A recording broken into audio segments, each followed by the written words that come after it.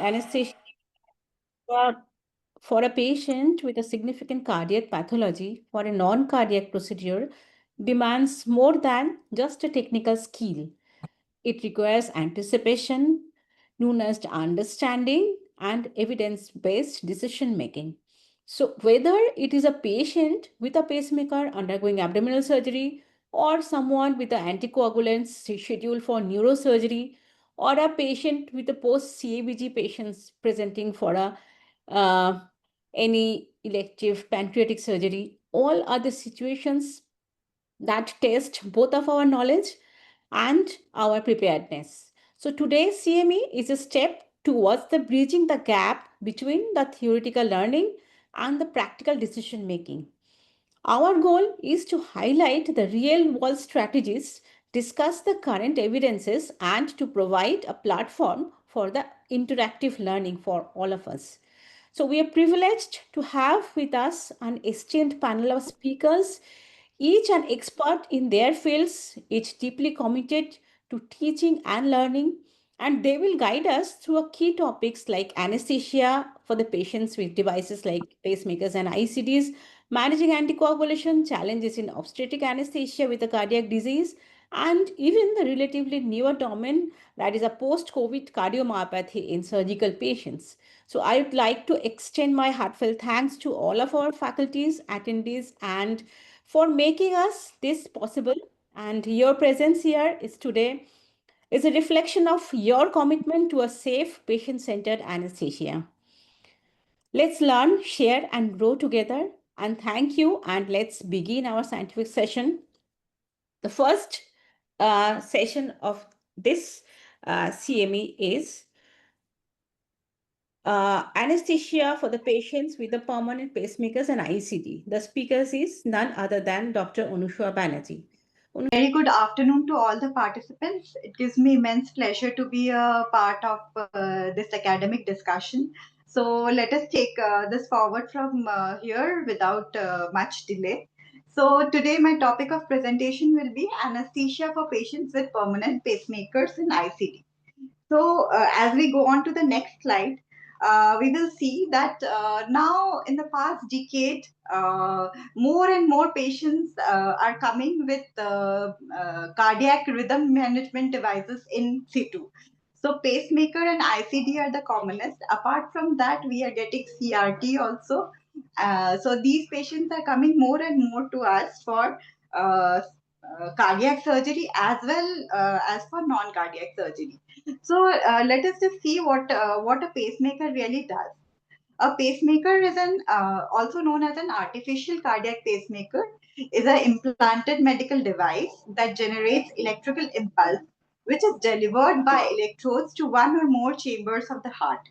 Each pulse causes the targeted chambers to contract and pump blood, thus regulating the function of the electrical conduction system of the heart.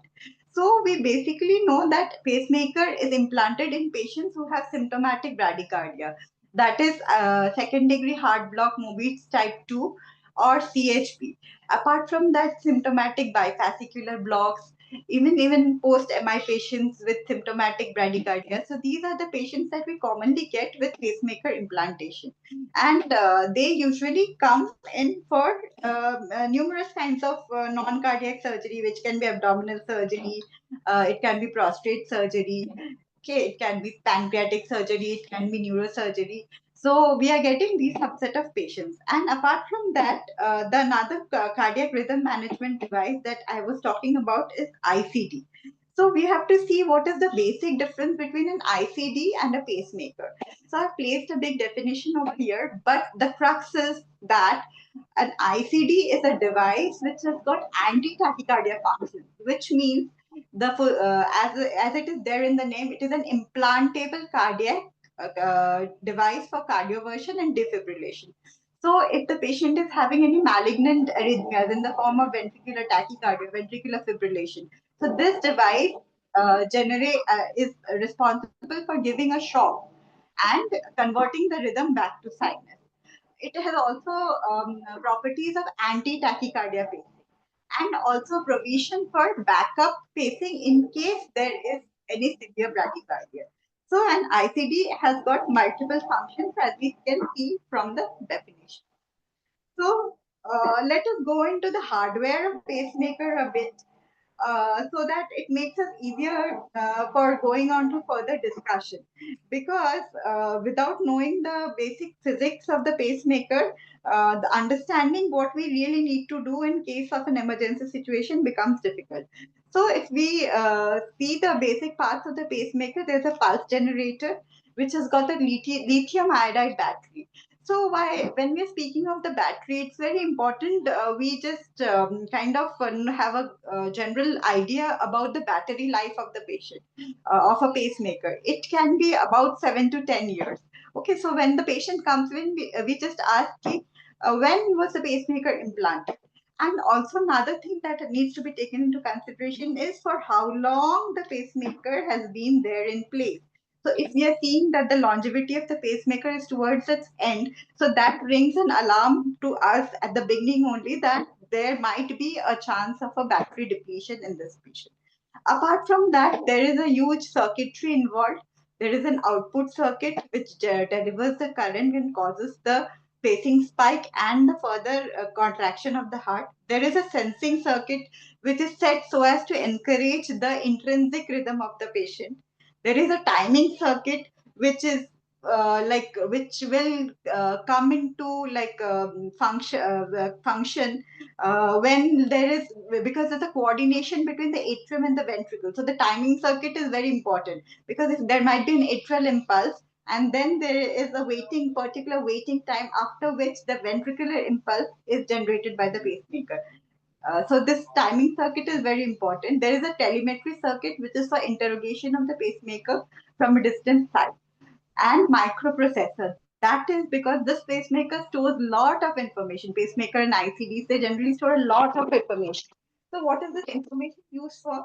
We can ask the programmer to give us a list of all the incidents that are happening. So we can have an idea that this patient had this many episodes of severe bradycardia, or this many episodes of tachycardia, this many episodes of atrial fibrillation. So from that microprocessor data, we can use. And apart from that, there is the lead system. We all know about the unipolar and the bipolar lead. The unipolar lead, the sensing and the pacing electrodes are at a distance, particular distance, because of which we get big spikes on the ECG that we have seen. And a bipolar pacemaker is a pacemaker where the pacing and the sensing leads are close to each other and located at the tip of the electrode. Okay, moving on to the next slide, we will see that how we have spoken about the different kinds of CRMDs. So the CRMDs, amongst them is the temporary pacemaker, which is an emergency procedure which can be taken up if we are suspecting that the patient might not need a permanent pacemaker, but it is possible that the patient might go into a complete heart block during the surgery. So then in that case, what we do, we take the help of a temporary pacemaker. So that will give us a support for some 48 to 72 hours. So the patient can be safe during the intraoperative period. And if required in the postoperative period, we just might take it off, and the patient might not need a permanent pacemaker at all.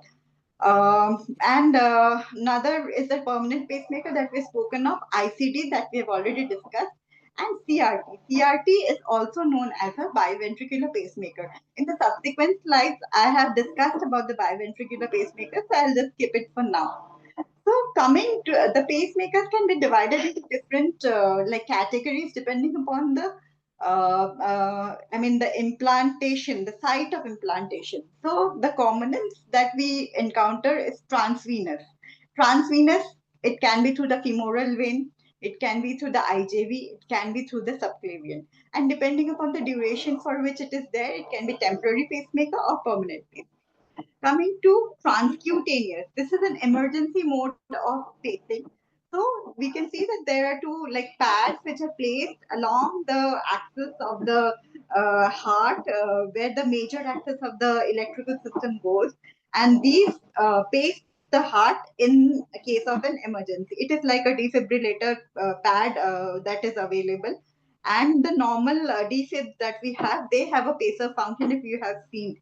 The only problem is that the output has to be large, and because of the thoracic bioimpedance that has to be taken care of, and the pacing may not be that what should I say? It may not be that consistent as with transvenous pacing.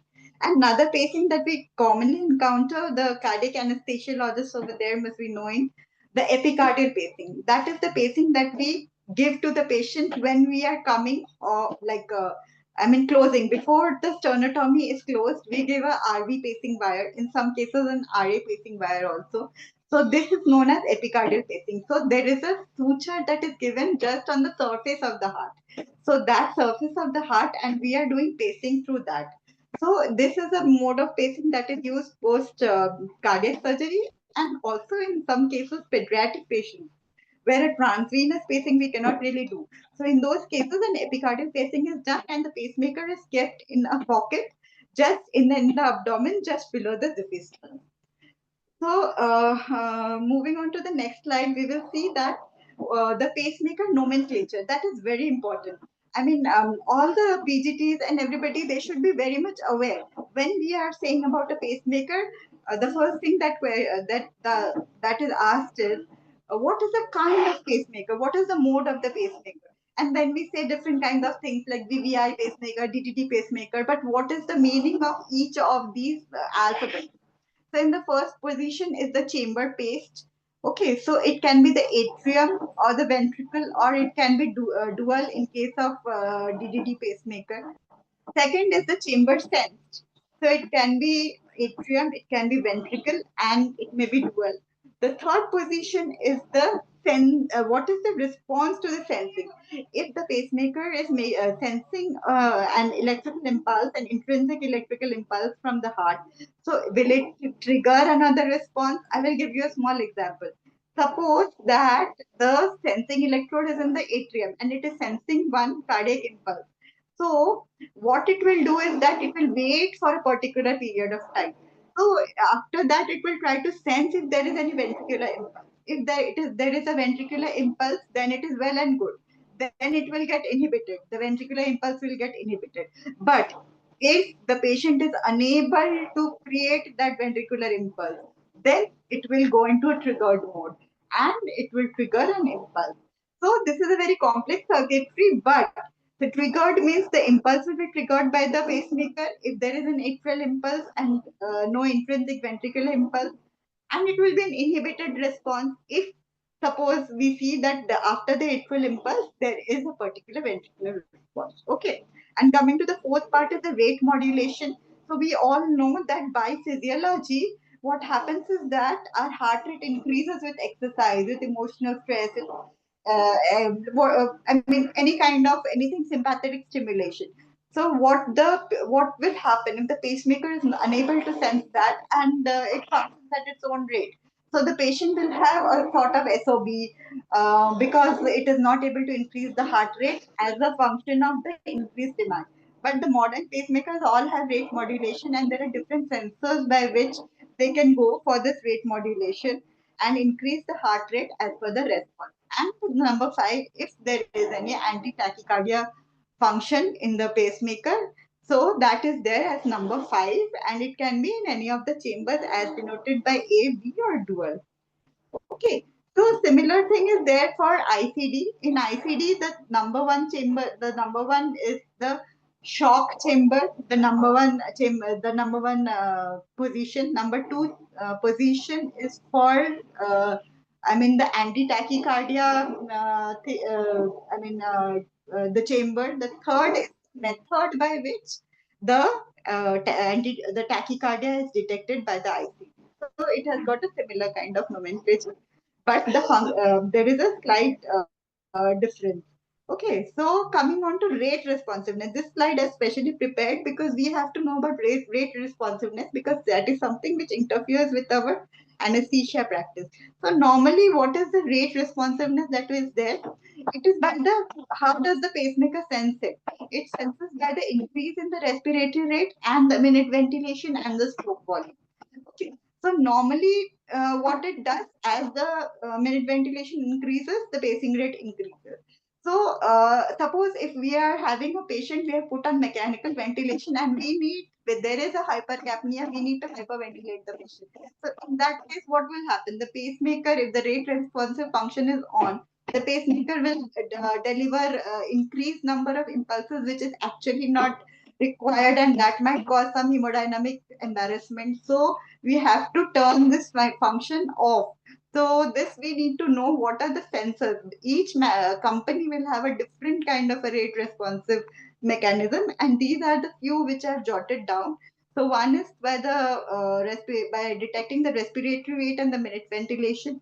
One is by the ventricular evoke potential, that is the QT interval. If there is exercise, if there is any sympathetic stimulation, the QT interval decreases. This is sensed by the pacemaker, and the heart rate is increased. The another mechanism is vibration. This is not very common, but if there is any vibration, so the body movement, then the pacemaker senses this and increases the pacing rate. So this if we are operating near the pacemaker, and if there is movement at the surgical site, so this might be sensed by the pacemaker, and this might cause an inadvertent increase in the pacing rate. So that is something which we will not desire. So we have to know about what is the rate responsive mechanism in this pacemaker. So after that, we will go to the basic pacing modes.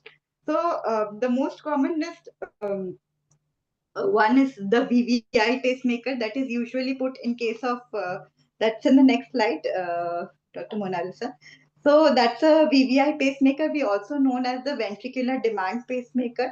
This is usually put in patients with atrial fibrillation. So what is the problem with this VVI pacemaker?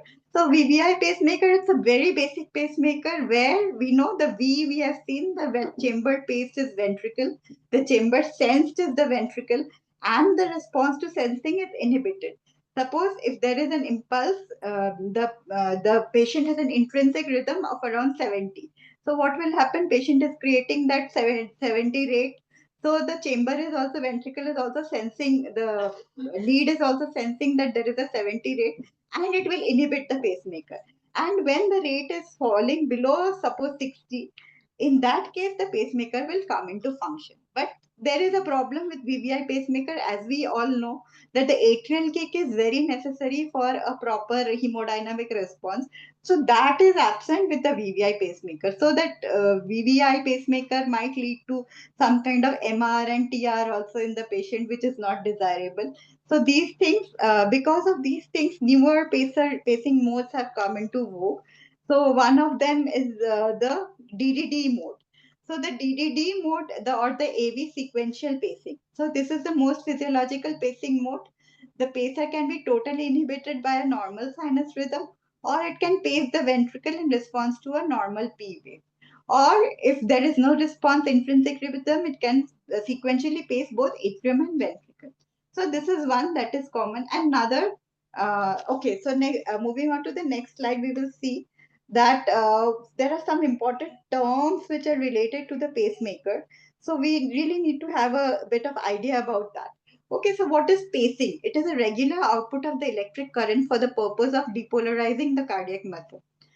What is sensing? It is the response of the pacemaker to an intrinsic heartbeat, which can be either inhibition or trigger. What is the pacing threshold? This is very important. When we interrogate the pacemaker, the pacing threshold becomes very important because it is, as we can see in the definition, it is the minimum amount of energy the pacemaker sends down the lead to initiate a heartbeat.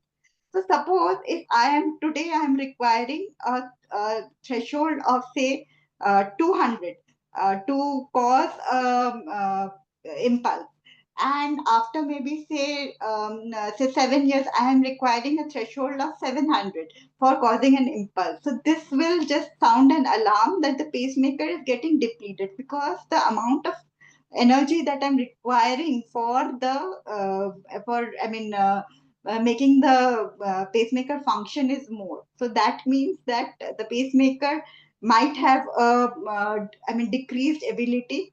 as because of the battery depletion. What is capture? Sometimes we see on the monitor that there is a spike, but there is no the electromechanical conversion is not there. It is not getting converted into a sizable cardiac contraction. So capture is very important. Capture is the cardiac depolarization and the resultant contraction. What is rate response?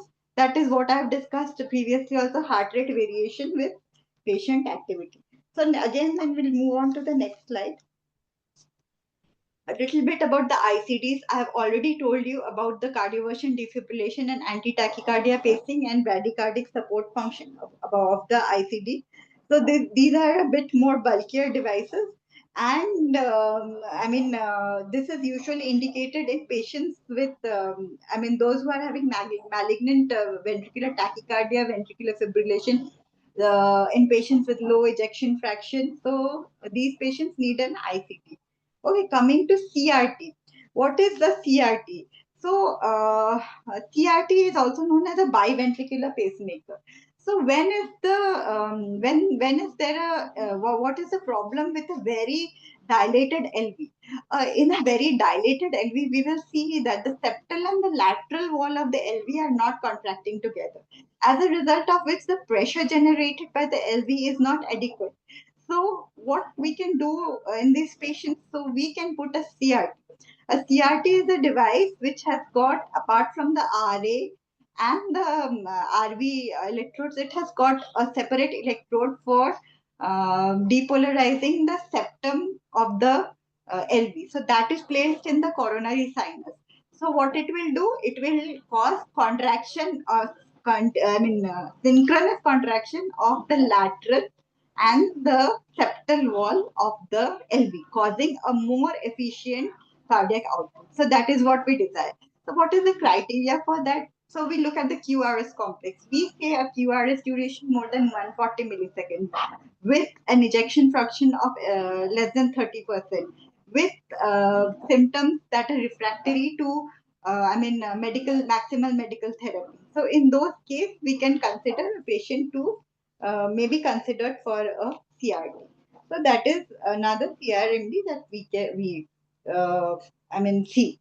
So next, coming to the anesthetic considerations in patients with pacemaker and ICD. So pre-operative evaluation, we have to know what is the underlying cardiovascular disease for the pacemaker implantation. So what is the, is it a block? Is it a sixth sinus syndrome?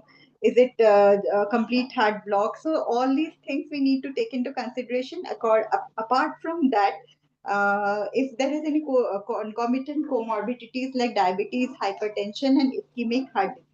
So what is the ejection fraction of the patient? So if the ejection fraction is very low, in that case, our mode of anesthesia, the anesthetic drugs that we will use, that is going to change a lot. So that all these baseline things we need to know, and the functional status of the patient and the current medications that the patient is taking. Then coming to the pacemaker evaluation per se, what is the type of pacemaker? Is it a VBI pacemaker? Is it a DDR pacemaker? So is it just what should I say, an atrial pacemaker? That is very rare, but if it is so, so that we have to find out. We have to do a focused clinical examination. Have to see where, on which side is the pacemaker implanted. Is it on the left side or on the right side? So that will also, suppose if it is on the left side, so I want to put in a central line, so maybe the right side, I can put it like safely on the right side, taking a few precautions with the guide wire, so I can easily do that. So once I do the focused clinical examination, I have a plan in my mind that I'm going to proceed in this way. We have to assess the pacemaker battery. So by this can be done by two methods. One is by programming, that the pacemaker company people, they do it. We can, each of the patients are provided with a card, which is a yearly interrogation that is done by the company. In that, they give an estimate battery life that is left and what is the threshold.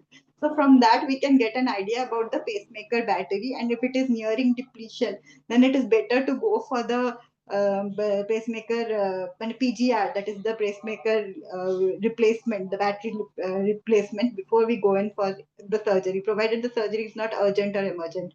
Okay, then effect of magnet application on the pacemaker. So that is very important for each company. That is going to differ. Usually, we know that if we put the magnet on the pacemaker, it will become asynchronous.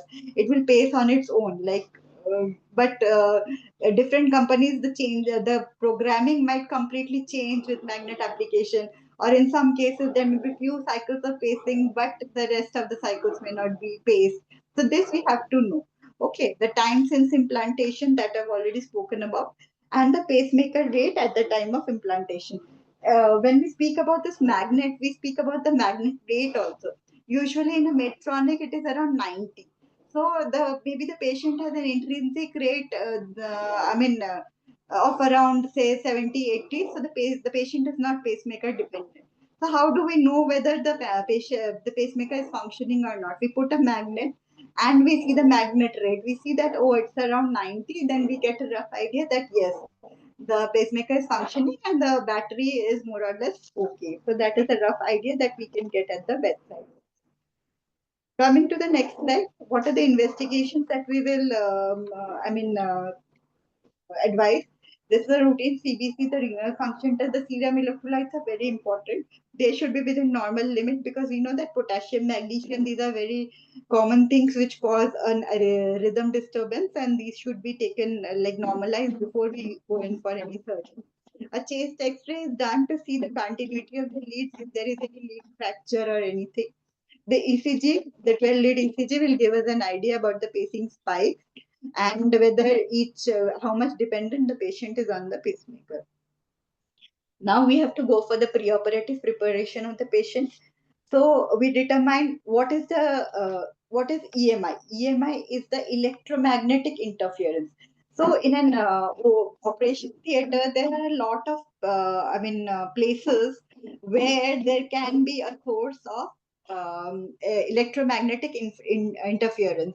So it can be as simple as a cautery that is being used, or it can be some AC current that is being used. So, so we have to anticipate that this is the EMI that I can get during a procedure, and what steps I'm going to take if there is a electromagnetic interference from this EMI. So, what we generally do is that we reprogram the CRMD to suspend the anti-tachycardia function. Okay, and then we might make the patient asynchronous, the pacemaker asynchronous, if we see that there is going to be too much of EMI, and the patient is pacemaker dependent. So that is something which we do. And if the patient is not pacemaker dependent and the EMI also, we are not suspecting that there's going to be so much of EMI, then we just let it be. But we keep a magnet in hand, so that if required, we can make the pacemaker into an asynchronous mode. Okay, so coming to the plan of anesthesia that we are going to have. So as I've discussed, that these patients might be sick patients with a very low EF, and post MI, maybe previous heart failure. So narcotic and inhalational based technique we should use. We should avoid nitrous oxide in a recently implanted pacemakers. Usually we like to wait for 6 weeks. If there's a pacemaker, that is the minimum time that is required for the endothelialization or the fibrosis that we commonly say. Otherwise, there is chance of the dislodgement of the leads. Okay, but with the newer screw-in leads, they say that it is not so, but still it's better to wait for 6 weeks. Okay, and then what are the agents that we should avoid? We should avoid etobidate, ketamine, and succinylcholine, because they can cause myoclonic seizures and mimic electromagnetic interference. So that is what we should try to avoid. The pacemaker function should be verified before and after mechanical ventilation, because mechanical ventilation can cause a dislodgement of the pacemaker leads sometimes. So, and also the rate responsiveness. If there is a rate responsiveness that is on, and if we are doing hyperventilation for this patient, then there can be inadvertent increase in the pacing rate. And also, as I've discussed, when we are doing a central venous cannulation, we have to be very careful so that the guide wire that we are inserting, that does not get entangled within the pacemaker wires, because when if we are taking it out, then it might so happen that the lead gets dislodged. So we don't insert it too deep. We insert it up to say 10 to 12, so that I mean our purpose is served, and yet we do not I mean yeah, what should I say, interfere with the lead placement too much. Okay, coming to the monitoring. Monitoring is that basically we have to see whether the pacemaker is functioning properly or not. Each pacing is getting converted into a mechanical cardiac contraction, number one. And number two, we have to see whether there is any arrhythmia due to the malfunction of the pacemaker. So for monitoring that, we need to have a continuous ECG with artifact filter. We have to have the electrical and mechanical evidence of heart function. So the commonest being hand on pulse. If we don't have anything else, we have that. So we can see if there is any drop beat or not. Best is to have an arterial line in place, because if there's a sick patient coming with ejection fraction of 25-30%, and we have to give anesthesia to these patients, so this in that case an arterial line is mandatory, and pulse oximetry. But that can also, there can also be interference from the when we are using diathermy or cautery in the pulse oximetry also. So and the NIBP, it is CO2 peripheral temperature monitoring, these has to be in place.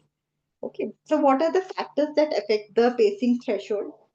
So the pacing threshold increases 1 to 4 weeks. So these are very important, because if there's a long surgery, there's too much of hypothermia we are suspecting, there's too much of acidosis, that is going to increase the pacing threshold. So that will cause that might cause the pacemaker to malfunction. So we have to look into these. So what are the factors that increase the pacing threshold? A 1 to 4 weeks after implantation, a myocardial ischemia or infarction, hypothermia, hypothyroidism, hyperkalemia, acidosis, antiarrhythmics, and inhalational anesthetic. And what decreased the threshold? There are increased catecholamine, stress, anxiety, sympathomimetic drugs, anticholinergics, glucocorticoids, hyperthyroidism, and hypermetabolic state. Now, what are the effects of the electromagnetic interference on the pacemaker? There might be inhibition of pacing. What the pacemaker will think? The pacemaker will think that, oh, there is so that then it will be inhibited. Another effect can be asynchronous pacing. So, in this regard, I would like to discuss a bit about the physiology.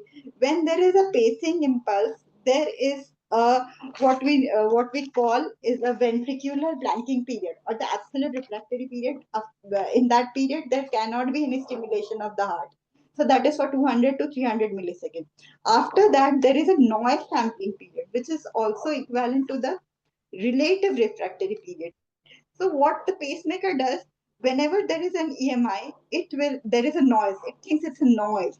So what it will do, it will increase the relative refractory period. Again, there is a noise. It will increase the relative refractory period up to a point when the point there will be another pacemaker beat. The pacemaker will time so as to produce another pacemaker beat. So that is what. So that means it will turn into asynchronous pacing. So that can happen. It can reset to backup mode. There can be a myocardial burn or ventricular fibrillation. So these can be the effects of EMI on the pacemaker. So what are the measures that we can take to decrease the EMI? We can use bipolar cautery, okay, or ultrasonic scalpel. The grounding plate should be as far away from the pacemaker as possible, so that we do not enter the direction of the axis of the pacemaker current by any way. So the grounding plate can be near the surgical site. If suppose we are doing like leg surgery or something, it can be near the site of the surgery. The short electrocautery should not be used within 15 centimeters. We should try to avoid that. So in case electrocautery has to be used and the patient is pacemaker dependent, so in that case we have to turn the pacemaker into an asynchronous mode. Okay. So in the pacemaker we can change into asynchronous mode, as I have discussed, and we have to disable the rate responsive function of the pacemaker. And apart from that, as anesthetists, we always have to keep our drugs and other things, the resuscitation equipment ready. We have to have atropine isoprenaline with us. We have to have a provision for temporary pacing, and we also have to have a provision for emergency defibrillation. So these things need to be in place.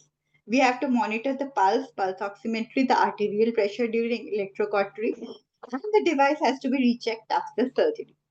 So when we are speaking about this pacemaker, what if I mean the discussions is incomplete if we don't speak about the magnet, because pacemaker and magnet, this is all very very common in our practice. What we do is that we say when we have a patient with pacemaker posted for cardiac surgery, we need a sterile magnet to be kept in the OT so that it can be used during the procedure. So what does a magnet do? So it activates the reed switch. So what does reed? What is the function of the reed switch? So reed switch is for sensing. So what the this thing then, the sensing function is off. So the demand mode of the pacemaker is turned into the asynchronous mode. That is the simplest explanation. That there will be no demand mode. It will be asynchronous mode. The patient will pace on its own. Okay, so there, that is what it does. And magnet, what it does, what else? As I discussed, there's a magnet rate. If I can see that I put the magnet and the magnet rate is reached, that means that the pacemaker has got an adequate battery life. And the magnet behavior of the pacemaker has to be known. The person, the manufacturer, they depute a particular person.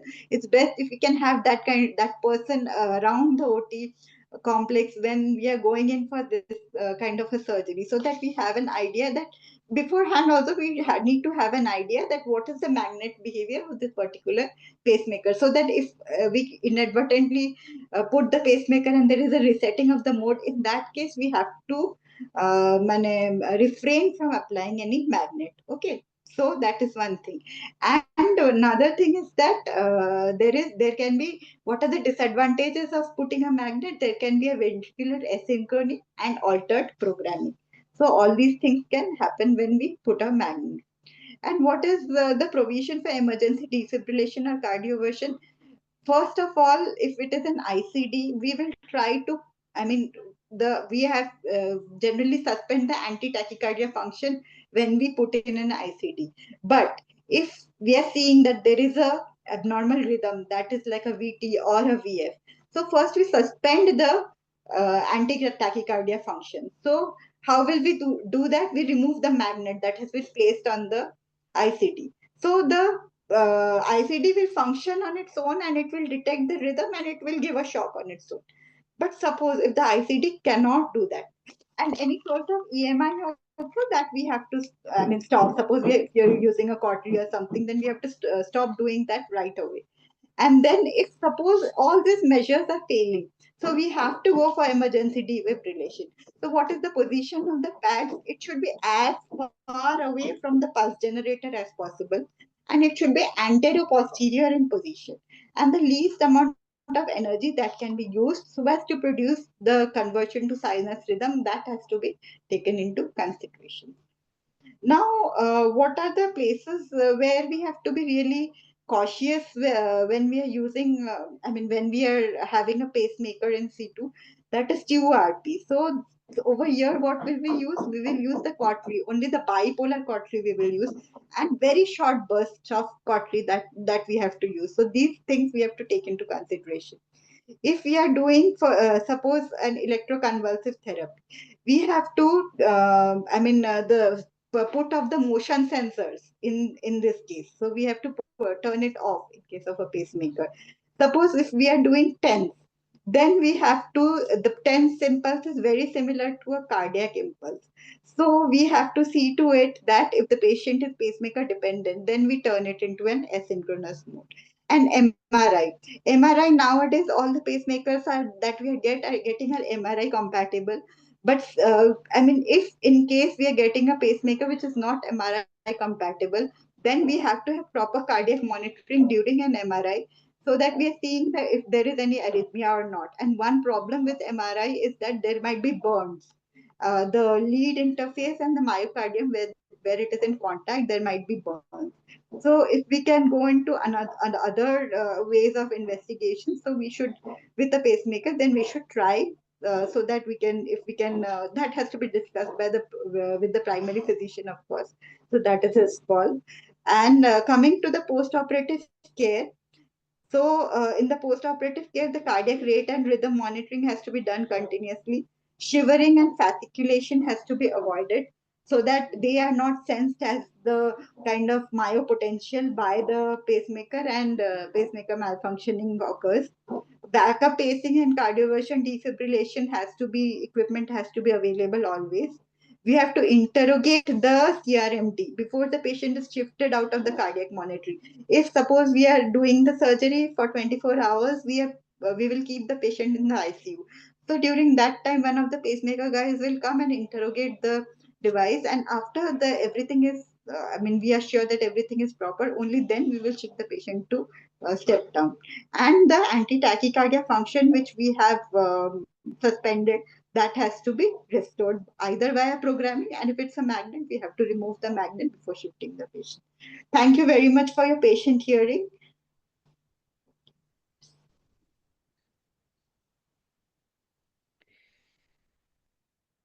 Thank you very much, Unushua.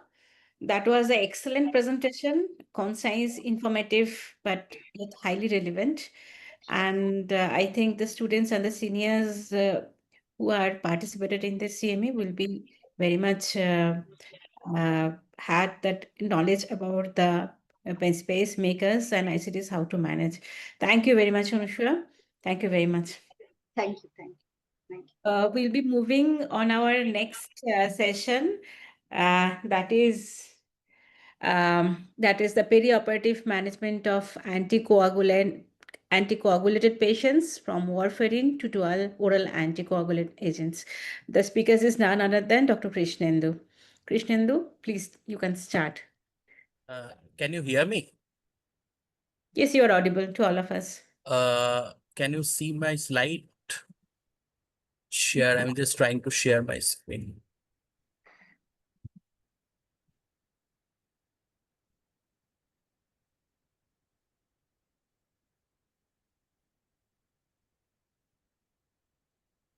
Can you see my slides? Yes. You can make a full screen. Just yes. Yes, Okay. it's absolutely seen. Thank you.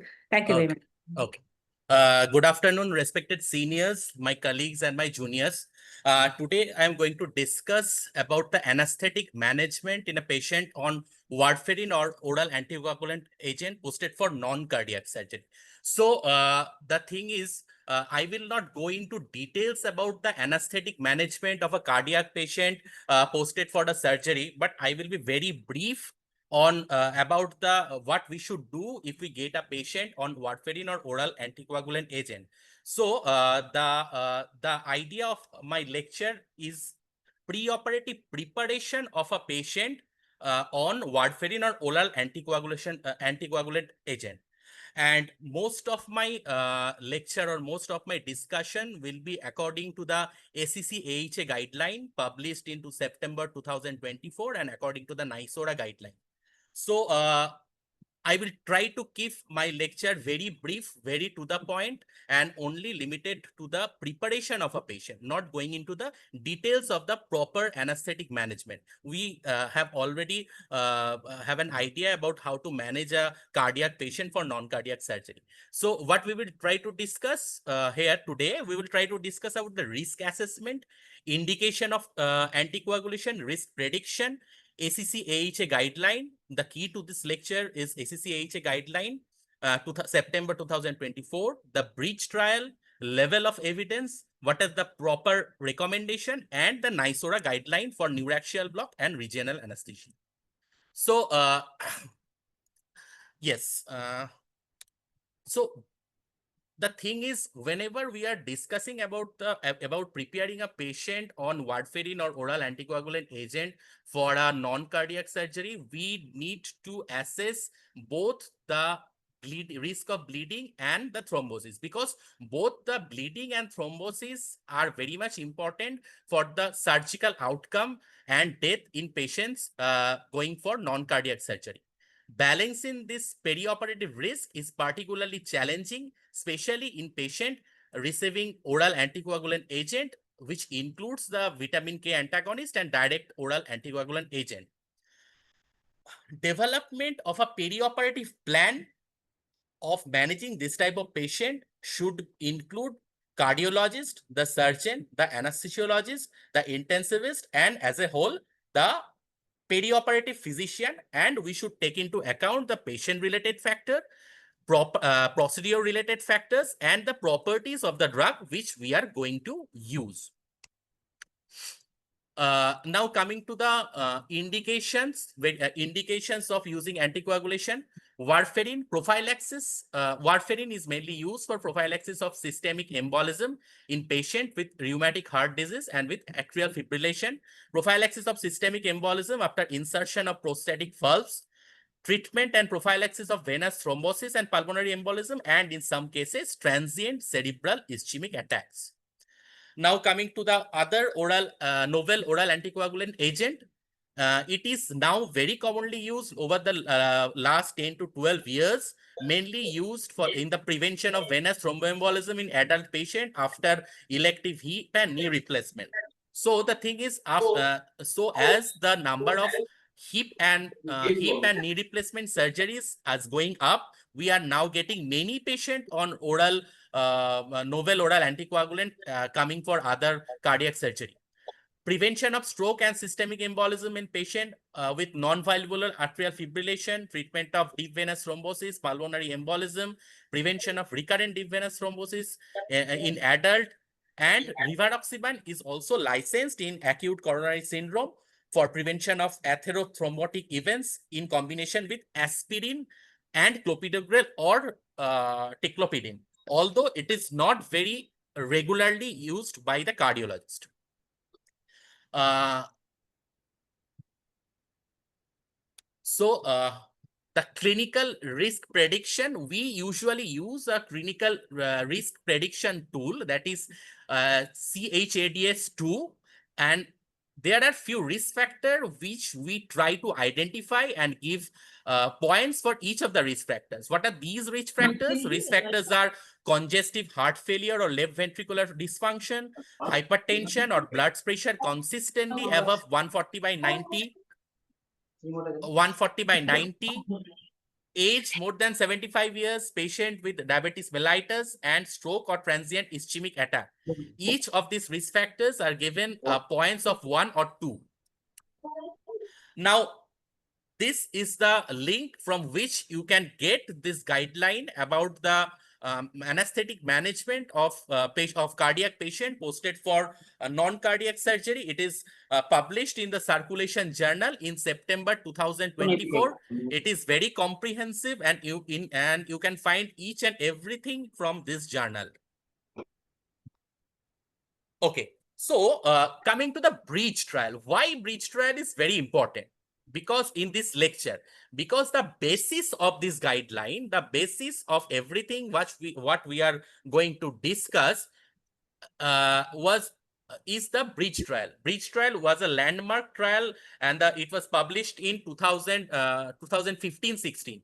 In bridge trial, enrolled 1844 patient with atrial fibrillation with vitamin K antagonist and randomized them to receive either low molecular weight heparin bridging therapy or placebo, starting 3 days preoperatively and continued post of 5th day. All patients had warfarin held from preoperatively 5 days, through postoperative day 1.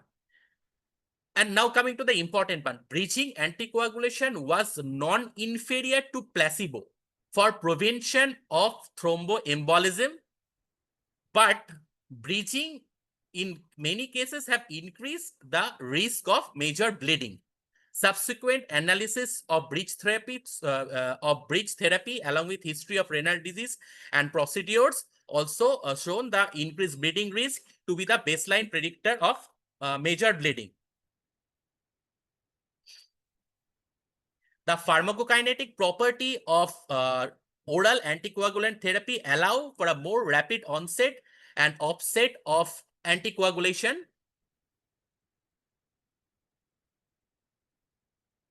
Just a minute. Yes.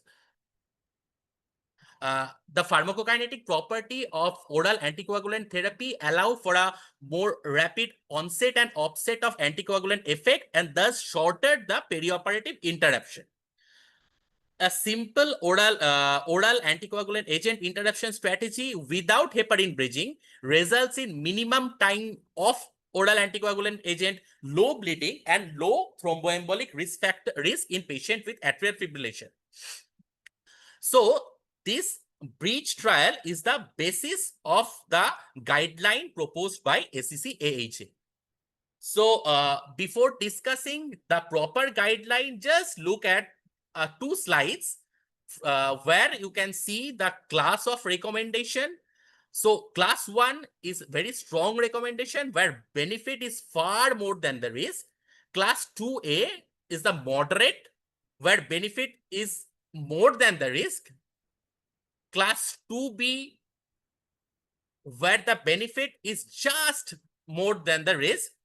And in class 3 there is no additional benefit, and in the class 3 the risk may be higher than the benefit. Okay, now after the class of recommendation, now this is the level of evidence which goes like level A, level B, level C. Okay, now coming to the risk of bleeding.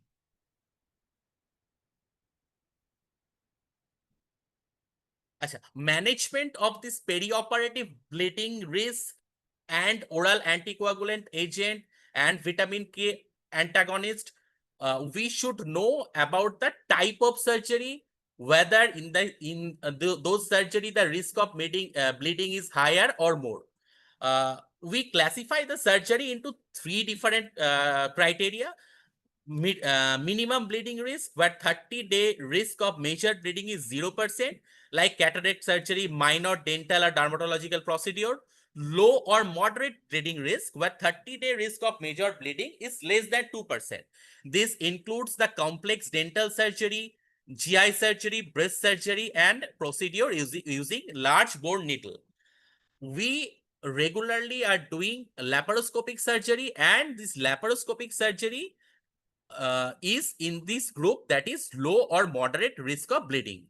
And coming to the high risk of bleeding, and the where the 30-day risk of major bleeding is more than 2%, is specifically the neuro and the spine surgery. Okay, now we need to understand the thromboembolic risk of common oral anticoagulant. We can categorize this into low risk category, moderate risk category, and high risk category. So we need to understand 2 things. That is risk of surgery related to bleeding, risk of bleeding related to surgery, and chances of thromboembolism in the patient. These 2 are the most important factor in determining whether we need to stop or warfarin and oral anticoagulant agent, whether we need to go for a bridging therapy or not. These 2 are the most important thing, that is the risk of bleeding and the risk of thromboembolic event. Now coming to the guideline proper, this slide I have taken from this ACC-AHA guideline. So with the thing is, for the patient with cardiovascular disease receiving oral anticoagulant agent who require elective non-cardiac surgery, a multidisciplinary team-based approach is very important. To a time-based interruption is recommended to balance the competing risk of thromboembolism and perioperative bleeding. So that we have to go we have to do a multidisciplinary approach, and time-based intervention, interruption of oral anticoagulant agent is necessary.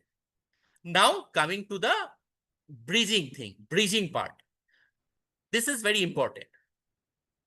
In patient with cardiovascular disease and high thrombotic risk, undergoing non-cardiac surgery, where interruption of vitamin K antagonist is required, pre-operative bridging with parenteral heparin can be effective to reduce the thromboembolic risk. And in the third part, where according to the guideline, the level of evidence is not so much of in favor.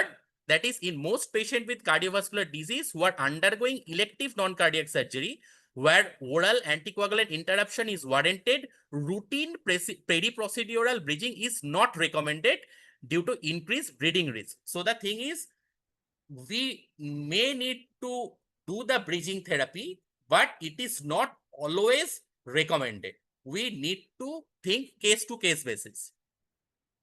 Now, coming to oral anticoagulant resumption.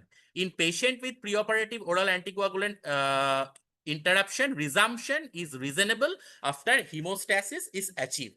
So there is 3 criteria: when to stop oral anticoagulant agent, whether we need to bridge or not, and when we should start the oral anticoagulant agent. This is clearly written in this guideline. It is generally safe to perform surgery with very minimal risk of bleeding without interrupting oral anticoagulant therapy. Although this class of surgery is very limited, it's like very superficial small surgeries or some dental procedure. The scope of this surgery is very limited. For non-cardiac surgery with greater bleeding risk, time-based interruption of oral anticoagulant therapy is always advised. The oral anticoagulant interruption protocol tested in 3,000 patients with atrial fibrillation in PAUSE study resulted in low rates of major bleeding or thromboembolism. So this slide I have also taken from this SEC AHA guideline. You can see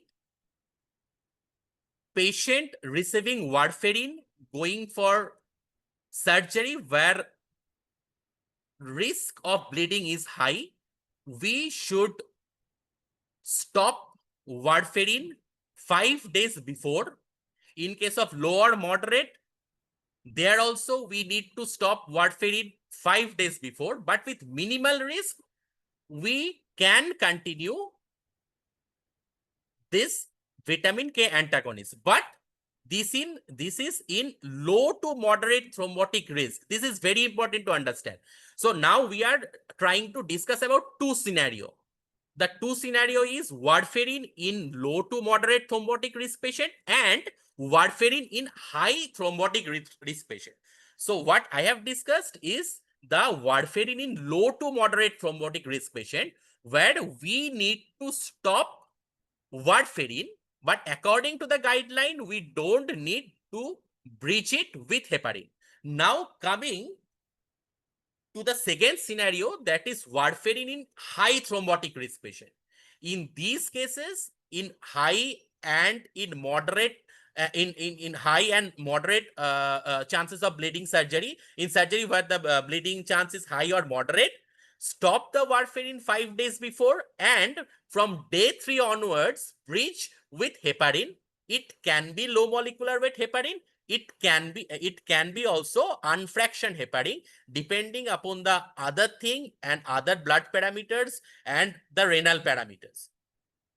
And in case of minimal bleeding risk, we can continue with vitamin K antagonist. Again, I am just telling this minimal procedural bleeding, the types of surgery is very, very limited, only limited to some superficial dental surgery and some superficial surgery like skin biopsy or something like that. All the other surgery are at either moderate or high risk of bleeding, which we usually regularly perform. Now, in this chart, from this chart, we can see other oral anticoagulant agent like apixaban, rivaroxaban, and when we should stop this oral hypoglycemic agent according to the procedure bleeding risk. So here also we need to consider the procedure bleeding risk, and we need to decide when we should stop this oral anticoagulant. So this thing is very important. We need to ascertain, or first we need to understand what is the risk of bleeding, and then we need to take a call regarding when to stop this oral anticoagulant agent and when not to stop the oral anticoagulant agent. Okay. So I have already discussed about the ACC-AHA guideline regarding the stoppage of vitamin K antagonist and oral hypoglycemic agent. Now, what I will try to discuss about the NYSORA guideline, because in many of the cases, or say most of the cases, we will try to use regional anesthesia or neuraxial block in this cardiac patient. So, according to the NYSORA guideline, we will discuss about the heparin, that is unfractioned heparin, low molecular weight heparin first.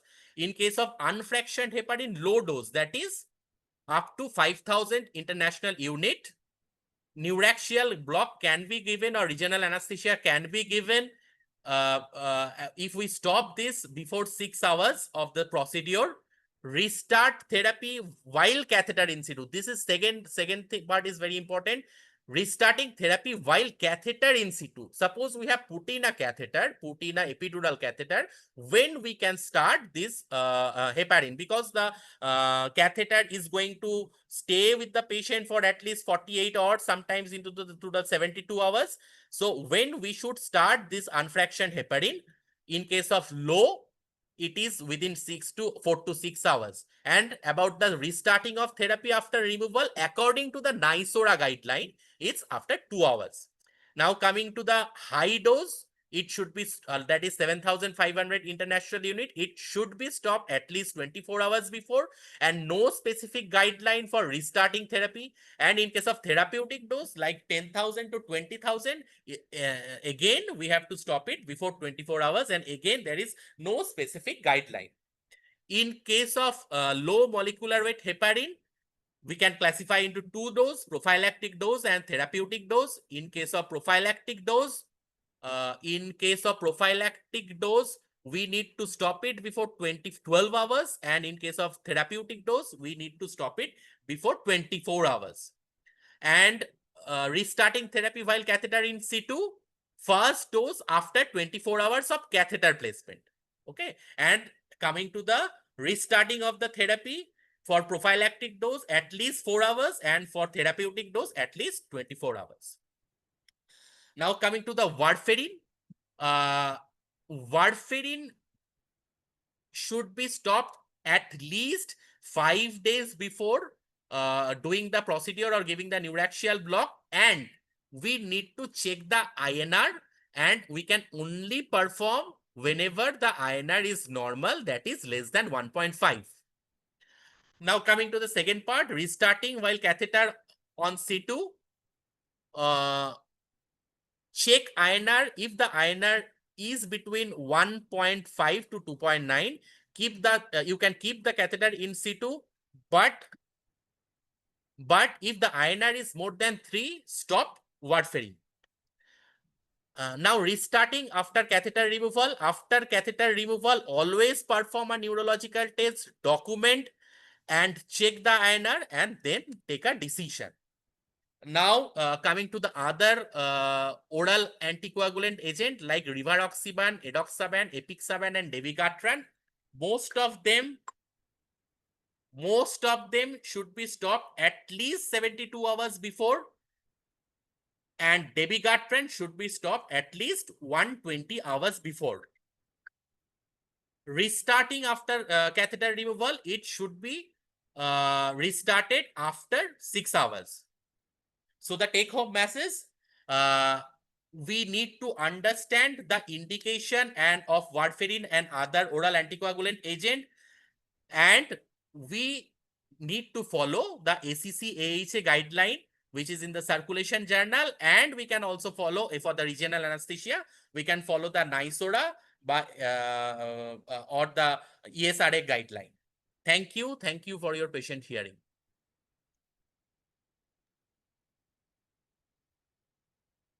Thank you so much, Krishnendu. That was a very good, it's sort of a excellent presentation, and it is like so much structures and insightful that it's have a very much practical approach for such a, and thank you very much, Krishnendu, for making such a complex topic a very lucid one and easy to understand. And I think there is a question from Dr. Shoikot. Bridging therapy in prosthetic valve patients posted for elective and emergency surgery. Can you highlight on this?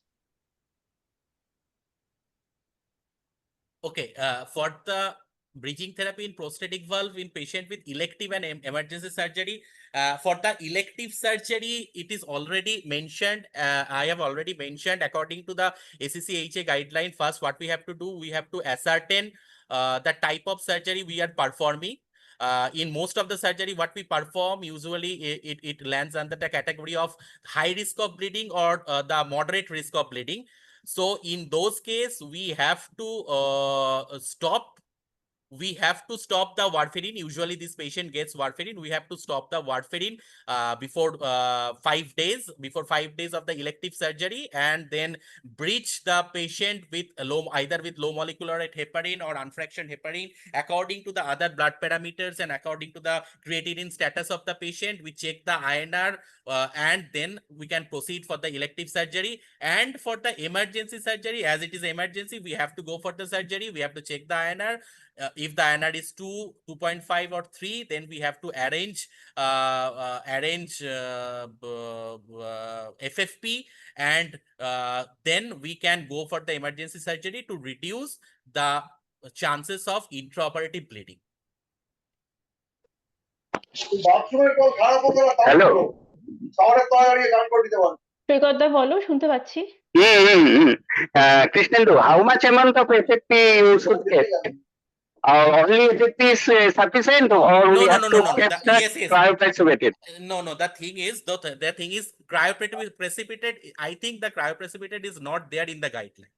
The guideline says the minimum amount of FFP what we need to give is 15 to 20 ml per kg of body weight, and then we need to ascertain the INR. But what you're telling about the cryoprecipitate, I don't think it is there in any of the guideline. In fact, whether we should use the FFP or not, in what dose, it is also not there in any specific universally accepted guideline. We usually give the FFP at a dose of 15 to 20 ml of per kg. And that should give during the operation or before operation, and then we again repeat the INR. Actually, the thing is, if it is an emergency, you will not get enough time. So if you need to proceed with the truly emergency surgery, then you have to arrange the FFP. It will take around 30 minutes to 1 hour.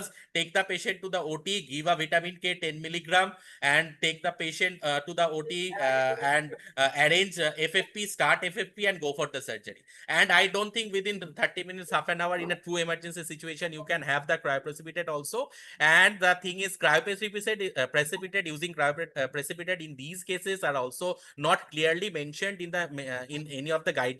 We can have few literature. We are having few literatures, and we are having few review articles in the journals where they say that we can use cryoprecipitate, but I think it is not there in many guidelines. Okay, thank you. Okay, thank you. Thank you very much, Krishnendu. Really, it's an excellent presentation, and we'll expect you in our next some CMEs. I think you will support us with your very good presentations like this. Thank you, Manoli Sethi, and thank you very much. Thank you very much to you for inviting me in this platform. Thank you. We are actually privileged to invite you. Thank you. Thank you. So we are moving to our next session, that is anesthesia consideration in patient with prior PTCA. or patient who have done CABG prior to the elective non-cardiac surgeries. And the speaker is our evergreen, Dr. Koel Mitra. Koel, please start your presentation. Yeah, sure.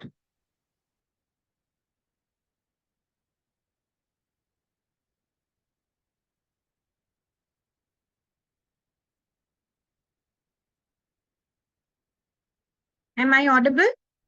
So you are audible and visible too.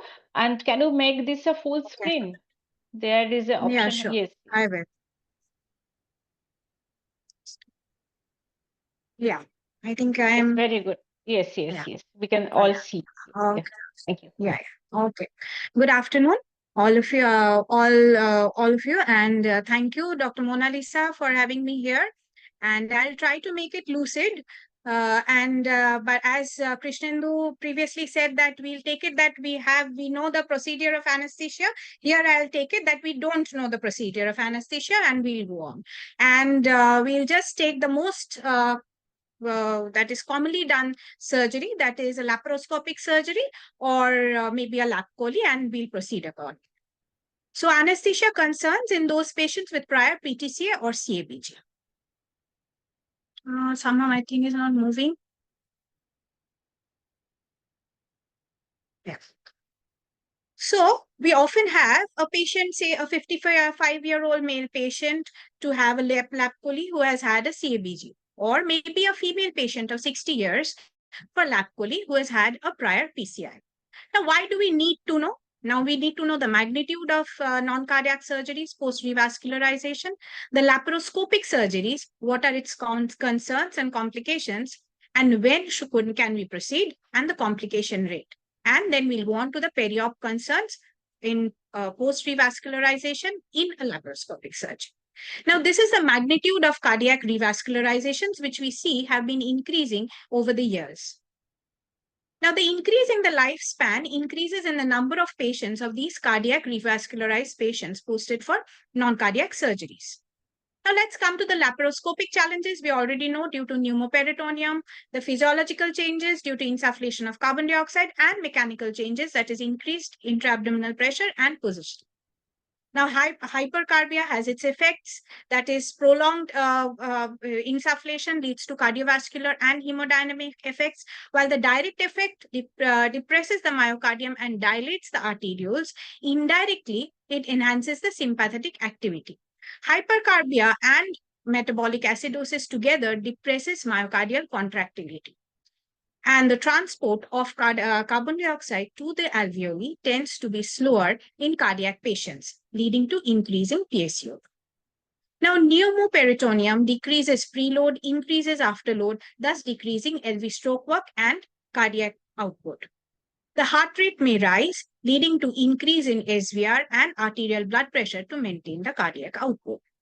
The cephalid shift of the diaphragm causes decrease in FRC, tidal volume, minute ventilation.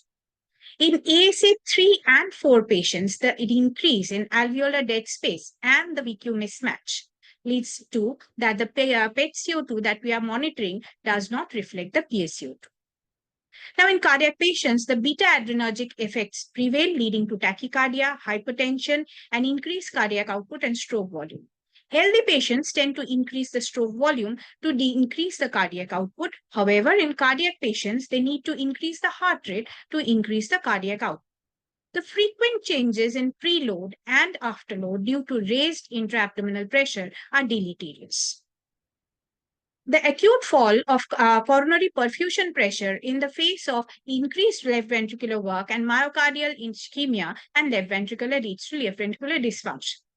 And deflation of the pneumo leads to sudden increase in preload, leading to congestive heart failure and pulmonary edema. Positioning further adds to the effects, while head up, that is reverse Trendelenburg, decreases cardiac output and mean arterial pressure due to fall in the venous return. Now, how do we change? We add to it, that is the effects of anesthesia, inhalational agents to it, if we increase to combat the increased mean arterial pressure, further depresses the myocardium and has serious effects in cardiac patients. Now, being said all this, is laparoscopy safe in cardiac patients? Recent guidelines show that lap surgeries may be safely done in patients with ejection fraction up to 40%. However, even lower ejection fractions have been done. So the considerations here are limiting the surgical time. If cardiac failure is present, it is to be stabilized. Intra-abdominal pressure, Trendelenburg or reverse Trendelenburg, that is the tilt, is to be minimized, and proper hemodynamic monitoring.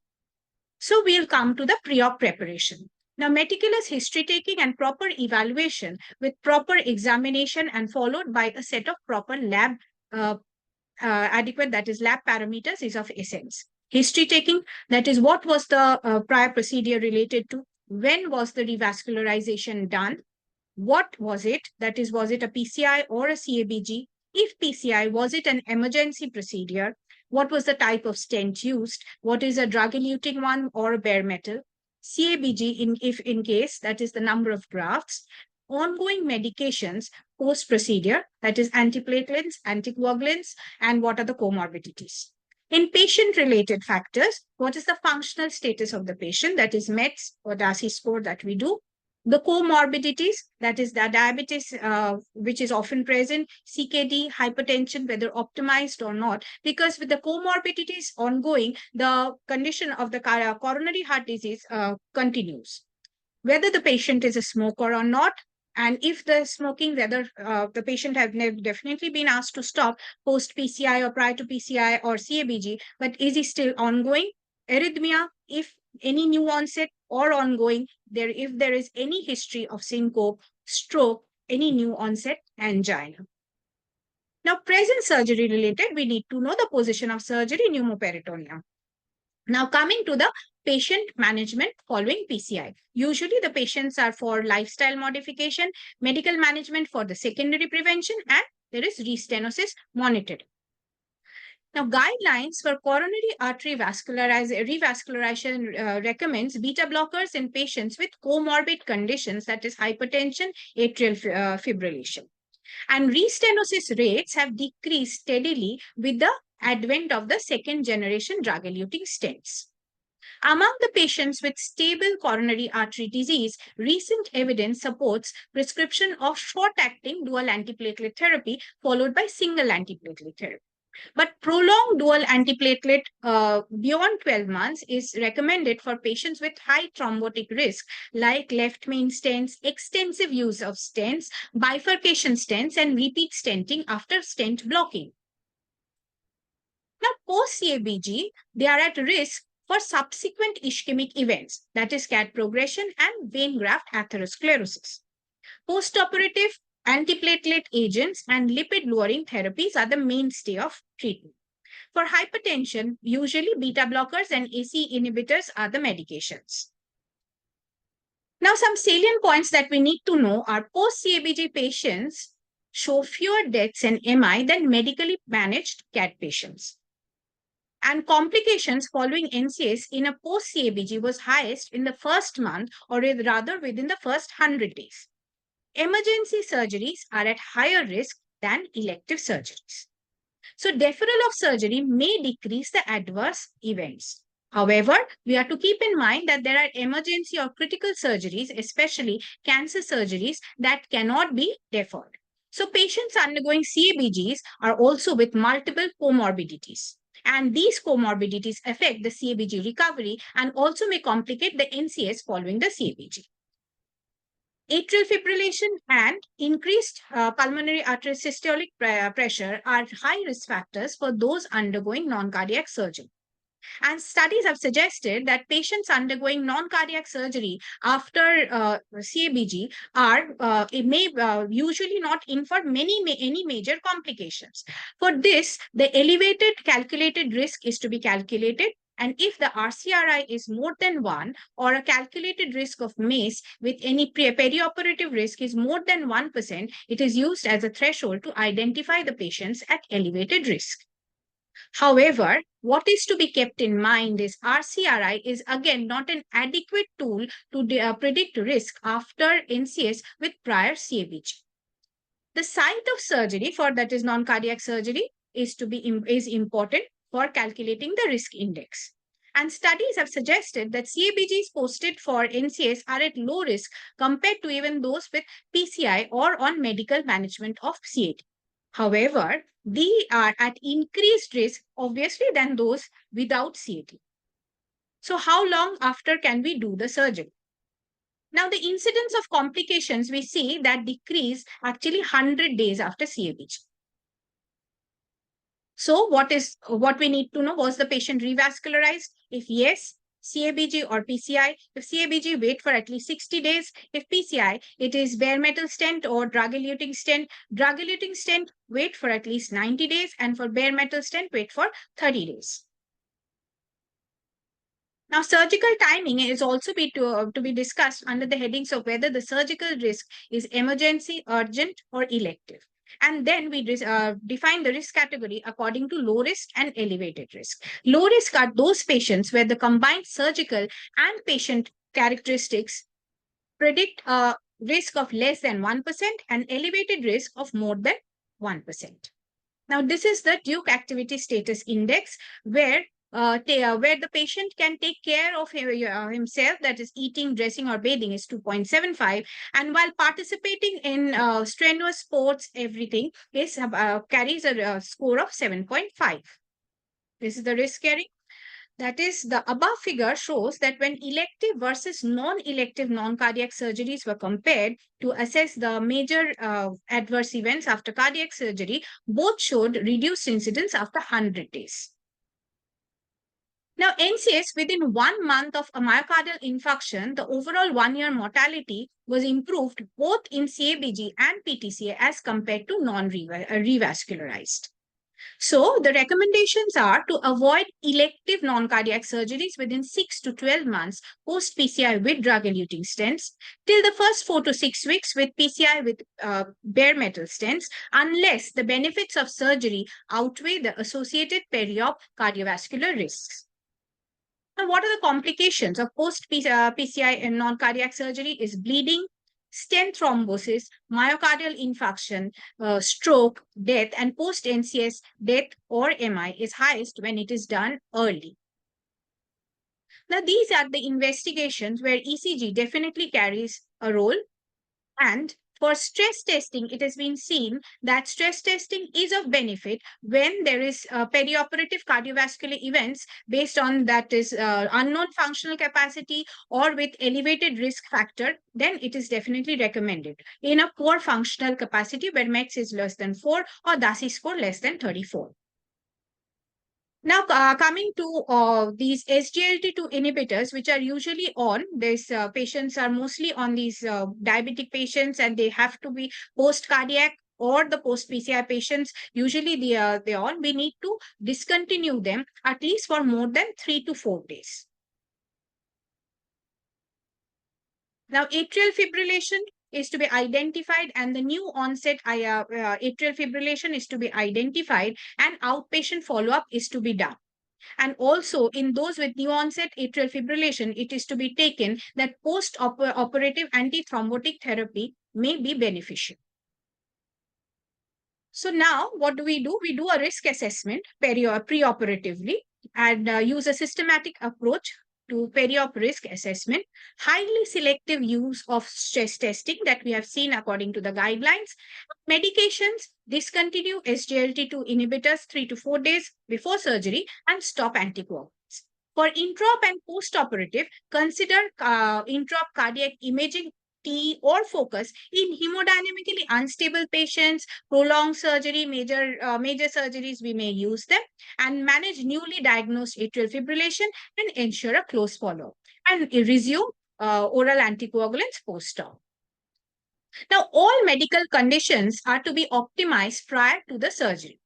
Proper functional assessment is to be done, risk stratification is to be done, and investigations as per requirement. That is, we already do a complete hemogram to exclude any anemia, any infection, exclude hypoproteinemia, CKD, that is the routine renal function test, CBG is to be done, and coagulation profile, as most are on antiplatelets and oral anticoagulants, and any investigation pertaining to the ongoing medical therapy, like for TSH, T3, T4, and etc. And echo is to be done for the current cardiac status after the revascularization, and stress testing, if indicated, is to be done. So we stop oral anticoagulants to resume postoperatively, and stop oral antidiabetic drugs, and stop smoking if not already discontinued. The ADA recommends a target blood glucose of 80 to 180 milligram per day. So information regarding the type of diabetes, what is the management, the current glycemic control, related complications, if any, the hypoglycemia unawareness, and on anti-diabetic drugs, the regime and medication adherence is to be noted. Pre-op hemoglobin HbA1c is to be checked, though it is not very clear whether this affects the present care or not. Now, the recommendation is to discontinue all the anti-oral hypoglycemics on the day of surgery, except for SGLT2 inhibitors, which should be discontinued at least 24 to 72 hours prior. And these should be stopped immediately in case it is an emergency surgery. Now, the current guidelines recommend a multifactorial approach for simultaneous elevated blood pressure and glucose levels in individuals with type 2 diabetes. And the blood pressure of less than 140/90 in all patients, then targeting 130/80 and not lower than 120. And if patient is more than 65 years or in patients with CKD, the systolic blood pressure should be between 130 to 140. Coming to the long-acting insulin that we are using in case of diabetes patients, that is glargine or detamir, a decrease of 20 to 25% on the night prior to surgery. And if the patient is doing twice daily, then 20 to 25% reduction in the evening and on the morning of surgery. And definitely we can continue with the dose in the morning of surgery. In cases of intermediate acting insulin, we can continue with the dose as it is on the night of surgery and eliminate the dose on the morning of surgery. And during fasting, that is nutritional or prandial insulin is withheld with glucose monitoring every 4 to 6 hours. Now, patients with diabetes should be scheduled early in the morning. However, it is easier said than done. We all know that. And hyperglycemia during surgeries for for monitoring for shorter duration surgeries, that is less than 4 hours, we can do it with subcutaneous correctional insulin doses every 2 hours along with regular blood glucose monitoring. Now, in general, and ambulatory patients after recovery in the PACU who are stable can go back on their normal drug intake and discharge and continuing previous antihyperglycemic regime. Now, in general, antiplatelet agents used for primary prevention or for atrial fibrillation can be discontinued for before surgery. However, the recent data suggests that proceeding with surgery with these antiplatelet agents is relatively a safe alternative. So we can continue on the DAPTs. But the more challenging are those cases at risk for cardiovascular thrombosis and with a high risk of bleeding intraoperatively. For those, we do a bridging therapy. Low bleeding risk procedures like endoscopy, dental extraction, plastic surgeries, and minor general surgeries and intra-abdominal surgeries can continue without DAPT discontinuation. Now, this is the algorithm. Now, the bridging protocols say that we discontinue clopidogrel at least 5 to 5 days. And we are usually doing that. That's what we are practicing usually. And continue with aspirin therapy. Or the bridging protocol says that we discontinue clopidogrel for 5 days and start on an IV infusion of tirofiban or iftifibatide. And ESR, the European Society of Anesthesiologists guidelines recommends a drug-free period of 7 to 10 days for clopidogrel and prasugrel, and at least a 5-day cessation of ticagrelor. Coming to the choice of anesthesia, we usually, for a lap poly or a laparoscopic surgery or intra-abdominal surgery, what we are mostly doing is general anesthesia with endotracheal intubation and controlled ventilation. But we also may use an LMA or second generation, that is SGA. Now, epidural analgesia can be done with a general analgesia with general anesthesia may be done together, or epidural anesthesia or spinal anesthesia. Now, the goals are for the choice of anesthetic drugs and management to avoid myocardial depression, to avoid rapid change in preload and afterload, and to prevent overload, and prevention of hypotension to maintain adequate myocardial perfusion, maintaining normovolemia, normocapnia, and prevention of hypercapnia, hypoxemia, and hypothermia and anemia. Now, informed written consent regarding the risk assessment and postoperative complications is of utmost importance. And monitoring all standard non-invasive monitoring with pulse oximetry, capnography, ECG, and temperature monitoring. For invasive, we may do a central venous pressure since we are creating a pneumoperitoneum, and IV fluid management, and invasive blood pressure monitoring depending on the patient profile for beat-to-beat analysis, or maybe it is a prolonged procedure, ABG analysis. And TEE is recommended for those prolonged cases or bleeding risk or major hemodynamic shifts. It is recommended for those. The approach is to be tailored, where anesthetic drugs of concern are nitrous oxide. We are to weigh the pros and cons of vomiting, myocardial contractility, depression against the intra awareness. So it is depending on what is the functional status of the patient, what is the ejection fraction. So we are to tailor accordingly. Induction, etomidate, though preferred and cardiostable, but we are not. We can use either of the induction agents. May be used for with titration of dose and speed of injection. Now, muscle relaxant is given as per the airway requires for intubation, but what is to remember is laryngoscopy is to be kept short and smooth within 15 seconds, and using muscle relaxant, that is rock and vecuronium, are preferred because they are cardiostable, but there is no contraindication to other drugs like atracurium, cisatracurium, whatever. And maintenance is to be done with oxygen and nitrous or air mixture as available and as per patient requirement, and inhalations, IVs, are to be used in proper titrated monitoring the hemodynamics of the patient. Now, extubation is to be smooth and in deep plane with proper management of the airway. And extubation is often a challenge in these patients because we must remember that cardiovascular patients often have these the diabetes and everything, and often they are patients with difficult airway. So now extubation, when we are to achieve a proper time of an extubation plane, is important. And bridging may be used, that is again endotracheal tube to SGA to extubation may be done in the post-operative care unit if we feel so, and definitely a difficult airway cart may be kept. And IV fluids, isotonic balanced salt solution, where overhydration, dehydration, both are to be avoided, and the CVP, if you are monitoring 8 to 12 millimeter mercury, is to be maintained. Analgesia, both opioid or non-opioid, multimodal analgesia is preferred, where NSAIDs, chances of fluid retention leading to heart failure and chances of bleeding, since the patients were previously on oral anticoagulants or antiplatelet drugs, is to be remembered, and that's and tailored as per use. Port site infiltration, rectus sheath block, epidural analgesia, preferred, since they decrease the requiring the anesthesia drugs that may depress the myocardium further. But what we have to keep in mind is the drug dosing of ropivacaine or levobupivacaine, whatever we are using, is the concentration is to be lowered. For epidural analgesia, for epidural catheters where the drug we are pushing, the concentration and the volume of the drug is to be in titrated amounts.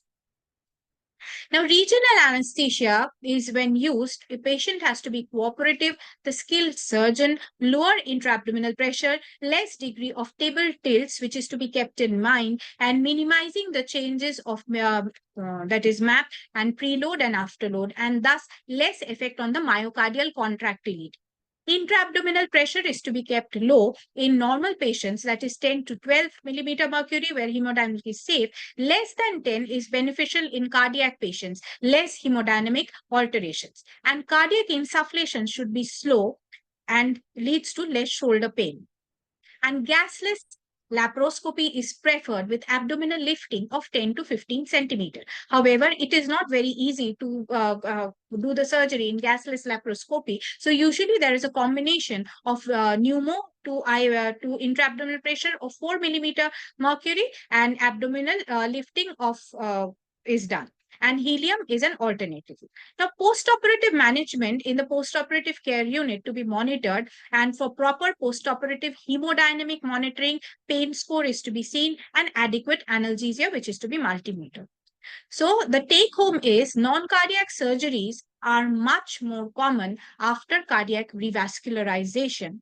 Post-PCI, post-CABG patients are comparatively safer for in non-cardiac surgeries than the coronary artery disease that are medically managed, and time of surgery and of post-procedure is very important. Assessment of the patient, that is the MET scoring or DASI scoring, is done and is important, because and usually what is said is if you're just uh, doing and general assessment and we say that this patient is good, that is usually not adequate. Proper assessment scoring is important here, and ongoing drugs of oral anticoagulants and OHA needs to be stopped prior to surgery to be resumed post surgery, and optimization and perioperative management is important. Maintaining hydration, analgesia, proper intra-abdominal pressure not exceeding, and carbon dioxide insufflation and PaCO2 is to be monitored, and oxygenation is to be kept adequate, and to avoid any significant changes in hemodynamics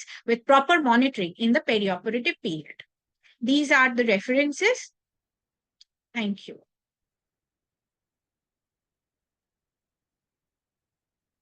Thank you very much, Koel. It was an amazing presentation. So much practically thought, and this actually is surely help us in our day-to-day clinical decision making. Thank you very much, Mona Koel, Lisa. for the excellent presentation. Any queries, any questions from any of you can share here or can put it in the chat box. We are all here to answer the Hello. questions of anyone. Yes, please, Hello. you're audible. Yes. Well, Shahar. why the first 100 days is most risky for the patient? Actually, in the first 100 days, Shwekota, we see that there are more chances of the graft thrombosis. So that's why we are trying to prevent. And also there are more chances of bleeding since the patient are mostly on DAPT. So we cannot stop during the initial first 2 months. That is. So that's why in the first and often post CABG, we often see arrhythmias. So that is also a concern. So due to all these conglomerated events, these may lead to myocardial further another episode of myocardial infarction or new onset atrial fibrillation or that is graft thrombosis, and there is risk that is severe risk to the patient. But if there is any emergency surgery we have to do within 100 days, then what we do about the dual anticoagulant? The dual Yes, yes, thank you. The dual anticoagulants, as it said, that is if it is an emergency surgery, obviously we cannot stop. So there is an antiplatelet transfusion we can do.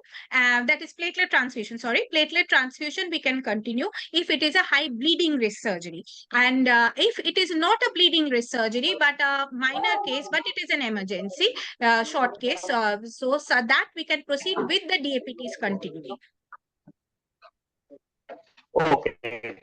But Because if we have to stop the dual yes, anticoagulant, just a moment. Actually the platelet transfusion may lead to further graft thrombosis, so that we have to keep in mind. Yes, yes, that thing we have to. And another point that first 100 days and after the 5 years, after 5 years of CABG, there is also chance of graft collapse. Yes, So that is up to, we are usually saying within 6 years they are protected. After 6 years, there is a chance of thrombosis. Yes. Thank you, Shulkata. Thank you, Koel, for the excellent presentation. Thank you so much, Mona Lisa. Thank you. We'll be moving to our next presentation, which is a very relevant topic nowadays, post-COVID cardiomyopathy and non-cardiac surgery. It's sort of a new frontier. The speaker is Dr. Rituparna, who is one of the best speaker in this regards. Rituparna, can you start the presentation?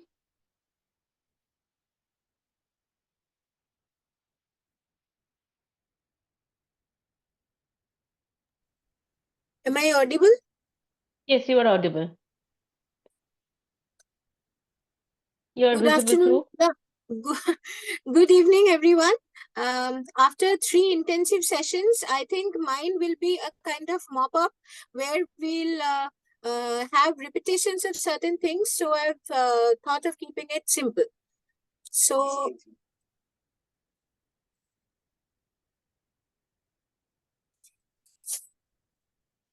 is my screen visible? No, it's not yet visible. Yes, the screen is visible. Yes, the slides are also visible. Okay, thank you very much. Thank you. So we'll start with the topic post-COVID cardiomyopathy and non-cardiac surgery. After the end of 2019, this was a new entrant in life in various forms. So cardiomyopathy, the causes are many, like dilated, hypertrophic, restrictive, arrhythmiogenic, peripartum, Takotsubo, ischemic, alcohol or chemotherapy induced, due to non-compaction of LV, viral, complex congenital, because of nutritional deficiencies, and other diseases like amyloidosis, sarcoidosis, hemochromatosis, etc. So, what are the clinical features? They usually present with shortness of breath, chest pain after meals or exertion, arrhythmias, bloating, pedal edema. Complications that concern us are arrhythmia, heart failure, stroke, cardiac arrest, or cardiogenic shock. Survival rates at 1 year is around 69 to 72%. At 5 years is 54 to 63%. And sudden cardiac death in cardiomyopathy patients have an incidence of 30%.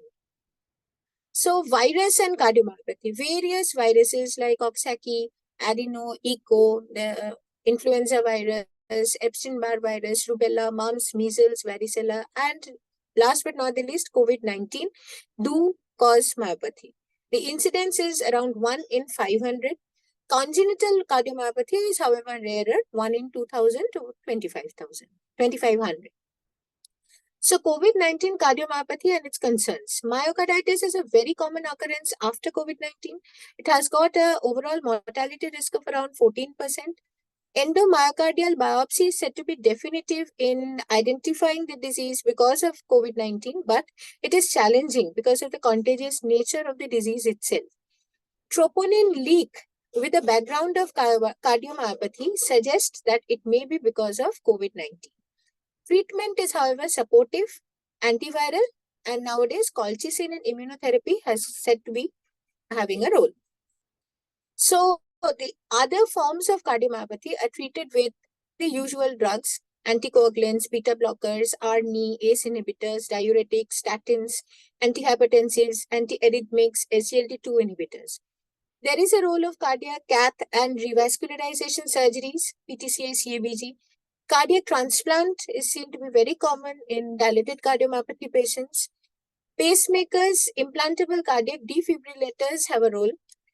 ICD is recommended in prevention of sudden cardiac death in dilated cardiomyopathy with an NYHA criteria class of 2 or 3, where the LV ejection fraction is less than 35%.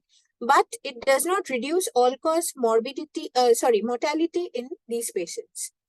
Septal ablation with alcohol or catheter is also indicated.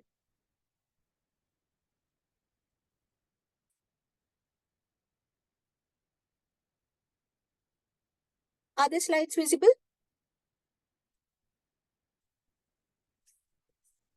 Yes, you are visible. So the concern in cardiomyopathy are low LV ejection fraction, low cardiac output state, increased LV, EDB and EBP, ventricular dilatation, heart failure. Dilated chambers in low cardiac output state can cause coagulation activation and fibrin aggregation, leading to intracardiac thrombus. Cardiomyopathy and sudden cardiac death. NSVT is the major cause of sudden cardiac death.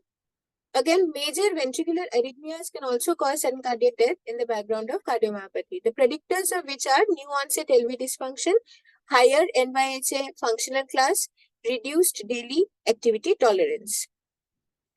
Cardiomyopathy patients for non-cardiac surgery. What are the concerns? We need to be careful in the perioperative management because of the risk of various cardiovascular complications. So we require a multidisciplinary approach with the cardiologist, surgeon, and the anesthesiologist with the intensivist. Preoperative optimization of modifiable risk factors, for example, diabetes, hypertension, cessation of alcohol, and smoking. Smoking has to be done. In the preoperative assessment, exercise intolerance, current medications, family history of SCD, ACE inhibitors, ARBs, beta blockers, and statins are to be continued if they are ongoing. No benefit if they started newly.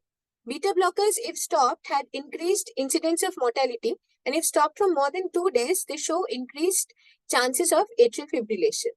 Amiodarone plus beta blocker is a better combination. POISE trial shows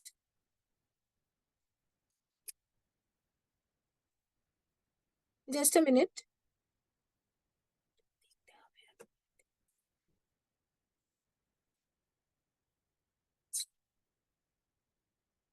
Sorry for the glitch. Just bear with me, please.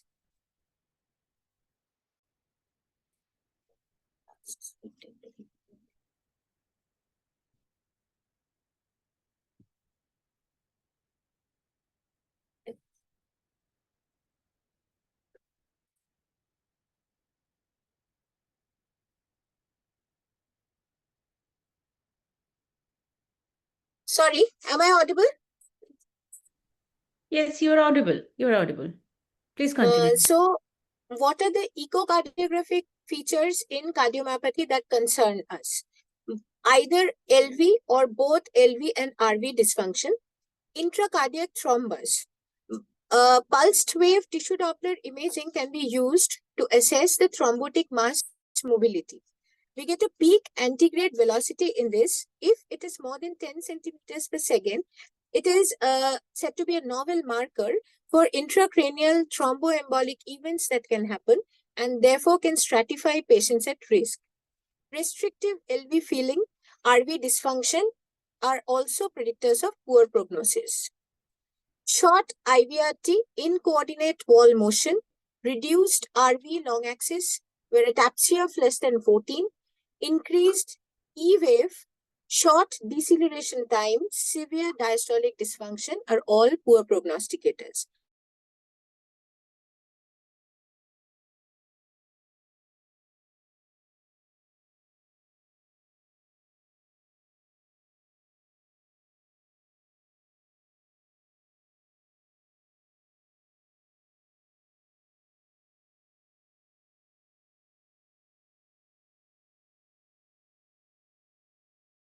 For pulmonary congestion, pulmonary edema, pulmonary hypertension, or pleural effusion, CT angio to rule out ischemic cardiomyopathy, dobutamine stress test to identify myocardial ischemia, scarring, and viability, NT-proBNP, anything more than 2247 picomoles per liter, high sensitive CRP, more than 3.9 nanograms per liter, plasma endothelin and its precursor, big endothelin, or more than 0.95 picomoles per liter are poor prognosticators of the post-surgical time.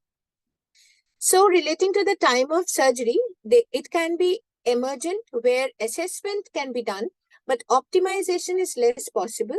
So these patients are at increased risk of having MACE. Elective surgeries, if the surgery is of low risk kind, the MACE is less than 1. If it is intermediate risk, where the LV function of the patient at present is good, the MACE incidence is more than 1. Stable heart failure with low LV ejection fraction. This category of patient may have been in heart failure previously. Now they have become asymptomatic or having less symptoms.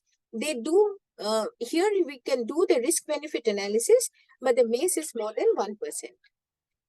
The last category is a patient in heart failure. Here we can do the risk-benefit analysis. We should optimize, since the surgery is elective, and investigate the patient. Intraoperative monitoring should be invasive.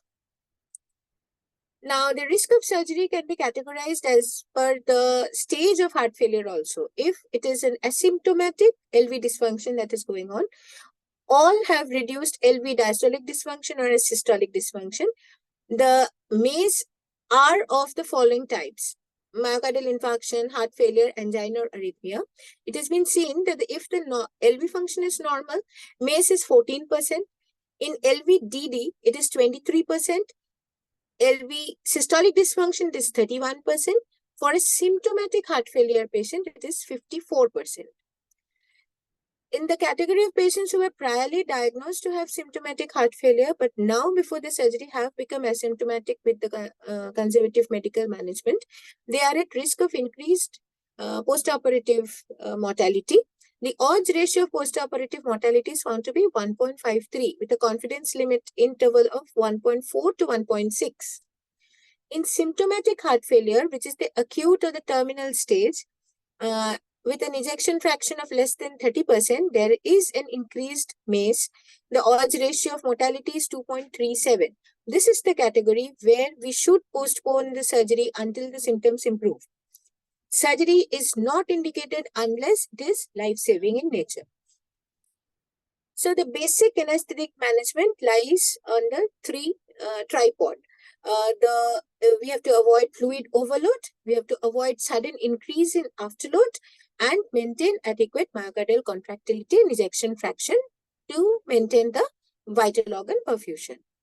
So the intraoperative monitoring is as basic, like the ACE standard monitoring, saturation, NIBP, 5-lead ECG, invasive pressure monitoring in assessing the category of the surgery that the patient is undergoing, CVP, transesophageal echocardiography, and neuromuscular monitoring.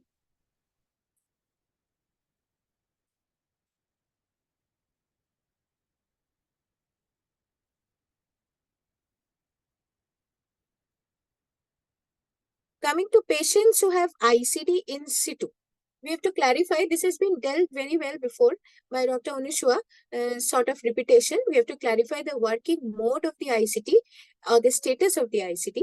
Attention is to be paid to prevent ventricular fibrillation, avoid any electrolyte disorder or MI or hypoxemia occurring intraoperatively. The electromagnetic interference may be present because of cautery, so we have to reprogram the ICD, suspend its defibrillator mode, and continue with only the pacing mode, keeping an external defibrillator for the surgery. Care is to be taken to use cautery, peripheral nerve stimulators, evoked potential monitors, which may lead to ICD failure. Now, the anesthetic technique of choice. There is no method which is superior to any other method. The preference is based on the resource available, the patient's condition, and the type of surgery. So preoperative optimization of modifiable risk factors like hypertension, diabetes, cessation of smoking and or alcohol consumption should be done. Neuraxial anesthesia preferred for lower abdominal and lower limb surgeries. We have to be careful of the hypotension that can be happening because of the spinal anesthesia we have administered. Use of titrated dose of spinal anesthetic agent is preferred. Of course, the management of post-spinal hypotension is very well known to everyone. Coming to combined spinal epidural with lower doses of spinal block and extension of it with epidural top-ups is a preference. General anesthesia, all general anesthetic agents lead to dose-dependent myocardial depression should be avoided. Mechanical ventilation reduces the venous return and hence the cardiac output. So minimal tidal volume has to be maintained to prevent reduction in cardiac filling. Drug selection, fentanyl is supposedly safe. causing less of respiratory depression unless used in very large doses. Dexmedetomidine has an opioid-sparing effect, but here we have to be careful about the bradycardia, which can cause uh, incidental lowering of cardiac output. Midazolam also has less myocardial depression. Propofol can reduce LV preload and afterload, but can cause myocardial depression. Etomidate is preferred, of course. Ketamine has negative anatropy because of its sympathomimetic effect. Isoflurane has shown no beneficial effect on the LV function at 1.1 to 1.5 mag in low ejection fraction patients. SIVO, however, does not sensitize the heart to epinephrine or cause any change in hematologic or chemical values. Because of its low blood gas partition coefficient and little stimulatory effect, it is preferred where we want quick emergence from anesthesia as well as in RSI. Coming to fluid management, target is to prevent volume overload so that we do not land up in pulmonary edema and heart failure. So again, if we give very little amount of IV fluid, we may be causing insufficient ventricular filling and hence precipitating low cardiac output and reducing organ perfusion. So the management of fluid has to be based on the mean arterial pressure, the CVP, heart rate, the hemoglobin concentration, the lactate levels, urine output, loss occurring in the field, the type of surgery, the exposure, as well as can be guided by the transesophageal echocardiography. Pain control in the postoperative period is very essential to maintain hemodynamic stability. Multimodal analgesia, including NSAIDs, nerve blocks, and opioids should be used. These were the few references that helped me because it is a newer thing that is coming in the past few years, though cardiomyopathy we have been coming across since ages. So coming to the take home, though there are various papers and various clinical scenarios that have been documented, still the data is very limited as to the perioperative management and its long-term outcome. We have lack of non-surgical control groups in the various studies conducted. And though we can come to the conclusion that margin of safety is maintained when performed in experience centers and there is centralized multimodal follow-up which has to be ensured. Thank you for your patient listening. Thank you very much, Rituparna. It was an excellent presentation with so much practical insight in it. Anyone to ask anything? সৈকত কিছু জিজ্ঞাসা করো। ঋতু এই বারবার আমি করছি কিছু মনে করছিস না তো তোরা? একদম ভালো, ভীষণ ভীষণ ভালো মনে করছি, প্লিজ। আচ্ছা, so if we see during preoperative visit, patient was cardiac compromised and also the systolic function is also compromised. Then how we optimize the patient beforehand, before the operation for elective surgery? Okay, so the patient must have been with a compromised systolic function. Patient is already on certain drugs, probably the ARNI, then the AC inhibitors. If in failure, then on diuretics. So the mainstay of nowadays in low cardiac output states are the ARNI and the SGLT2 inhibitors, which can be continued. Also beta blockers. Okay. Did I answer you, sir? Why will they give beta blocker? What is the role of beta blocker if the systolic function is already compromised for that patient? Is there any role to continue beta blocker? No, sir, if the patient is already on beta blocker, incidence, the papers have shown that if we stop beta blocker, we can land up in problem. Also, Yes. If we stop more than 2 days, then there is increased incidence of atrial fibrillation intra-op or post-op. So, continuation of beta blocker if the patient is already on beta blocker, though it has got no role that no new introduction of beta blocker has no role, definitely. But definitely ARNI, AC inhibitors and SGLT2 inhibitors have a role. And then before the operation, before 24 hours, if there is chance of hypotension, okay, then how you manage the hypotension during the operation? We cannot use much fluid. Sir, We No, we will cannot. not use fluid, but we will think of inotropes, sir, in that case. We'll If you are give the dealing with a inotrope. patient with, yes, sir, if you are dealing with a patient with low cardiac output, where fluid restriction has to be managed, and there is hypotension, maybe because of the preoperative drugs the patient was on, or maybe of any scenario that is happening intraoperatively, we have no other option but to go for inotropes. Okay. In case of dilated myopathy, inotrope is very quick acting. But if the myopathy is restricted or hypertrophic cardiomyopathy, but there Sir, is hypertrophic the cardiomyopathy, inotropic action we will give fluid. is not common. Yes. Sir, So for that is hypertrophic depend upon that. cardiomyopathy, we will give fluid. We can give the fluid. Okay. So management depend upon the type of the cardiomyopathy. What is the role of Absolutely, myopathy? sir. But Okay. today's topic was COVID cardiomyopathy, which is Yes, more of dilated type. that is more to the dilated cardiomyopathy. Yes, So sir. in case of dilated cardiomyopathy, we can go to the regional block and other things where the hypotension occur, and we can also use the vasopressor. Can we use vasopressor? What is your Yes, sir. opinion? Yes, sir. We can use vasopressor. We can use vasopressor. So our main management on the inotropes and vasopressor in case of intractable hypotension. Yes, sir. Okay. There is Thank you. another Thank question, you. Rituparna. Thank you, Dada. Thank you very much. And Rituparna, there is another question from Dr. Rahul. What is the first inotropes of choice to be preferred in case of COVID myopathy? If the patient is not already in a tachycardic situation or arrhythmogenic situation, we would like to go for dobutamine. If not, then we can consider adrenaline maybe. Okay. Dr. Rahul, is it okay? Do you have another question? Okay, One Rituparna, thing, I have. I add that in case of cardiomyopathy, not always ketamine is contraindicated. If there is very low ejection fraction. Absolutely, sir. I had mentioned the nature in which like the hemodynamics can be altered by ketamine, but definitely it is not Yes. contraindicated.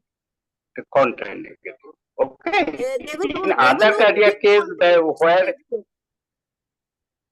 most of the cardiac cases we avoid the ketamine, but in case of dilated cardiomyopathy, there is also a beneficial role of ketamine.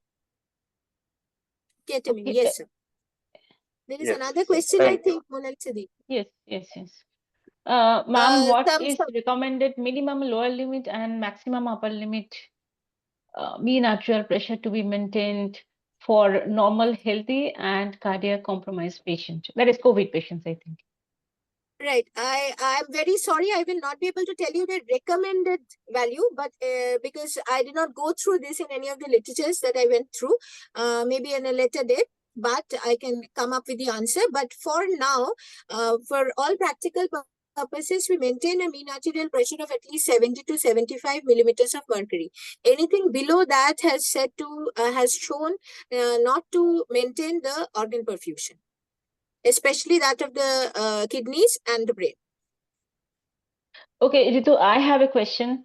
If the patient is a young female with a intracardiac, that's LV thrombus, is going for emergency LUCS, COVID patients, post-COVID patients, so how can we manage this case? What is the concern we have to think about? What is the precautions we have to take? LV thrombus. Actually, we had a patient like this. That's why I'm asking you. We can just know that how mobile the mass is and what we can just predict probably before by the PWT trans-Doppler imaging, whether it is so mobile that it can cause any intracranial incidents post-operatively. But regarding the management of anesthesia, I don't think we can really do anything more than that. Keeping this in mind, we can explain the risk benefits to the relatives probably. Any role of And issuing of anticoagulation? anticoagulants, yes, of course, and maintenance in the perioperative and reinstitution in the postoperative period of the anticoagulants. Yes, that is nicely explained by Krishnendu. So there is another question, Dr. Onushwa. She's asking, what advanced hemodynamic monitoring do we prefer for this kind of cases? Now, that will depend on what kind of surgery you are taking the patient up for. If it is a prolonged surgery with expected hemodynamic challenges, then we will go for all the invasive things monitoring we usually use for cardiac monitoring.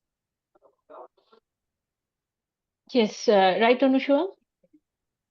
Yes, and any like pulmonary artery catheter or the cardiac output monitor. So if they're like routinely, routinely we need to have an arterial line and a central line. So that would be preferable. But anything more than that. So what do you think? As I said, that depends on the surgery specifically. If you are dealing with a more hemodynamically unstable kind of situation, then probably we will go for further, monitoring, not routinely. Okay. Okay. Okay. Okay. Thank you so much. Thank Good you. evening, ma'am. Yes. Ma'am, one more question. Yes. What is the practice guidelines or what is that maximum limit of MAP to be preferred in these kind of patient? Minimum was told 70 to 75. Then what should be the maximum MAP limit as per the practice? As I said, Dr. Rahul, I have not gone across the recommendations, so I will not be able to provide you with the exact values of what is the minimum and the maximum limits. For all time purpose, what we follow practically is nothing lower than 70. Okay, I will probably read it up and you can get back to me in mail. I'll be trying to answer you on a later date. Okay, we have another question, Dr. Shayan. Dr. Shayan Manna, what is your experience with the milrinone as an inotropic agent in the patients with heart failure, certainly after COVID? First, I will say I have not faced any patient after COVID coming for surgery yet. This I'll be true regarding that. Okay. Now, so this question is a bit difficult for me to answer because I haven't experienced. I am not practicing non-cardiac surgery. Firstly, secondly, I haven't received post-COVID patient in cardiomyopathy stage. They have definitely come for surgeries in cardiac, like for CABGs, etc. But they have not come in this compromised stage. Okay, so I think for any heart failure patient, how milrinone has been used should be the recommendation in this case also. Okay, Dr. Shayan? Yes, yes. Thank you. Thank you very much, Rituparna. And it was really a very practical session and a very excellent session, excellent sort of a, and sort of a new things that we have been enlightened. And thank you, Ritu. Next time we'll be in touch with you always, along with our lots and lots of questions. Thank you very much. Thank you so much. My pleasure. So we will be omitting our break session as we are been sort of a delayed in our with our sessions. So we'll be right away going to the next session. That is the anesthesia for cardiac patients undergoing LUCS by none other than Dr. Shampa Dattagupta. Actually, she needs no introductions.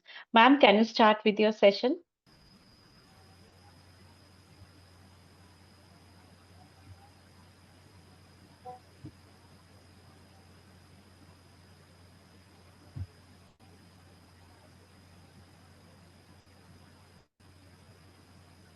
Hello, am I audible? Yes, ma'am, you are audible. Okay. Good afternoon, everyone. Nice meeting after a long run. Good afternoon, ma'am. Thank you very much for coming. Thank you, madam. I can't see the audience here. Okay, I need to see some Ma'am, PD, I think PG. I think Okay, you okay, are okay. not visible Let's start. also. Let's start. It's a Mona Lisa. It's a big subject. It's very difficult to cover within the short period. So I have tried. Uh, if I have omitted, please. Uh, huh. So please bear with me. Yes, definitely. So may I Thank you start? so much, ma'am. Yes, please, ma'am. We are eagerly. Yes. So you have given me a topic, anesthesia for cardiac patients undergoing LUCS. Yes. So we all the anesthesiologists are doing this LUCS every day almost. But now I am far from this topic in my practical part. So I'm trying to cover the thing. Can you hear me? Ma'am, you're audible. Huh. সম্পাদি video দেখা যাচ্ছে না, আপনাকে দেখা যাচ্ছে না। সম্পাদিকে দেখা যাচ্ছে না। আমার ভিডিও, আমার স্ক্রিনটা দেখতে পাচ্ছিস কি? না, তোমাকেও দেখতে পাচ্ছি না, তোমার স্ক্রিনও দেখতে পাচ্ছি না, খালি গলা শুনতে পাচ্ছি। Monalisa, Yes, ma'am. Yes, ma'am. you share. আপনি Ma'am, give me আপনার 2 ভিডিওটা minutes. অন করুন সম্পাদি। দাঁড়াও, কোথায় দেখি? ভিডিওটা অন করে দেন। আরে এটাকে কি করলে এটা ক্যান্সেল করি? নিচে আছে স্টার্ট ভিডিও। দাঁড়া।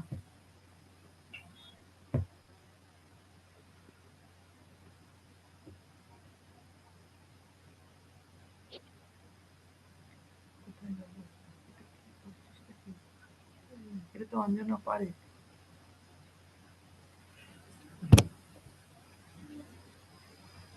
Ma'am, can we otherwise I can do it if you want to. Yes, you do. Okay, ma'am. Anjana Sen Parekh, Anusuya. Ma'am, I think you can everyone can see the. Yes. Yes, ma'am, you can start and you please tell me when to move the slides. I will do it. Okay, you do. Okay. It will be better if I can scroll this thing. Yes, that's the reason. Ma'am, should I stop sharing? You stop. Okay, ma'am. I stop sharing.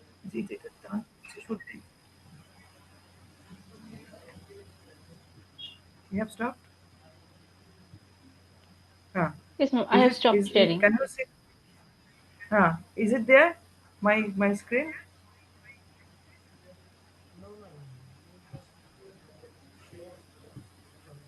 It's not yet seen.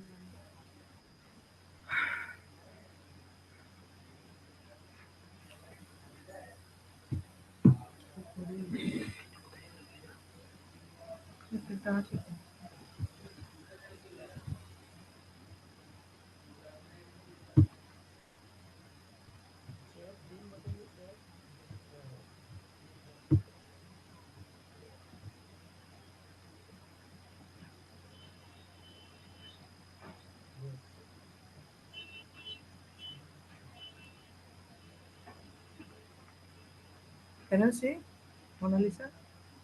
No, Is I it cannot there? see. Ma'am. No, it's not there. Ma'am. It will become.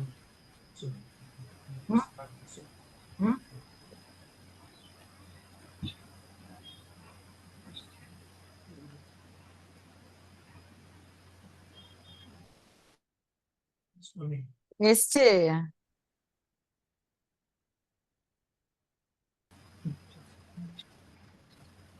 Mona Lisa?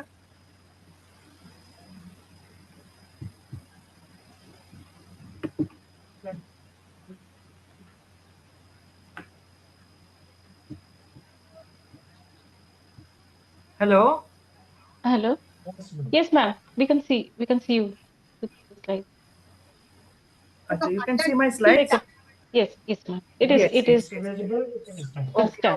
Good afternoon, everyone. I'm starting. Anesthesia for cardiac patients undergoing low endurance cesarean section.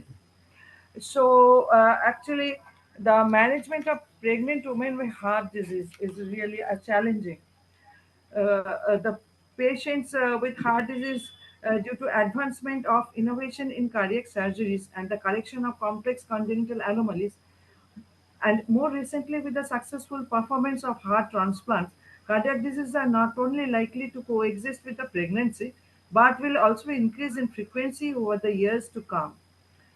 In developing countries, with a higher prevalence of rheumatic fever, cardiac diseases may complicate as many as 5.9% of pregnancies, with a higher incidence of maternal death. This importance arises from the fact that drugs and the technique we use for the preventing or relieving the pain during the lower uterine cesarean section, which exerts a major uh, influence for the better or for worse on the prognosis of the mother and newborn. Properly administered anesthesia and analgesia can contribute to the reduction of maternal and neonatal mortality and the morbidity. So, understanding of pathophysiological changes of each cardiac lesion superimposed by the pregnancy-related changes has paramount importance for anesthetic management, which is directed towards employing techniques that minimize the added stress of delivery by cesarean section. So it's a teamwork. The whole representative of the management team should include the obstetricians, perinatology, anesthesiology, neonatology, cardiology, cardiothoracic surgery, intensivists, nursing, and the social workers. Now, first we have to know the what is the physiological changes and what are the physiological changes which mimics like the heart disease. So, normal physiological changes we all know. The cardiorespiratory changes which occur throughout the pregnancy and the peripartum period may affect the well-being of women and heart disease.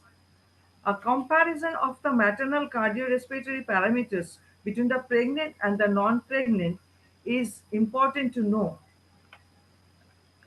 Like the respiratory system, blood volumes, the cardiac output, and also the blood pressure, and also the other signs of the hemodynamic parameters. They should be mimicking like the heart disease, but many of the heart disease patients remain normal and unnoticed during the cesarean sections. So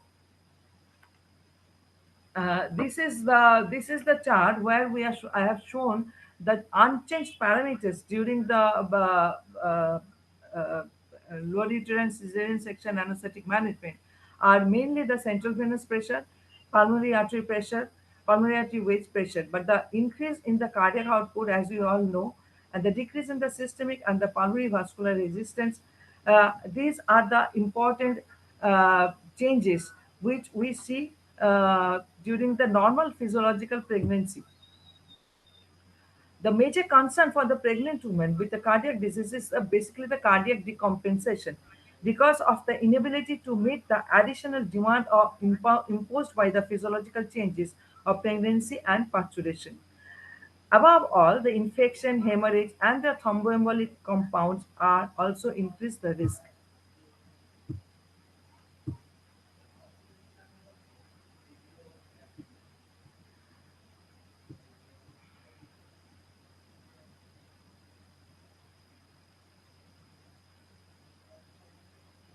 So, objective evidences we should get from the patients.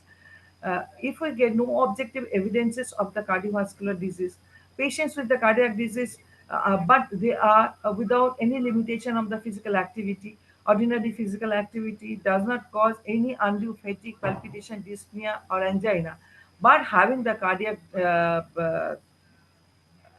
problems, they are considered as the class 1. The class 2, the patients with cardiac disease resulting in slight limitation of the physical activity, comfortable at rest, but ordinary activity results in fatigue, palpitation, dyspnea, and angina. They have the objective evidence of the minimum having the minimum cardiovascular disease.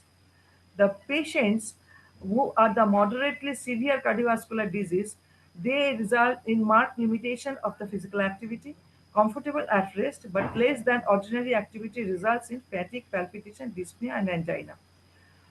Patients of class 4 have the objective evidence of severe cardiovascular disease. They are unable to carry out the ordinary activity also.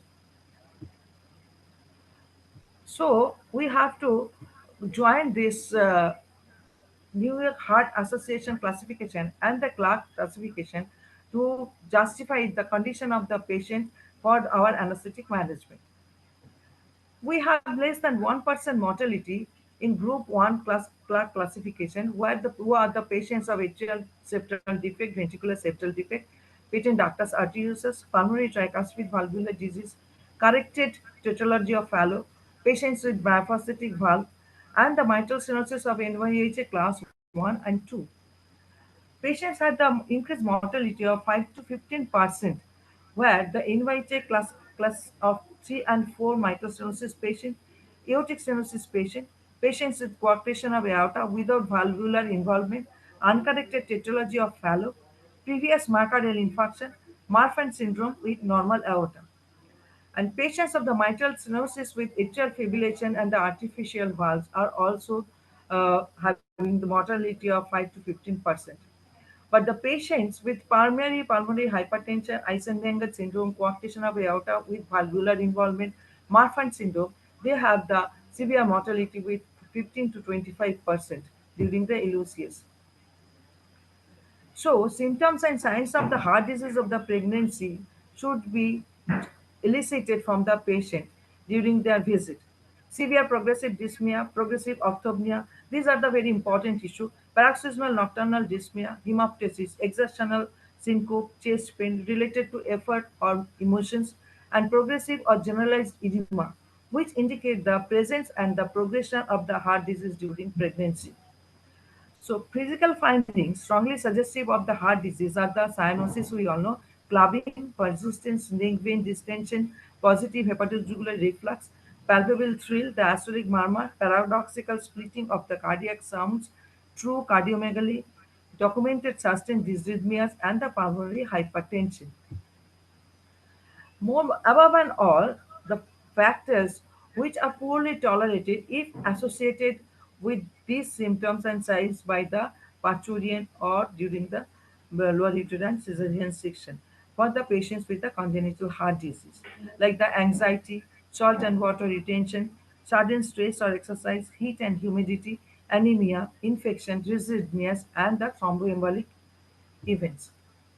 So early diagnosis and the evaluation of the functional grading of the cases have very much important to prevent, detect, and institute the effective therapy for cardiac failure, to prevent and the control additional complications likely to alter the prognosis, and this ensure the mandatory hospital delivery.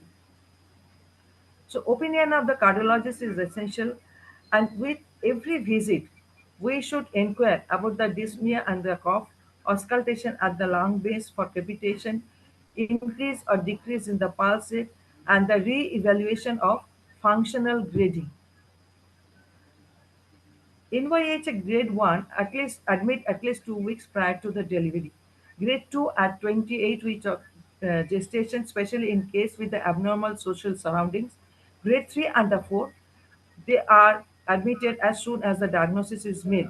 Above and all, the emergency cases, if there is deterioration of the functional grading, if there is appearance of the dyspnea, cough, and the rising pulse rate, and the appearance of the pregnancy-related complications, they need emergency cesarean sections. So the cardiac disease we encounter during pregnancy are categorized here. The valvular disease we encountered the mitral stenosis, mitral regurgitation, aortic insufficiency, aortic stenosis, mitral valvular, and the mixed valvular lesions. The congenital heart disease without shunts, we encounter dextrocardia, cardiomyopathy, heart block, mitral valve collapse, aortic stenosis, coarctation of the aorta, asymmetrical septal hypertrophy, pulmonary stenosis, Epstein complex, idiopathic dilatation of the pulmonary artery. And the congenital heart disease with shunts are the right to left to right shunt, and the enlarged left ventricle, tricuspid atresia, peer pressure, where the peer pressure is elevated, rather Eisenmenger syndrome of the PDA, ASD, VSD, increased pulmonary blood flow, transposition of the gate vessels, and the other disease other than this congenital and the cyanotic, the coronary artery disease patients are getting pregnant, and we encountered for the LUCS, primary pulmonary hypertension, pericarditis, pregnancy after the cardiac surgery like valve corrective palliative surgeries, cardiomyopathy, and the pregnancy in the post-cardiac transplant patient. And also the cardiac dysrhythmias and the conduction defect patients are encountered by the anesthesiologist. So all the patients should get the antibiotic prophylaxis and during the intervention. Now, the anesthesiologist, we encountered the hemodynamic parameters for the management of these patients are preload, pulmonary vascular resistance, systemic vascular resistance, heart rate, and the contractility. So these are hemodynamic changes depending upon the disease or the common cardiac lesions during the LUCs, depending upon the preload, pulmonary vascular resistance, systemic vascular resistance, heart rate, and the contractility. For the atrial septal defect, we should increase the preload, increase the PVR, we should decrease the SVR, and the heart rate should keep normal and the normal contractility. Ventricular septal defect with the left to right shunt, the preload should be increased, PVR should keep increase, SVR should decrease with the normal heart rate and the contractility. Ventricular septal defect with the right to left shunt, the preload should remain normal, PVR should decrease, systemic vascular resistance should increase, and the heart rate and the contractility should remain normal. Patent ductus arteriosus during the LUCS, the preload should increase, the PVR should increase, the SVR should decrease, with remain the normal contractility and the heart rate. Now, the pulmonary stenosis patient, valvular or the infundibular, the preload should increase, pulmonary vascular resistance should decrease, systemic vascular resistance should decrease, heart rate should remain decreased, and normal or increase the contractility. Aortic stenosis patients, their preload should remain increased, pulmonary vascular resistance should remain normal, systemic vascular resistance should remain increased with the decreased heart rate and the contractility normal or increase. Mitral stenosis preload, afterload, PVR, SVR, heart rate short should remain normal. Aortic regurgitation, the preload should remain increased, pulmonary vascular resistance should remain normal, systemic vascular resistance should remain decreased, heart rate normal or increased, and the contractility normal or increased. Regarding the mitral regurgitation, preload increase, PVR normal, systemic vascular resistance decrease, heart rate normal or increase, and the contractility increase. Regarding the transposition of the great arteries, all the parameters is kept normal almost. Regarding the tetralogy of Fallow, the preload increase, PVR normal, systemic vascular resistance increase, and the heart rate and the remain the normal. So, depending on this, individually, if we come, the principal anesthetic consideration for the mitral stenosis, I have mentioned immediately. There should not be increase in the ventricular rate. So, we have to maintain the sinus rhythm. There should not be rapid fall in the systemic vascular resistance for the anesthetic drugs. We have to prevent or increase the central blood volume. However, the optimum left atrial preload should be maintained. So hypoxia, hypercarbia, and acidosis, there should not be. So regarding the anesthetic technique, both epidural and the general anesthesia are opted, but careful titrated graded epidural is the principle of anesthetic issue. The concomitant use of the invasive hemodynamic monitors is to be recommended in symptomatic parturients or those with the critical stenosis with the gradient with the mitral valve area less than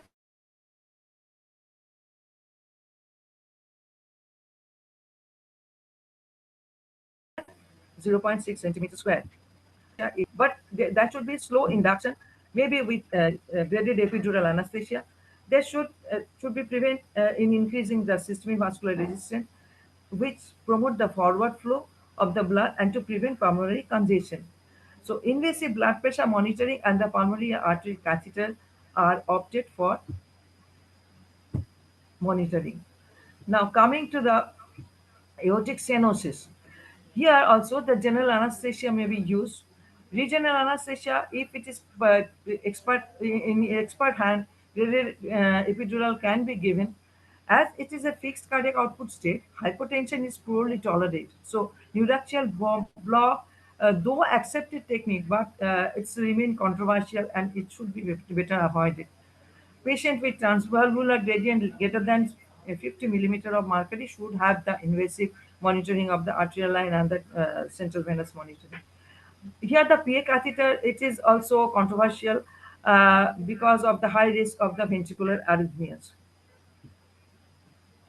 Regarding coming to the aortic regurgitation, here also the epidural anesthesia is preferred as it decreases the afterload and prevents increase in the systemic vascular resistance and acute left ventricular volume overload.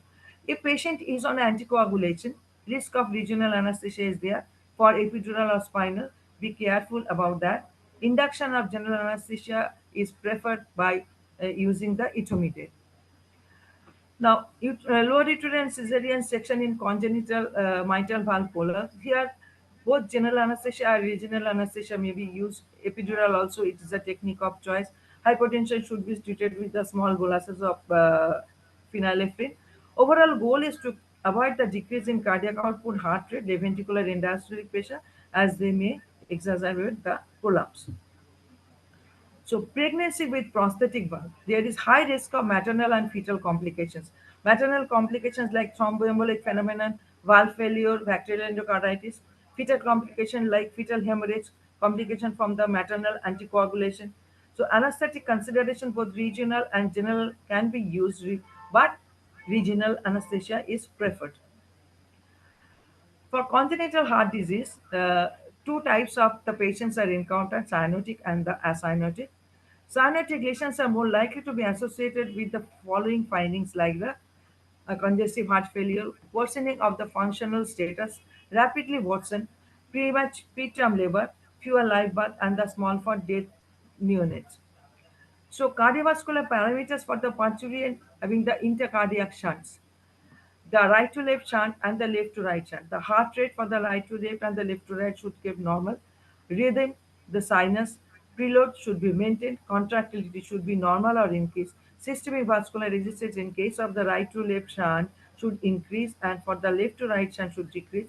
Pulmonary vascular resistance, right to left shunt should decrease and left to right shunt should increase. For the right to left shunt, avoid large fall in systemic vascular resistance at induction. Abrupt sympathectomy by the central neuraxial block. So use of oxytocin should be cautious. Avoid increase in the PVR from hypoxia, acidemia, hypoventilation, or excessive positive pressure ventilation. Regarding the left to right shunt anesthesia, pulmonary artery vasodilators should be avoided and myocardial depressant drugs. Avoid increase in the systemic vascular resistance from cold, anxiety, or the pain. Avoid in using the argometrin. So anesthetic options for the congenital heart disease, general and the regional anesthesia technique have been employed successfully with congenital heart disease. General anesthesia with endotracheal intubation provide airway protection. Mechanical ventilation eliminates the work of breathing and may reduce the oxygen consumption, thereby improving arterial oxygen content. The complications of controlled mechanical ventilation include decreased venous return as well as the ventricular dysfunction, compressions of the pulmonary vessels, hypoxemia, hypo or hypercarbia, and acidemia.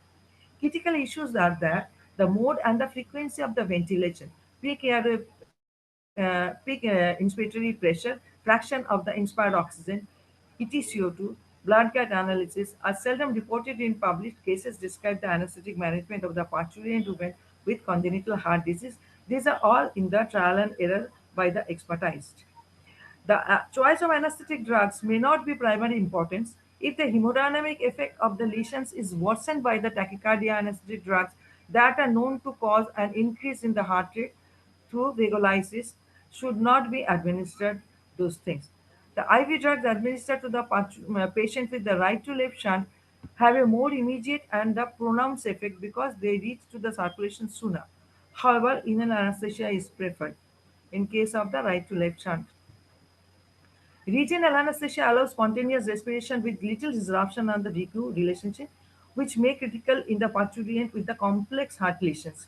Epidural catheter technique offer continuous titrated anesthesia or analgesia, or double catheters, one directed cephalide and one caudal, offer versatility at the time of delivery. Saline should be used to determine the loss of resistance when locating the epidural space and to avoid the accidental IV injection of air and the paradoxical air embolism. So, patient LUCS in the surgically corrected congenital heart disease mother.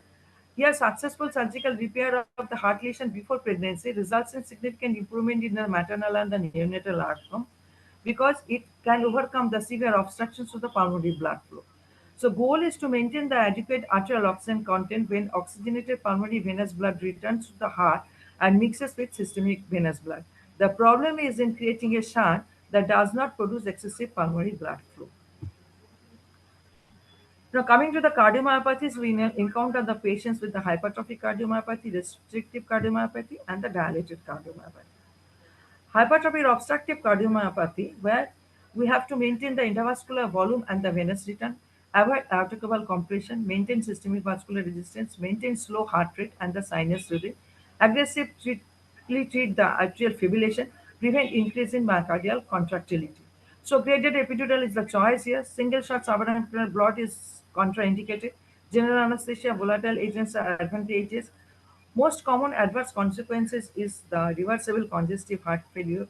So we have to keep the invasive arterial monitoring. Restrictive cardiomyopathies, which mimics the constrictive pericarditis and is characterized by impaired ventricular filling and poor contractility. So cardiac output is maintained initially by an increase in the heart rate and filling pressure, but not by an increase in the myocardial contractility. So anesthetic management depends on whether the dominant features of the disease is restrictive ventricular filling or impaired ventricular function. So monitoring includes the ECT for heart rate and the ischemic changes and PA catheter to record the filling pressure and the cardiac output. TE should be employed when available. Therapy is directed towards providing an adequate ventricular filling, heart rate, and the myocardial contractility. Epidural anesthesia is preferred over general anesthesia because of the myocardial depressant can be avoided and the positive pressure ventilation can decrease the venous return under general anesthesia. Idiopathic dilated cardiomyopathy, we encountered in the 5 to 8% part, the 1 lakh live births per year, it's rare. This has poorer outcome as compared to the peripartum cardiomyopathy, also known as the cardiomyopathy of the pregnancy. So diagnostic criteria of the cardiomyopathy during pregnancy is important, which develop after failure with the last month of the pregnancy or within 5 months of the postpartum period. So symptoms of the peripartum cardiomyopathy may occur suddenly, but often a cardiac failure develops insidiously also. Symptoms may resolve spontaneously in 20 to 40% of the cases with little or no treatment. It can be associated with pulmonary hypertension, however, may result in multi-organ failure. So women presents with the fatigue, dyspnea, edema, and occasionally chest pain with the hemoptysis in the postpartum period, they often have a raised jugular venous pressure, cardiomegaly, and the gallop rhythm. So echocardiography is mandatory, which reveals the hypokinetic dilated ventricle with normal valves. Serial echocardiography is needed to monitor left ventricular function throughout the pregnancy and the postpartum period. Postmortem studies also see the enlarged heart with the soft and the flabby with the dilated myocardium. So, meticulous serial monitoring through TE or echocardiography is important. Now, treatment of the peripartum cardiomyopathy is empirical with the diuretics, anotropes, afterload reducers, anticoagulants with a significant improvement in left ventricular function. Resolution can occur spontaneously without loss of the cardiac function. Immunosuppressive therapy with oral prednisolone as azathioprine for 6 to 8 weeks has improved left ventricular function and prognosis in women with the myocarditis and the left ventricular dysfunction. So, treating severe cardiomyopathy after failure of the conventional therapy. Now, here continuous venovenous hemofiltration is needed and it has been proved successful. It is achieved by the circulating blood over the highly permeable hemodialysis membrane, but without exposure to an osmotic dialysis gradient. Serum is filtered across the membrane by hydrostatic pressure. The membrane allows passage of the fluid and the solutes with a molecular weight of less than 20,000 and so produces a filtrate with a composition approximating serum. At the last, with the failure of all this treatment, heart transplantation is result for the unresponsive of all medical therapy. Now, coming to the dilated cardiomyopathy, anesthetic management depends on the clinical status of the parturient and the mode of delivery. Epidural anesthesia and the non-invasive hemodynamic monitoring for the cesarean delivery is recommended. Cardiomyopathy, presently atypically a parturient with no history or no physical signs of the heart disease, suffer a cardiac arrest at induction of general anesthesia during cesarean section. After resuscitation and the delivery of the child, the diagnosis is confirmed by the echocardiography. So patients with a coronary artery disease, pregnancy incidence is rare, but associated risk factors for the coronary artery disease with the smoking, obesity, and the hyperlipidemia, they are encountered very frequently nowadays. It is more common during the third trimester and the puerperium. Early coronary angiography is indicated to detect the cause and the further management. The use of aspirin, clopidogrel, prophylactic heparin precludes the use of the regional anesthesia. While general anesthesia is given with the use of the boluses of esmolol, lignocaine, and the remifentanil as an infusion to control the pain and the cardiovascular hemodynamic stability. Now, cardiac dysrhythmia, this is found during pregnancy in mostly benign in nature. Abnormalities in cardiac conducting tissue and the rheumatic heart disease are the main cause of this serious dysrhythmia. A recent onset of atrial fibrillation in pregnancy is associated with high incidence of the congestive heart failure or embolization, and the mortality is increased. To control the ventricular rate, verapamil, digoxin, quinidine, beta-adenosine blocking agents are frequently used. IV adenosine is the treatment of choice for termination of the supraventricular tachycardia, but direct current cardioversion can be used effectively. Patients with a post-cardiac transplant must be maintained on the immunosuppressive therapy to prevent rejection. This usually includes the cyclosporine, steroids, prednisolone, or antibiotics. They must be continued throughout the pregnancy. The baseline heart rate is usually slightly increased in cardiac transplant patients since normal dominant underlying vagal tone is not expressed in them. Only directly acting sympathomimetic agents affect the heart rate. Atropine is ineffective and isopyramine is effective. Unlike normal patients, sympathectomy associated with high central neuraxial block will not cause bradycardia, so it can be utilized. This patient may be more sensitive to beta mimetics due to upregulations of the receptors. So patients, so anesthetic management in this transplanted patient, general anesthesia is used. Thiopentone is likely to have exaggerated depressant effect on the transplanted heart. Ketamine may cause excessive tachycardia due to changes in the beta receptor sensitivity. High dose fentanyl technique or intermediate will produce the stable induction, though onset time will be longer with the narcotics. But continuous epidural or continuous spinal anesthesia technique allow careful titration and the greater control of cardiovascular parameters. Central neuraxial narcotics are advantageous in post-cardiac transplant pregnancy patients. So to conclude, the obstetric anesthesiologist should not be dogmatic about the choice of anesthesia for cesarean section with heart disease.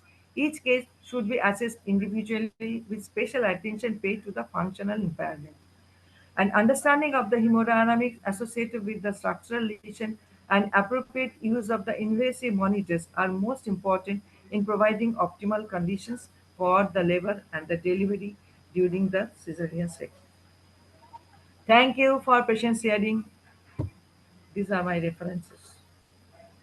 Thank you so much, madam, for the excellent talk. It was so relevant, so informative, and I think everyone has got so much information from this topic. This is a very relevant topic and a very practical topic for all of us. Any questions And very big from? topic, and very big topic also, Mona Lisa. Yes, ma'am. Thank It's you sort so of a much for giving me the opportunity after a long gap. Thank you very much. it's our privilege, ma'am, to have you with us. Thank you very much. Thank you very much. Thank you very much. Thank you very much. So we'll be moving to our next talk, that is anesthesia in patients with chronic lung or thoracic disease. And the speaker is Dr. Soumitra Mukherjee, one of the best speaker I have ever heard.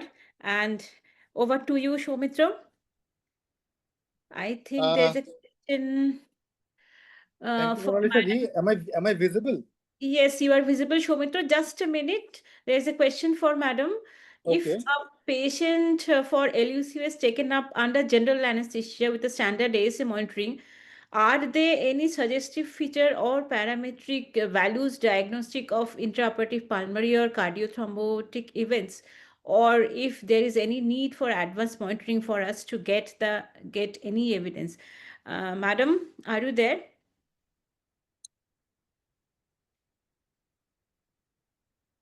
Madam?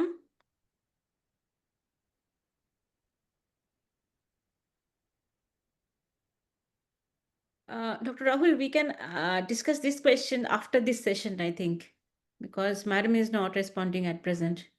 Is it okay?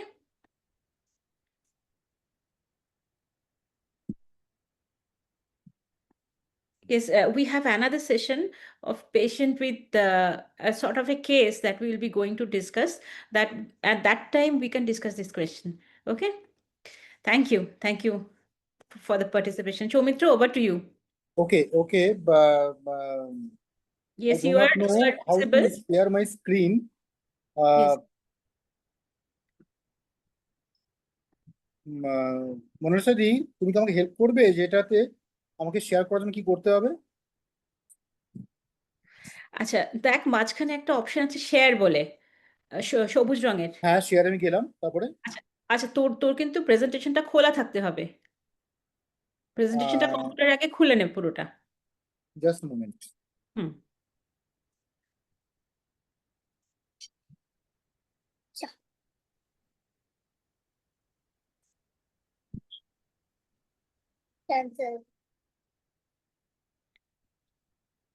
হ্যাঁ, আমার প্রেজেন্টেশনটা on আছে। On আছে। এবার শেয়ারটা click করলে দেখ অনেকগুলো ছোট ছোট আইকন চলে আসছে, যার মধ্যে একটা থাকবে তোর প্রেজেন্টেশন।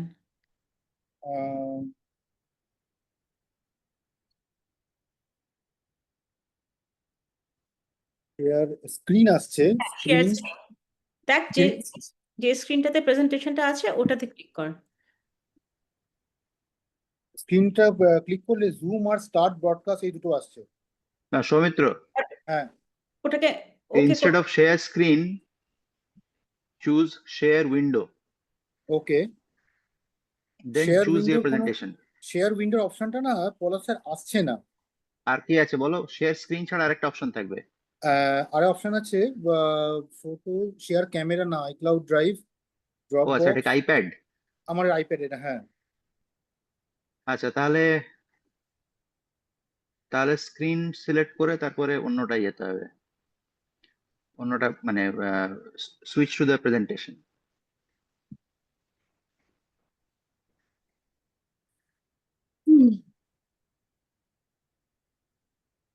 এবারে অ্যাকচুয়ালি এই শেয়ার স্ক্রিনে গেলেও কিছু না আসছে না। Open the power point, close this, মানে minimize this, open the power point, go to make the power point full screen, then পাওয়ার পয়েন্টটা কিন্তু ফুল স্ক্রিনে করা আছে আমার। আচ্ছা, তাহলে নেক্সট হচ্ছে এটাতে শেয়ার স্ক্রিন করে পাওয়ার পয়েন্টটা ফুল স্ক্রিনটা খুলতে হবে আইপ্যাডে। আমার পাওয়ার পয়েন্টটা ফুল স্ক্রিনে করা আছে, স্লাইড শোতে করা আছে। না, ওটা করা থাকলে হবে না। You will see the power point, you will not see the Zoom window. বেশ, আমি তাহলে জুম উইন্ডো দেখছি না, আমি তাহলে পাওয়ার পয়েন্টে ওপেন করে রাখলাম। তাতে কি দেখা যাচ্ছে? সৌমিত্র, অসুবিধা হলে আমাকে হোয়াটসঅ্যাপে প্রেজেন্টেশনটা পাঠিয়ে দে, আমি এখান থেকে বেশ, করে দিই। আমি তোমাকে তাহলে আমি তোমাকে পাঠিয়ে দিচ্ছি বরঞ্চ। ঠিক আছে, আমাকে একটু জাস্ট 2 মিনিট সময় দাও আমাকে। হ্যাঁ, একেবারে কোনো সমস্যা নেই।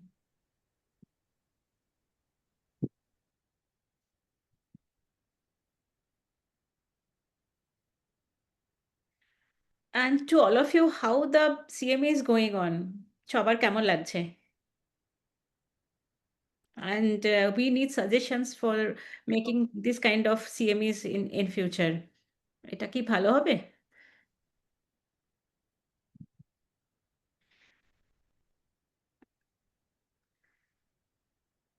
Sir, Paula sir, thank you, sir. And any suggestion for the future topics, future CMEs?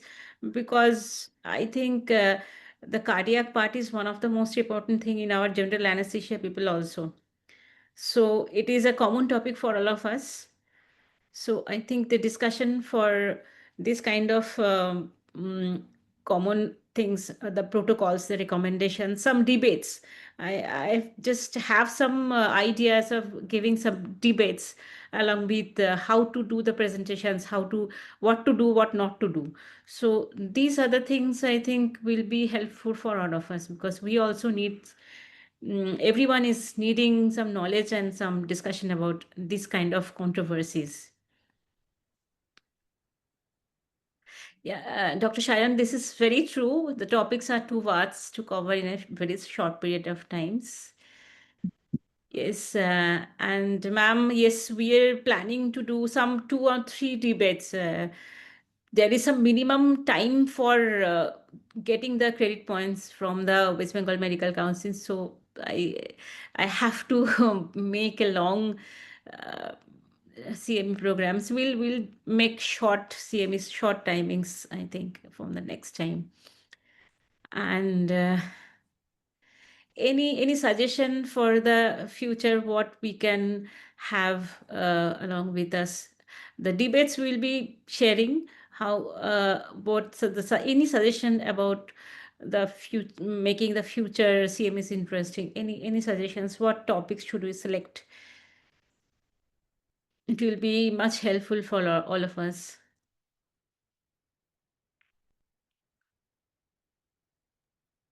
Ma'am, we have to minimum do at least 2 hours of CMEs, minimum 2 hours online, I think. So 2 hours we can get 2 credit points, or actually they are very strict about this point credit hours nowadays. So Soumitra, Palash sir বলুন, আমি মোনালিসাজিকে would you WhatsApp like to করছি। try once again? While Mona Lisa is setting up, you can try once again. Do the same thing. Go to share and then share screen. স্ক্রিনে গেলাম। Actually স্ক্রিনে গেলে যেটা হচ্ছে আমার কাছে যে দুটো অপশন আসছে সেই দুটো একটা এখানে অ্যাপ্লিকেবল নয়। No, share screen, share screen, share screen. Share screen, then click on start broadcast. Okay.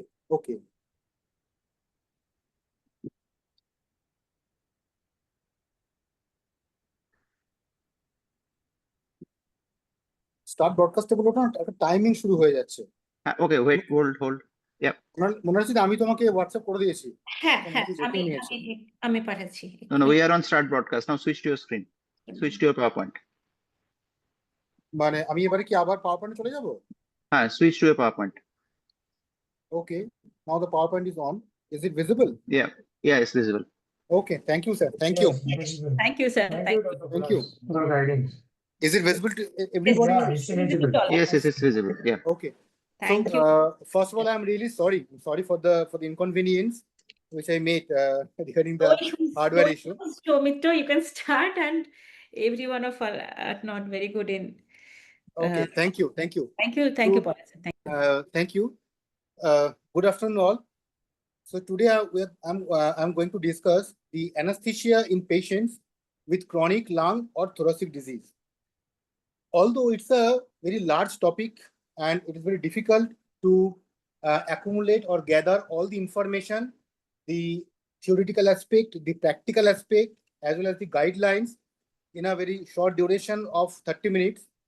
But still, I have tried to actually set the PowerPoint in such a way that particularly the practical problems which we face during the anesthesia for a thoracic surgery.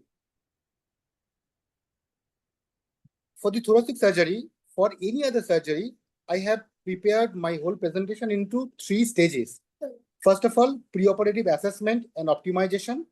Second is the intraoperative management, and third is the postoperative management. So to start with preoperative assessment and optimization, first of all, when the patient comes, we have to take a detailed history. After taking the history, we should run a battery of tests. The routine test which we usually do for any other surgery is just like same for thoracic surgery. Apart from this routine test, those I will not mention, some other specific tests which we should perform prior to any thoracic surgery. Particularly, we have to know the functioning status of the our thoracic system prior to those thoracic surgery. Now, when we try to evaluate or rather assess the thoracic function, the lung function, the test can be again separated into three aspects. Tests for respiratory mechanics, number one. Number two, test for parenchymal function, and lastly, the cardiopulmonary interaction. These three broad category of tests, every test has its own implication. And we have to do all these cases, I mean, all these investigations for the thoracic surgery. No single test is valuable, rather confirmatory for the thoracic surgery. So, number one, test for respiratory mechanics. Here we do the test like forced expiratory volume in 1 second, that is FEV1, forced vital capacity, maximum voluntary ventilation, residual volume by total lung capacity ratio, I mean, any numerical number. So these are the common tests which we perform to know the functional status of the respiratory mechanics. Now, among them, the most important one is forced forced expiratory volume in 1 second. Why it is important? Because how the patient will behave in the post-operative period, that is most important. Whatever we have done in the intraoperative period, a separate issue, but how the patient will behave, how the patient cooperate once one of the portion of the lung has been removed, that information we should know, and that could be known from the formula, that is predicted post-operative FEV1 is being calculated by the formula preoperative FEV1 into 1 minus percentage of the functional lung tissue which is removed divided by 100. Now, what do you mean by functional lung tissue removed? This is the picture where the lung segments, both right and left, have been divided into subsegments. Total, we have 42 subsegments in both the lungs. In the right side, we have 22, and on the left side, it has 20 subsegments. Now, suppose we have planned to remove the right lower lobe, right lower lobectomy as a case, as a surgery. Then 12 subsegments among the 42 subsegments we have to remove. So the percentage of lung removed will be 12 by 42, that is 29%. Similar, if we want to remove the right middle lobe, the formula will become 4 by 42. Accordingly, we have to calculate the predicted postoperative FEV1. Now, with a general consensus, if the value of predicted postoperative FEV1 is more than 40%, we are a little bit on the safer side that the postoperative pulmonary complication could be nullified or very minimum, or could be easily amenable to treat. But if the value is less than 40%, then it comes on the risk zone. If it is less than 20%, it is of very high risk zone. Coming to the second category of test for lung parenchymal function. Here, commonly we do two investigations. Number one, simple ABG, where on the baseline room air ABG, if it is showing that PCO2 is more than 50 and the PO2 is less than 60, then patient comes under the category of high risk. Second is the diffusing capacity for carbon monoxide. Again, here we have to calculate the value of predicted postoperative DLCO. In the same manner, we have calculated the value of predicted postoperative FEV1. Here, in the same manner, the value which is more than 40% doesn't pose any significant, major or significant risk in the postoperative period. Again, we have to keep in mind that no single test is confirmatory. We have to run multiple tests. Third category of test, which is most important to know, the cardiopulmonary interaction. Now, the cardiopulmonary interaction can be known by different ways, either in laboratory or outside the laboratory.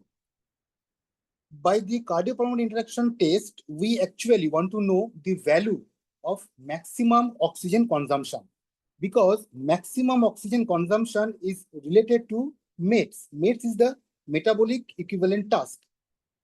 Simply, if we consider a patient to advise to climb a stair, if the patient is able to be ambulated, then one flight of, if the patient is able to climb a stair of one flight, that means patient has a score of 4 METs.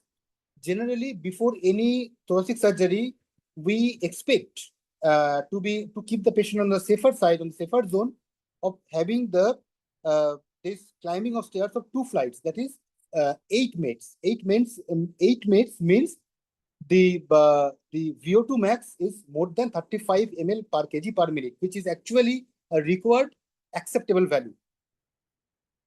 Similarly, we can ask the patient to walk for 6 minutes. Then the formula which we use is the distance which has been covered on that 6 minutes in meter divided by 30. It will give an indirect value of VO2 max. If you are planning for pneumonectomy where a significant portion of lung has to be removed, then there we should perform ventilation perfusion scintigraphy, which is a costly investigation. So for routine lobectomy or routine thoracic surgery, this test need not to be done. In the laboratory, the cardiopulmonary interaction can be done through a bicycle ergometer or treadmill, which is actually a very validated test. Here we ask the patient to do a warm-up bicycling for 3 to 5 minutes with unloaded cycling. No load has been applied to that cycle. After these 3 minutes of warm-up cycling, we gradually increase the load within that cycle for maximum 8 to 12 minutes. Now, then we can directly calculate the maximum oxygen consumption with a monitor with a actually apparatus. Now, where to stop? In between this 8 to 12 minutes, where to stop? 3 conditions will dictate us where to stop. Number 1, that patient develops symptoms like either chest pain or dyspnea or syncope. Number 2, that patient is doing that procedure and the observer has seen there is an ECG changes. So then we have to tell the patient to stop. And number 3, that maximum achievable heart rate has been achieved. So with the formula which we apply to calculate maximum oxygen consumption through this bicycle ergometer depends upon 3 vital parameters: the age, the gender of the patient, and the height. There is a predefined formula. After the application, these values, we can get the exact value of VO2 max. Another parameter which we can calculate through bicycle ergometer is that it's a recent update, the calculation of anaerobic threshold. Once we are starting doing exercise, the anaerobic metabolism starts functioning, and there will be accumulation of the lactic acid that we all know. So there is a threshold for starting of the anaerobic metabolism.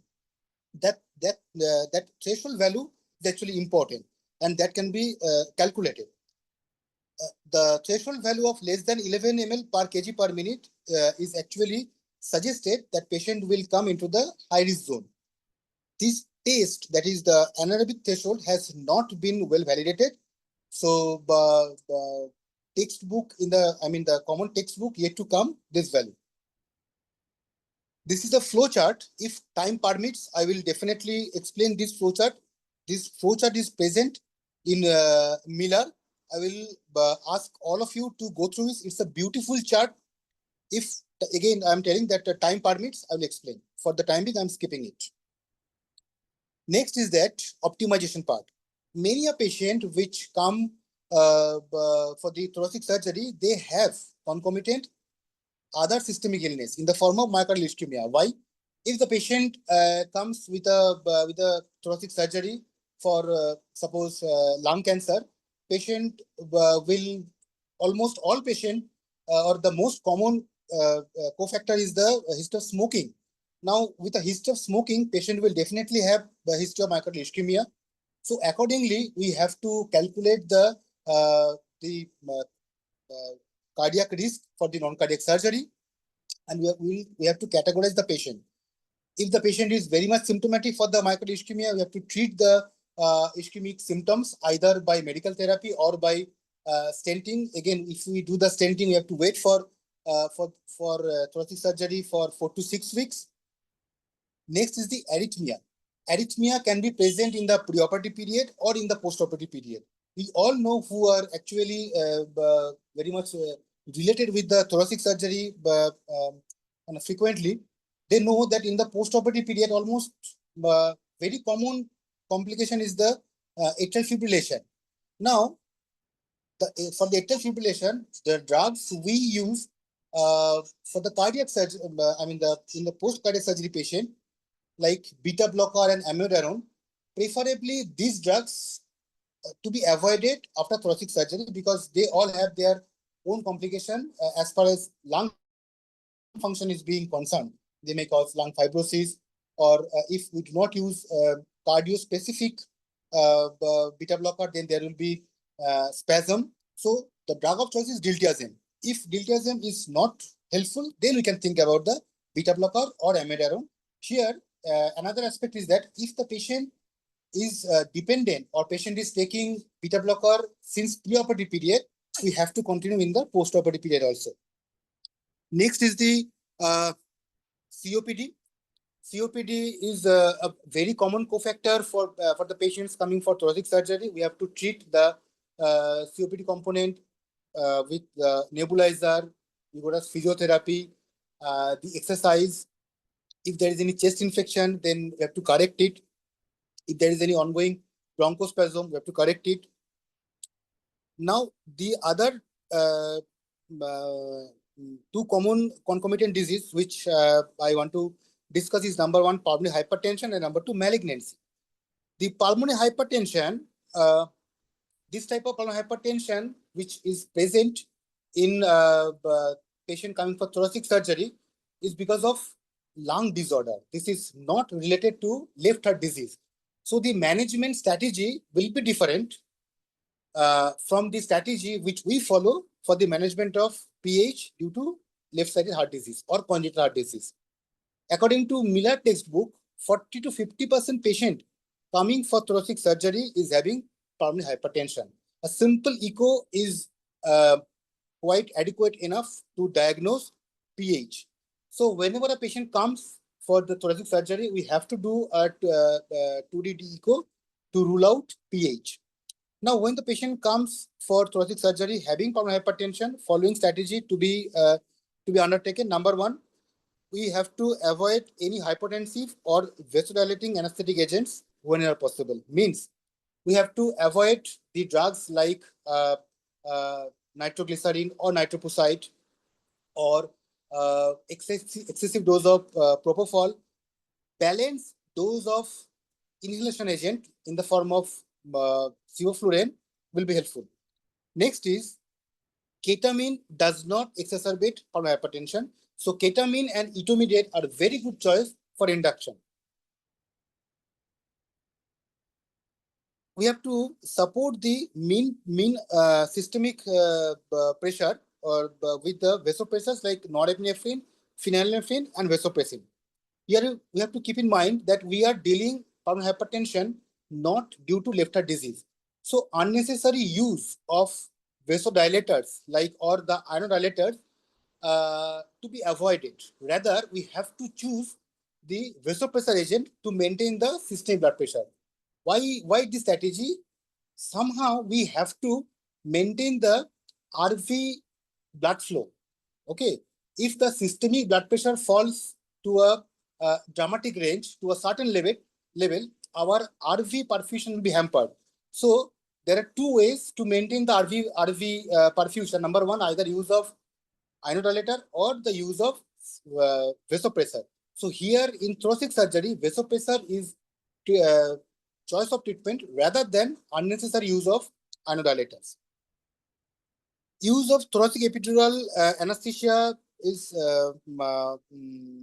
better to avoid because we have a lot of other options who are equally efficacious with like TEA. Avoiding TEA, we actually can avoid unnecessary hypotension and poor perfusion of the right ventricle. And preferably, whenever we are dealing with PH, particularly for severe PH, it is better to monitor the cardiac output both in the intraoperative period as well as in the postoperative period. In case of malignancy, we have to think about 4 aspects. Number one, massive like obstructive pneumonia, lung abscess, or SBC syndrome, SB obstruction. Number 2, metabolic effects like hyponatremia, hypercalcemia, Cushing syndrome. Number 3, metastasis to other organ like brain, bone, liver. For the lung cancer, metastasis to bone or liver is very common. We have to do the function. We have to know the function status of the other organ as well. We have to consider the medications in the form of renal toxic, nephrotoxic medication like cisplatin, pulmonary toxic medicine like bleomycin, mitomycin, particularly doxorubicin, which is commonly used in lung cancer, which may cause cardiac toxicity. So these 4 aims we have to consider when we are dealing with patient with lung cancer. So in a nutshell, that's all about the preoperative assessment and optimization. Next, coming to the intraoperative management. Intraoperative monitoring part almost remains same for any other major surgery. In some cases, we have to monitor the cardiac output. It is better for severe PH patient to use continuous cardiac output monitoring PA catheter. It will be helpful to understood about the volume status also, apart from the monitoring of the cardiac output.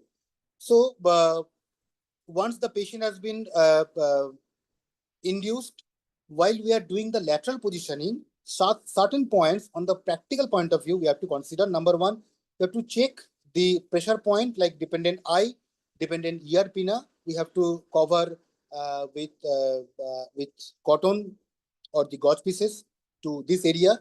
Number 3, once the patient has been laterally positioned from the side of the bed, we have to check the position of the whole spine, that the whole spine is in the same alignment. Otherwise, there will be spinal injury. There could be whiplash injury also. We have to check the both the dependent and non-dependent arm, the brachial plexus or the circulation, whether there is any compression of the major artery or not, the pulsation of the artery to be checked frequently after the position. Next is checklist about the suprascapular nerve of both the dependent and the non-dependent arm. Then the checking of the sciatic nerve of the non-dependent leg, and lastly the dependent leg, which will come direct contact, the knee joint, which will come in the direct contact of the bed. We have to check the about the peroneal nerve and the circulation also. We have to put a lot of gauze piece or the cotton between the bed and the lateral side of the fibula, the head of the fibula. Another very important, rather very elaborate portion to discuss is how to do the lung isolation. For every thoracic surgery, we have to go for the lung isolation. We have 3 options actually: double lumen tube, bronchial blocker, and single lumen endobronchial tube. About the endobronchial tube, frankly speaking, I have no practical experience. I have used both the double lumen tube and bronchial blocker. Both have their own advantages and disadvantages. According to all the literatures, all the textbook of the thoracic anesthesia, there are a lot of techniques, how to insert it, how to check the position, and what are the advantages and disadvantages. I will suggest all of you please go through this. I'm not going details into it. But one point I want to mention is that after all, it is the performer who is performing the procedure for the lung isolation. If somebody is feeling that bronchial blocker is easier to insert for me, go for it. If somebody is more experienced, more confident about the DLT, go for it. I personally feel that bronchial blocker to me actually is very easy to insert. It took maximum 2 to 3 minutes to insert the bronchial blocker in the correct position. Another important aspect is prevention of hypothermia. Whenever we are opening the thorax, it's a major cavity which is being opened. So we have to maintain the normothermia. We have to monitor the temperature also. Prevention of hypothermia is also helpful to maintain the hypoxic pulmonary vasoconstriction, which is helpful for maintenance of the one lung ventilation during lung isolation. Next important aspect of discussion is how to manage the fluid administration. Although it's not a cardiac surgery, but we have to give the fluid, rather we have to assess the fluid administration very, very cautiously, because not only in the intraoperative period, we will end up into a major problem about the weaning from the ventilator in the postoperative period also, if we do not balance the fluid management properly. So here are the some guidelines, about the fluid management. Like number one, total positive fluid balance in the first 24 postoperative period, perioperative period, should not exceed 20 ml per kg. For an average adult patient, the crystalloid administration should be limited to less than 3 liters in the first 24 hours. No fluid administration for third space fluid losses during pulmonary resection. Do not consider it. Only administer the fluid which is being lost during the intraoperative period because of blood loss. That's all. Unnecessary chasing the urine output more than 0.5 ml per kg per hour to be avoided, provided the patient's preoperative creatinine level or the renal function test is normal. And lastly, if increased tissue perfusion is needed postoperatively, do not give excessive rigorous fluid. Maintain the hemodynamics as much as possible with inotropes with invasive monitoring.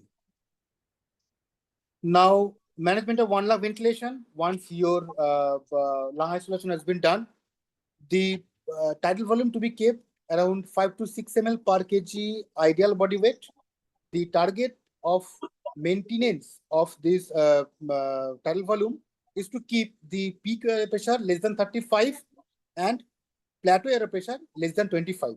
Here I want to mention one very common problem is that whenever we are going for thoracic anesthesia, the lung isolation is definitely a problematic session, but it's a technical aspect. The main challenge is maintenance of one lung ventilation. Believe me, this is the actual potential problem of having a surgery. Having an anesthesia for thoracic surgery. So we have to be very, very cautious all throughout the period, intraoperative period, when we are dealing with one lung ventilation. PEEP to be kept around 5 to 10 centimeter H2O. Here the concept comes of individualized PEEP. The PEEP to be regulated according to the saturation and the blood gas. Respiratory rate to be kept around 12 per minute. It can be increased, but the ultimate goal is to maintain the normocapnia. The mode of ventilation is either volume control or pressure control or PRVC. I preferably will ask to go for PRVC because it's a dual mode ventilation. But many ventilator, anesthesia machine, they do not have that PRVC mode. Either they have the PCV-VG mode, pressure control ventilation volume guaranteed mode. You can use that mode also. This is equivalent to PRVC. If you do not have that either PCV-VG or PRVC mode, go for either volume control or pressure control mode. But whatever mode you are choosing, whatever tidal volume you are giving, at any cost, we have to maintain the hypoxic pulmonary vasoconstriction, because that will help to deal with your one lung ventilation. The hypoxic pulmonary vasoconstriction is actually hampered when we are using unnecessarily, we are using the vasodilators like nitroprusside or the nitroglycerin. We are giving too much vasodilating agent. We are giving inhalation agent more than 1 mAc. We are not maintaining the cardiac output. So in this situation, we are not treating the baseline acidosis. So this situation can actually potentiate to alter your hypoxic pulmonary vasoconstriction.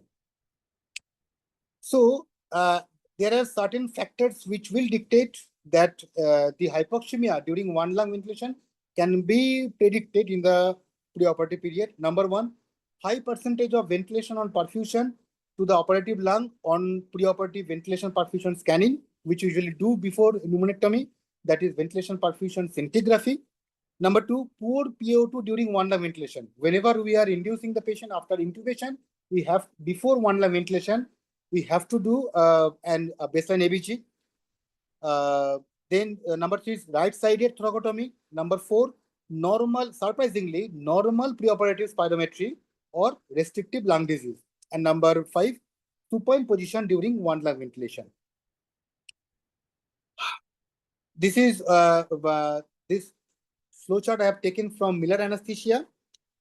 The therapies for desaturation during one lung ventilation. Those who are dealing thoracic anesthesia with one lung ventilation, they usually face such a scenario that in spite of your maintaining hypoxic pulmonary vasoconstriction, the guideline-based ventilator parameters, still you can face the episodes of desaturation. So if the desaturation is precipitous and severe, just go for two-lung ventilation. Whatever is the surgical situation, you have to save the patient first. So tell the surgeon that I'm not able to maintain the saturation. Please allow me to go for the two-lung ventilation. Don't fear that what surgeon will tell, what will be the situation. Don't think about it. Just go for two-lung ventilation. But if the desaturation is gradual, so you have some time to manage the situation, you can think about some other measurement, like you increase the FiO2 to 100%. Then you keep the bronchoscope throughout the period for the intraoperative period. So check the position of the bronchial blocker or the double level tube many a times by handling the lung tissue or the bronchus. The position of the balloon is changed. So proper checking of the position should be checked always. Then you optimize the cardiac output. It should not be too high or too low. Use the inhalation agent, preferably less than 1 mAc. Then you do a recruitment maneuver. These are all actually gradual step. Just one by one, keep doing until your saturation improves. About the recruitment maneuver, it can be done by two ways. Number one, either manually, or number two, through ventilator. Manually, it's a crude method, so I will discourage not to follow it. Almost every updated ventilator anesthesia machine, they have that capability of recruitment maneuver. Just switch on that button and finish your recruitment procedure. Then you can increase the PEEP to the ventilated lung. Another very important, another very helpful step is application of CPAP to the non-ventilated lung of around 1 to 2 centimeter H2O. Now, this CPAP application can be done in two ways. Either you have an CPAP applicator, directly you can attach that instrument to the non-ventilated lung, or there is a Jugaad method, which I actually do. I do not have in my institution that that CPAP applicator. I use IRC piece, and I attach one end of that IRC piece to the auxiliary port of the machine, and another port and another end of that IRC piece to the end of that either double lumen tube or the bronchial blocker to apply the CPAP to the non-ventilated lung. The intermittent reinflation of the non-ventilated lung can be applied, but again, it will obscure the surgical view. So surgeons do not prefer it. The last two methods I have not followed. So frankly speaking, practically, I don't have any experience about last two methods. Next is the post-operative management. For the post-operative management, if a patient falls under the category of on the safer zone, for all cases, we have to follow the ERAS protocol. The expected major complications which we can face in the post-operative period: number one, torsion of the remaining lobe after lobectomy. Number two, dehiscence of a bronchial stump. There will be sudden hypotension, sudden desaturation, and major ear leak. Next is the hemorrhage, for which we have to take for the re-expiration, then respiratory failure, mostly type 2, and cardiac herniation. Another very important aspect we have to think about in the post-operative period is post-operative analgesia. Now, the post-operative analgesia, we have different options, ample options we have, either systemic or regional. Among the systemic, we can use the commonly used drugs like the ketamine, the dexmedetomidine, the opioids like fentanyl infusion, patch of opioids or diclofenac. Even diclofenac injection can be given. Gabapentinoid. Some textbook they have mentioned about gabapentinoid, but one of the recent guidelines they have discouraged to use routine gabapentinoid for this type of patient. So these are the systemic analgesic which we can use. About the regional anesthesia, either we can go for thoracic epidural analgesia, which I would rather ask you not to follow, because lot of complication, particularly hypotension, can be happen, bradycardia can be happen in the post-operative period. Unnecessary motor involvement can be happen accidentally.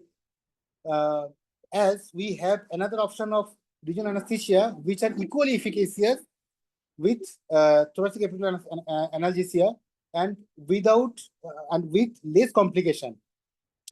So among the regional anesthesia, the options we have: number one, the intercostal block; number two, the erector spinae plane block; number three, serrator anterior plane block; and number four, PECs 1 and 2 blocks. So now see what the prospect guideline is telling. Prospect guidelines actually it guided us about the post-operative analgesia technique for almost every surgical technique. About the thoracic surgery, they are telling that number one, either paravertebral block or erector spinae plane block is recommended for all patients undergoing VATS. The subarachnoid plane block may be used as a second line choice. They also mentioned that for any VATS procedure, TEA is not recommended. This is the pictorial depiction of location of different technique of regional block. That is the erector spinae plane block, the paravertebral block. The blue portions are actually the locations of needle placement, the serratus anterior plane block, and the PECs 1 and 2. This is a very interesting publication for prediction of post-operative pulmonary complication, because believe me, post-operative pulmonary complication itself is a huge topic, and the most common complication which we face following thoracic surgery is the post-operative pulmonary complication. So the risk factors for post-operative pulmonary complications in patients undergoing thoracotomy for indications other than primary lung cancer resection, a multi-center retrospective cohort study from the German Thorax Registry. The Germans, they did a cohort study from the period 2016 to 2021 for 5 years, and they did this study among 1,400 patients undergoing thoracic surgery.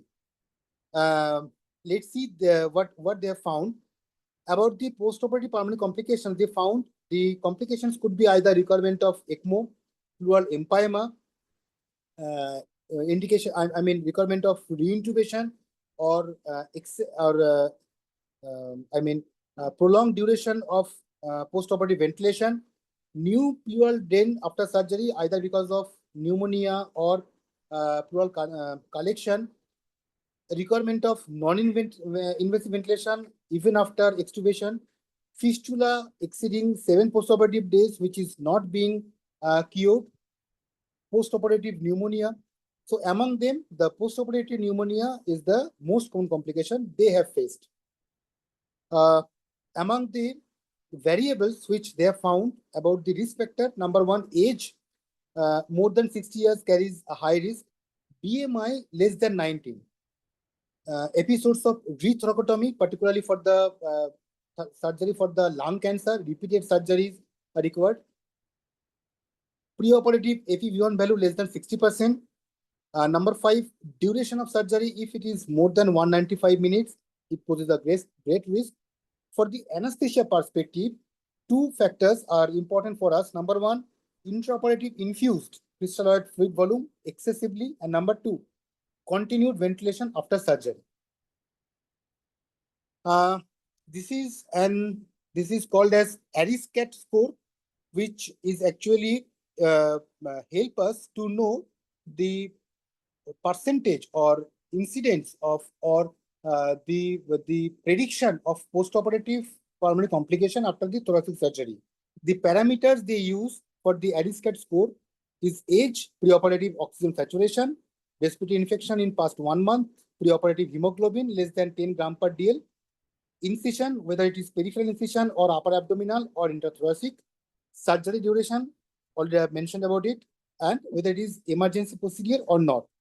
According to that ARISCAT score, if the score is less than 26, the risk of POPC is low, that is 1.6% only. If it is between 26 to 44%, the risk of POPC is 13.3%, and if the score is more than 45, the risk is very high. At about 42% have the risk of development of POPC in the postoperative period. This is a very recent publication, the Year in Thoracic Anesthesia Selected Highlights from 2022. It was published in the journal of JCVA. Apart from the routine recommendation, they have proven, rather they have given the insight of inclusion of certain other parameters like use of VE-VCO2 slope in cardiopulmonary exercise testing. VE-VCO2 slope is actually knowing the ratio of minute ventilation and accumulation or production of carbon dioxide. This can be obtained by the instrument while we are assessing through the cardiopulmonary exercise testing, that is the bicycle ergometer. The other 2 important parameters which can be used, number 1, geriatric nutritional index, and number 3, neutrophil to lymphocyte ratio. These are all yet to validate, but we can use it. The last portion of my talk is that recommendations of ERA Society and ESTS, that is European Society of Thoracic Surgery.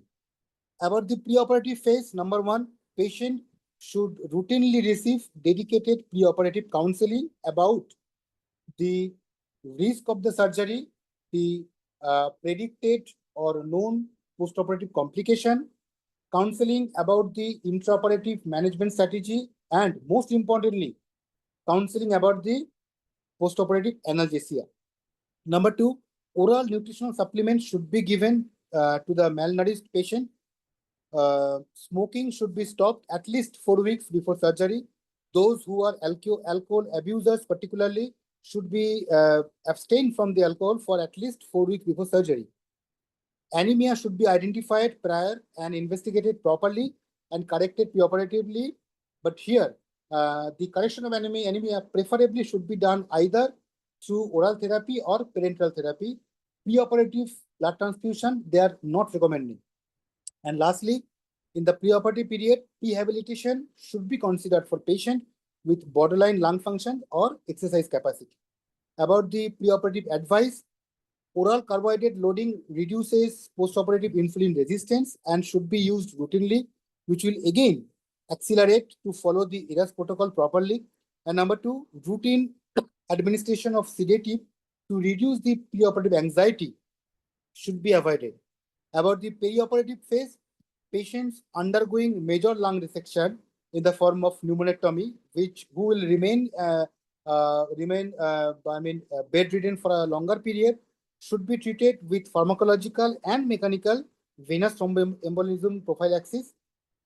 Prevention of intraoperative hypothermia should be done. Lung protective strategy should be used during one-lung ventilation. I've already mentioned. Another important aspect I forgot to mention is control of the post-operative nausea, vomiting. Wherever possible, go for regional anesthesia for the pain relief.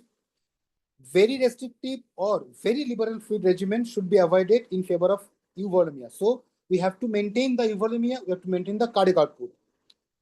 Atrial fibrillation prevention and treatment should be done rigorously. The drugs I've already mentioned. Routine application of the external suction in the postoperative period should be avoided. It will cause your lung injury. In patients with normal preoperative renal function, unnecessary use of catheter should be avoided. It poses the risk of UTI. And wherever possible, patient should be mobilized within 24 hours of the surgery. That's all overall about the thoracic surgery for irrespective of the indication. Two situations I want to mention about the anesthesia perspective. Number one, where there is a mediastinal mass and we have been asked to go for the anesthesia. About the airway management, few points we have to keep in mind. Number one, determine optimal positioning of the patient preoperatively, and we have to induce the patient in that position. Number two, secure the airway beyond stenosis with the patient when the patient is preferably awake. Number three, rigid bronchoscope should be there, and the surgeon should be available also during the stage of induction. And wherever possible, maintain the spontaneous ventilation. And lastly, in the post-operative period, on a regular basis or on a frequent basis, we have to monitor for the airway compromise. Another surgical technique where we actually poses a real challenge, it is the anesthesia for tracheal dissection.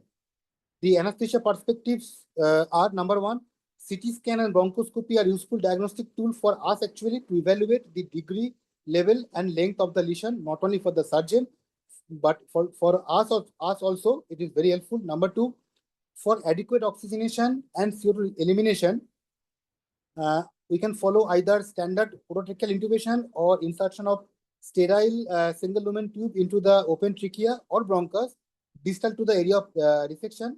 In Miller textbook, there is a beautiful picture where they have mentioned how to use this technique. The high frequency jet ventilation, high frequency positive pressure ventilation, or directly from the start of induction, use of the ECMO. Rigid bronchoscope should be there immediately available throughout the period. Most patients are kept in the postoperative period in a position of neck flexion to reduce the tension in the suture line. Actually, they use suture between the chin and the sternum. Even after the extubation, in the just beside the patient, flexible fireproof bronchoscope should be kept until and unless you are sure that reintubation is not going to be required.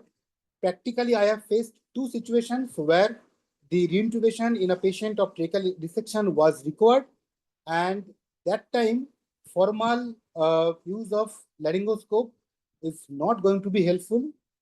So in these scenarios, flexible fireproof bronchoscope is very much helpful. These are the textbook which I taken help to prepare my presentation. Thank you. Thank you, Soumitra, for the excellent presentation. And just one thing I want to tell you that we are doing endoscopic cardiac surgery nowadays. So the one lung ventilation part that you have teached us was excellent. Actually, we are doing one lung ventilation for all of the endoscopic cases and minimally invasive cases. So the knowledge of one lung ventilation, how to maintain the one lung oxygenation during the one lung ventilation is so important. And you have mentioned it and explained it in a so beautiful way. It's very good, very excellent presentation. Actually, And it cannot be, Munasad, it cannot be taught how to maintain the saturation during one lung ventilation. And I have personally felt that forget about thoracic anesthesia, even for the MICS also, the real challenge for me is not to maintain the hemodynamic, but to maintain the saturation. It's a real challenge. Definitely, and the CO2, they are actually inflating they are inserting the CO2. So pneumothorax, that path maintaining to lowering the hypercarbia is also one of the real challenge. It's a real challenge. So it cannot be taught by repeated practice and practice and practice. We have to learn it. Yes, and we are planning to do one lung ventilation along with the regional anesthesia workshop, hands-on workshop, where we are going to show you in our, it's sort of a live workshop. So we are going to show the people how we are doing one lung ventilation, how we are doing regional anesthesia in endoscopic cardiac surgery or any thoracic surgeries. So that will be excellent. We'll be planning for this. So we'll be needing your help also. There's a question. Sure. Because again, Munasadi, erector spiny plane block is so beautiful. When I was in Arentagor, I did 2 on-table extubation following MICS just by giving erector spiny plane block. The pain management is so excellent that you can extubate the patient on table after MICS. On table, yes. Definitely. And we did it. We did it actually. So nothing more actually awarding than that patient is appreciating you. They don't have the pain and they are going home early. So that's nothing more prize about that. And Shomita, there's a question for you from Dr. Rahul. Sir, can you please give some more concept vividly, preferably to avoid the use of hypotensive or venodilating agents for load on RV? I think during one lung ventilation. Okay. So for RV, actually RV is getting perfused both systole and diastole. And if you use the vasodilator unnecessarily where it is not required to maintain the hemodynamics, it will lower down your diastolic pressure. And for a patient who has been posted for lung surgery, more or less in almost all patients, they are having pulmonary hypertension, RV dysfunction. So maintenance of mean arterial pressure is very, very important. So maintenance of mean arterial pressure, either you can maintain it by vasopressor or by fluid administration. So if you are using vasodilator, so once your pressure comes down drastically, you have to either give bolus of fluid, which preferably not to be given. So it is better to use the particularly the vasopressor and not to use the vasodilators. At the same time, the vasodilators increases the risk of hamper your hypoxic pulmonary vasoconstriction. So mean pressure of 75, 80 or 90, you have to maintain it. Okay, thank you. Thank you, Soumitra. Is it clear to you, Dr. Rahul? I couldn't hear Dr. Rahul properly. Dr. Rahul, are you there? He's asking another question. Yes, sir. Which are the vasopressor you prefer, sir? Vasopressors, see, you have 3 options. Either you use norepinephrine or vasopressin or phenylephrine. I would rather tell you to use not to use the bolus of phenylephrine, but to use an optimum dose of noradrenaline. I mean, to start with noradrenaline. If with noradrenaline you are not able to maintain the MAP, use vasopressin. Apart from noradrenaline.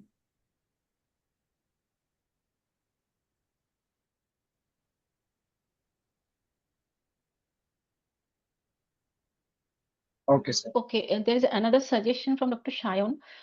One suggestion and request to the organizers: theory and practical hands-on workshop regarding the basic TE for non-cardiac anesthesiologist. Okay, we'll do it definitely. Both theory and practical in Fortis Hospital, conducted by Dr. Shoikat Bandyopadhyay every year, and we'll give you the date and the details very soon. Ma'am, can you please address my last question? Dr. Rahul, can you ask it? Sir is there. Can you ask it again? He's asking that. What is your last which question? are the vasopressors you prefer? He's asking that which are the vasopressors you prefer. I think I have already given the answer. No, sir, not that one. The last presentation I had asked regarding the intra patient taken for LACS under GA with standard ASA monitoring. Can we get any parametric values? Yes, Dr. Rahul, we'll be going. We have another session on the LUCS patients. Just now we'll be discussing on this question. Okay. So you just Hello? wait for. Ashokada bolun. Soumitra, we go through the ERAS protocol, but what are the patient we plan for the elective ventilation after thoracic surgery? Have we any planning before? Soumitra.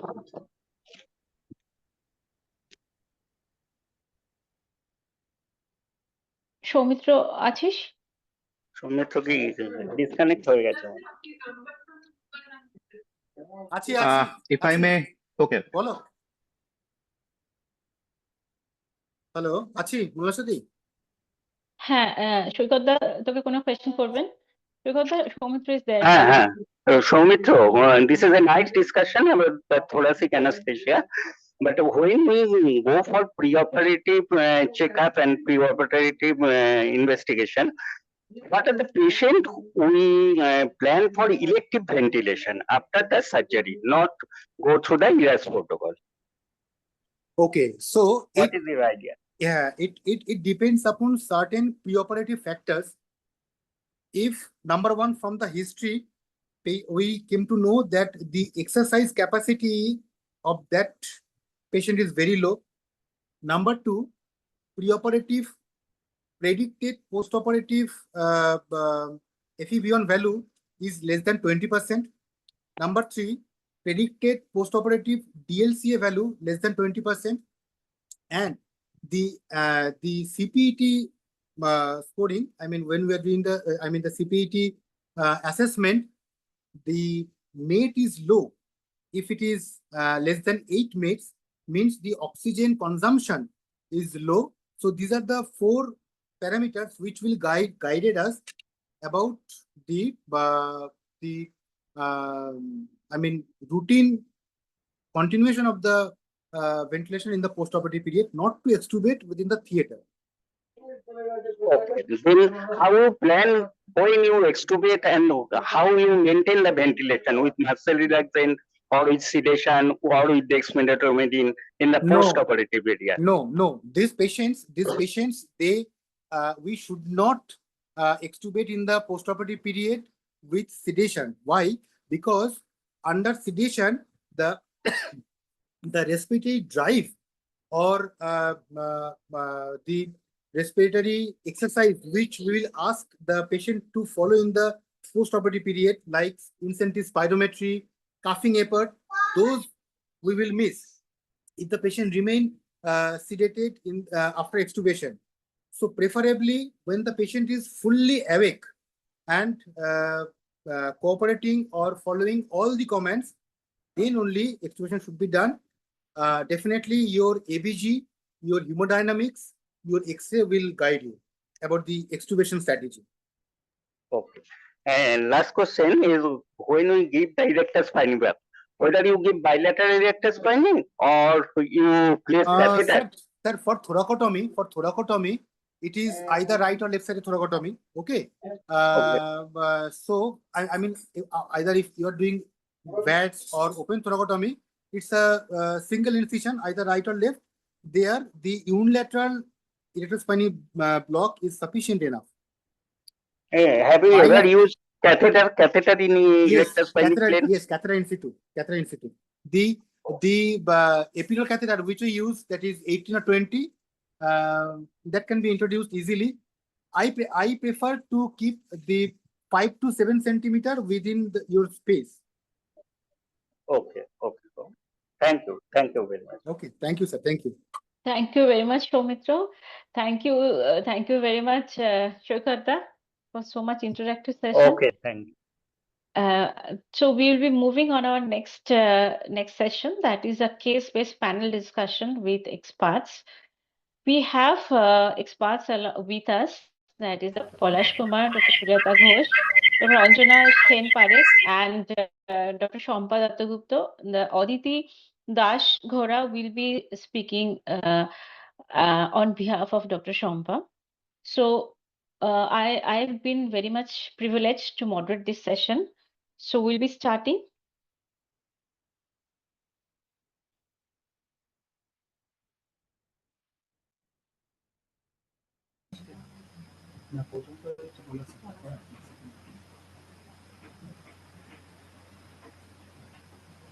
সুজাতাও তো আছে এখানে।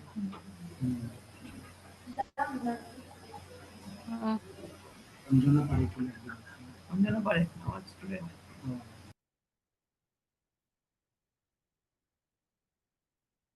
I think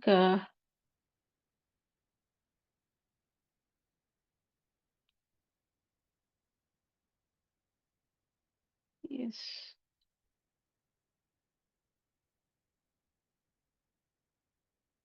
Yeah, it will be coming. You have started sharing. I think it will come in a few seconds. Yes, I have started sharing. Yeah, it will be coming in a few seconds. Okay.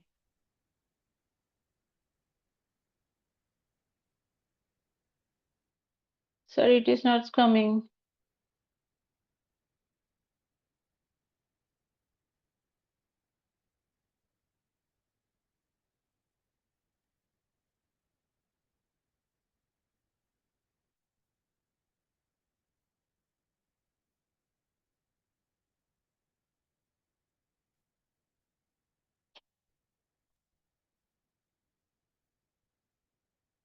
It should come actually.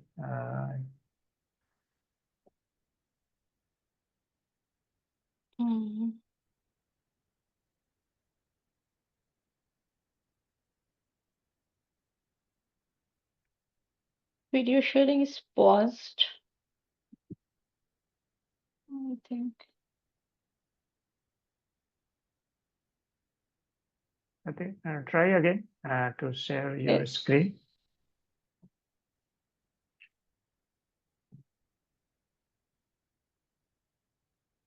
Yes, it has come. Yes. Everyone can see the slides?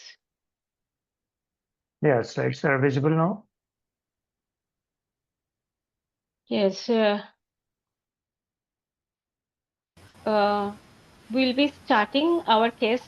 That is Anjanadi, Dr. Anjana Sen Parekh. Anjanadi, just we'll be starting with you with a case, that is the patient, a 74-year-old male patient with a neck femur fracture, who is a known severe aortic stenosis patient with a aortic valve area of 0.7 centimeters square with a P gradient as high as 80 millimeter of mercury. And the patient is having NYHA class 2-3 angina on exertion.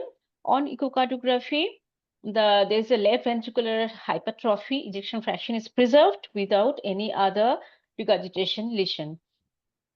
This patient has failed suddenly and came to our hospital for emergency processes for a proximal femur fracture has been planned on an emergency basis. So, Didi, how do you evaluate this patient?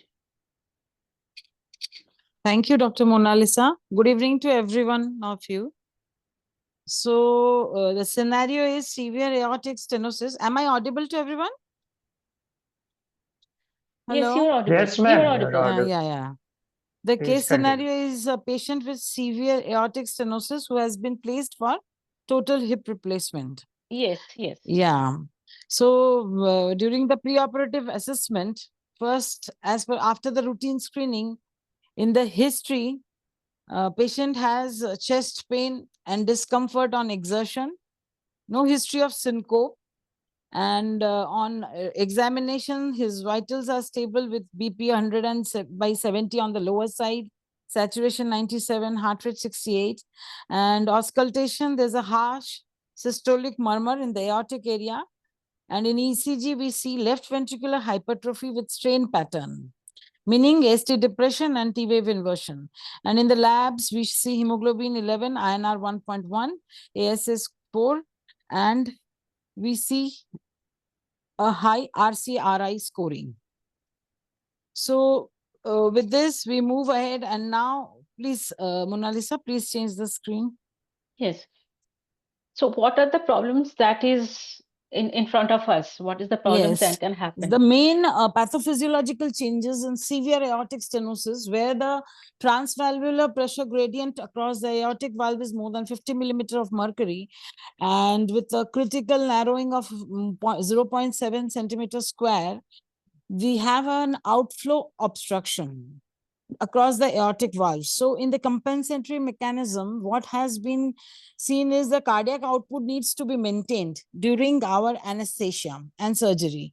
That is the main challenge, to maintain the cardiac output. Now, because the transvalvular pressure gradients are increased and there is left ventricular hypertrophy also, there are chances of coronary ischemia, and maintaining this output, we need to have main challenges that fixed cardiac output state being to maintain it, we need preloading, proper preloading, that is proper intravascular fluid managements, because the output is free load dependent, and there is always a risk of hypotension and myocardial ischemia. So we need to avoid hypotension, and we also need to avoid sudden drop in systemic vascular resistance. And definitely in total hip replacement, if it would not have been a severe aortic stenosis case, combined spinal epidural or neuraxial anesthesia would have been the choice. But here, considering the above anesthetic considerations, our ye will be, next slide, please. Yes. Our goal will be to maintain the sinus rhythm, that is to avoid both tachycardia and bradycardia, and maintain preload as well as afterload, and avoid hypotension and myocardial depression. So please, and we have to ensure a tight hemodynamic control. So we have to avoid tachycardia, Aditi. Definitely, tachycardia as well as bradycardia, both needs to be avoided. Yeah, severe bradycardia. So how much will be the heart rate? How much will be the target heart rate for this kind of patients? It should be within 60 to 80. 60 to 80 is sufficient for per us. minute, Okay. yeah. Okay. So what will be our plan? How do we give anesthesia for this patient in this scenario? See, as I said, the cardiac output is fixed, so we have to avoid any kind of hemodynamic instability. So better to have a tight control of hemodynamics. General anesthesia with invasive monitoring should be the plan for us. So we have to put an arterial line and a central line. Definitely, yeah. During monitoring, as per the standard ASA monitoring, other than that, we should have arterial line for beat-to-beat blood pressure monitoring, central venous monitoring, if fluid guidance is needed in a very calculated basis, and as there are always chances of sudden cardiac death, external defibrillator pacing pads should be available. Yes. is very important. And And teas and we can be made available only in very high setups. So that is also preferable if available. yes, and this is kind of a very high-end surgery with a lot of loss of blood, I think. So, Yeah. in this kind of surgery, it's a prolonged surgery with a huge loss of blood. So we have to keep So in we mind have that, to definitely keep PRBCs ready at hand, yes, and our goal as should be hemoglobin should be maintained above 10 gram per deciliter throughout the surgery to avoid myocardial ischemia, meaning to maintain myocardial oxygen supply. yes. Yeah. So that is one, And definitely you have added up a good point. Yeah. and what kind of vasopressors we would prefer, or any anatropes we would prefer? See, we have to maintain the systemic vascular resistance, but we are not supposed to increase the afterload to a very high extent with a mean arterial pressure of more than 70 to 100 is sufficient to have a normodynamics throughout the surgery. So, phenylephrine is quite a good choice. Yes, yes. To avoid hypotension. To avoid hypertension. Okay. So, what is the sort of a take-home message, Didi? What will be ready about this patients? See, as I said, cardiac output, fixed cardiac output is the challenge. So our induction has to be in a way that hemodynamic stability is maintained. So as general anesthesia with invasive monitors are planned, we are preferring etomidate as the induction agent of choice with fentanyl, remifentanil, rocuronium. And definitely intubation has to be very gentle, and tachycardia has to be avoided throughout. And maintenance, for that we can do it with sevoflurane, air oxygen, short acting opioids, and we have to avoid high dose vasodilators. And phenylephrine, as I said, to be used on SOS basis, and fluids is very judiciously should be used, goal directed to avoid hypovolemia or as well as overloading. So central venous pressure is a good guidance as well as urine output. And the bleeding, we have to be watchful regarding the surgical bleeding, and we have to have calculated fluid replacements as well as blood as when required, along with an ABG monitoring, arterial blood gas monitoring to see the peripheral perfusion. Yes. Because it's a prolonged surgery. And now post-operative plan is definitely we need ICU monitoring for at least 24, maybe 48 hours with a good pain control. IV paracetamol and cautious use of opioids are a good in plan. We have to, because it's a severe aortic stenosis, so definitely neuraxial block is already out of question. So the mainly take-home message for us is that perioperative monitoring is very much required with a tight control of BP, as well as we should avoid neuraxial blockage, and we should have invasive monitoring to have a safe patient. That is it. Thank you. Thank you. Thank you, Didi. Thank you very much for the elaborative and very practical approach to this kind of emergency sort of and increase it actually this kind of patients, if comes, the heart rate of the anesthesiologist increased.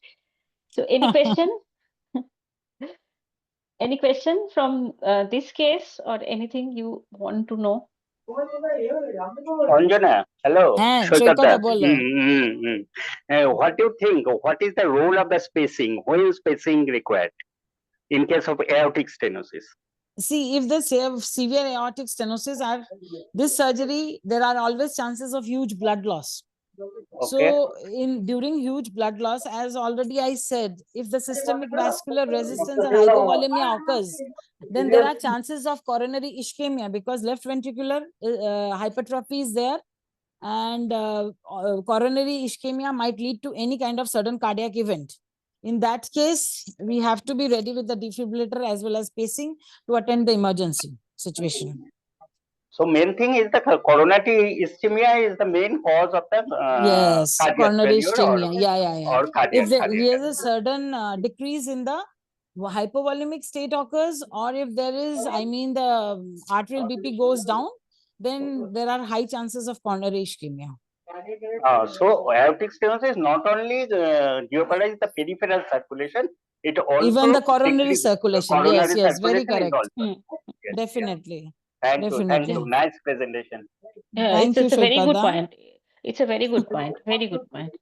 Very. Thank you all. Thank you, Didi. Thank you for being with us. Thanks to you for organizing such a wonderful online conference where everyone can have a good discussion. Didi, with all of your blessings and support, we will do it again. And I think it will be very helpful for all of us. We are also been very much enriched with some knowledge. So this is important. This is, I will try definitely. So moving Thank on you. our next, thank you, Didi. Thank you very much. So moving on our next case, that is a case of an emergency appendicectomy in a patient with a ischemic heart disease along with a congestive cardiac failure. Dr. Polash Kumar is one of the experts with us. Sir will be guiding us through this difficult case. So a patient, Mr. Z, a 62-year-old patient having sudden severe abdominal pain along with a fever, hypotension and vomiting. And he has taken to the hospital and diagnosed to be ruptured appendix with a peritonitis. And emergency open appendicectomy is planned. This patient had a history of ischemic heart disease, that is a post-PCI patient, 5 years PCI done on LED 5 years ago. And there is a history of anterior AMI. The patient is now having ejection fraction of 35% with NYHA class 3 on multiple cardiac medications. The patient do not have any current angina, but the patient is having the exertional dyspnea. So, sir, how do we evaluate this case? Am I audible? Yes, sir, you are audible. Okay, so let's first analyze our problems. We have a patient who is obviously septic. So dealing with sepsis, which is localized and diagnosed, is pretty straightforward. You have to take the source of infection out and use broad spectrum antibiotics. So that is the easy part. Now, if you look at the patient's medical conditions, obviously the most important thing is a past MI with an LVEF of 35% and NIHA class 3. Now, you usually don't expect a patient who had an MI 5 years back with an LVEF of 35% to have a NIHA 3. So we expect them to be a bit more or less a normal life, a MET score approaching 4, but it's less than that.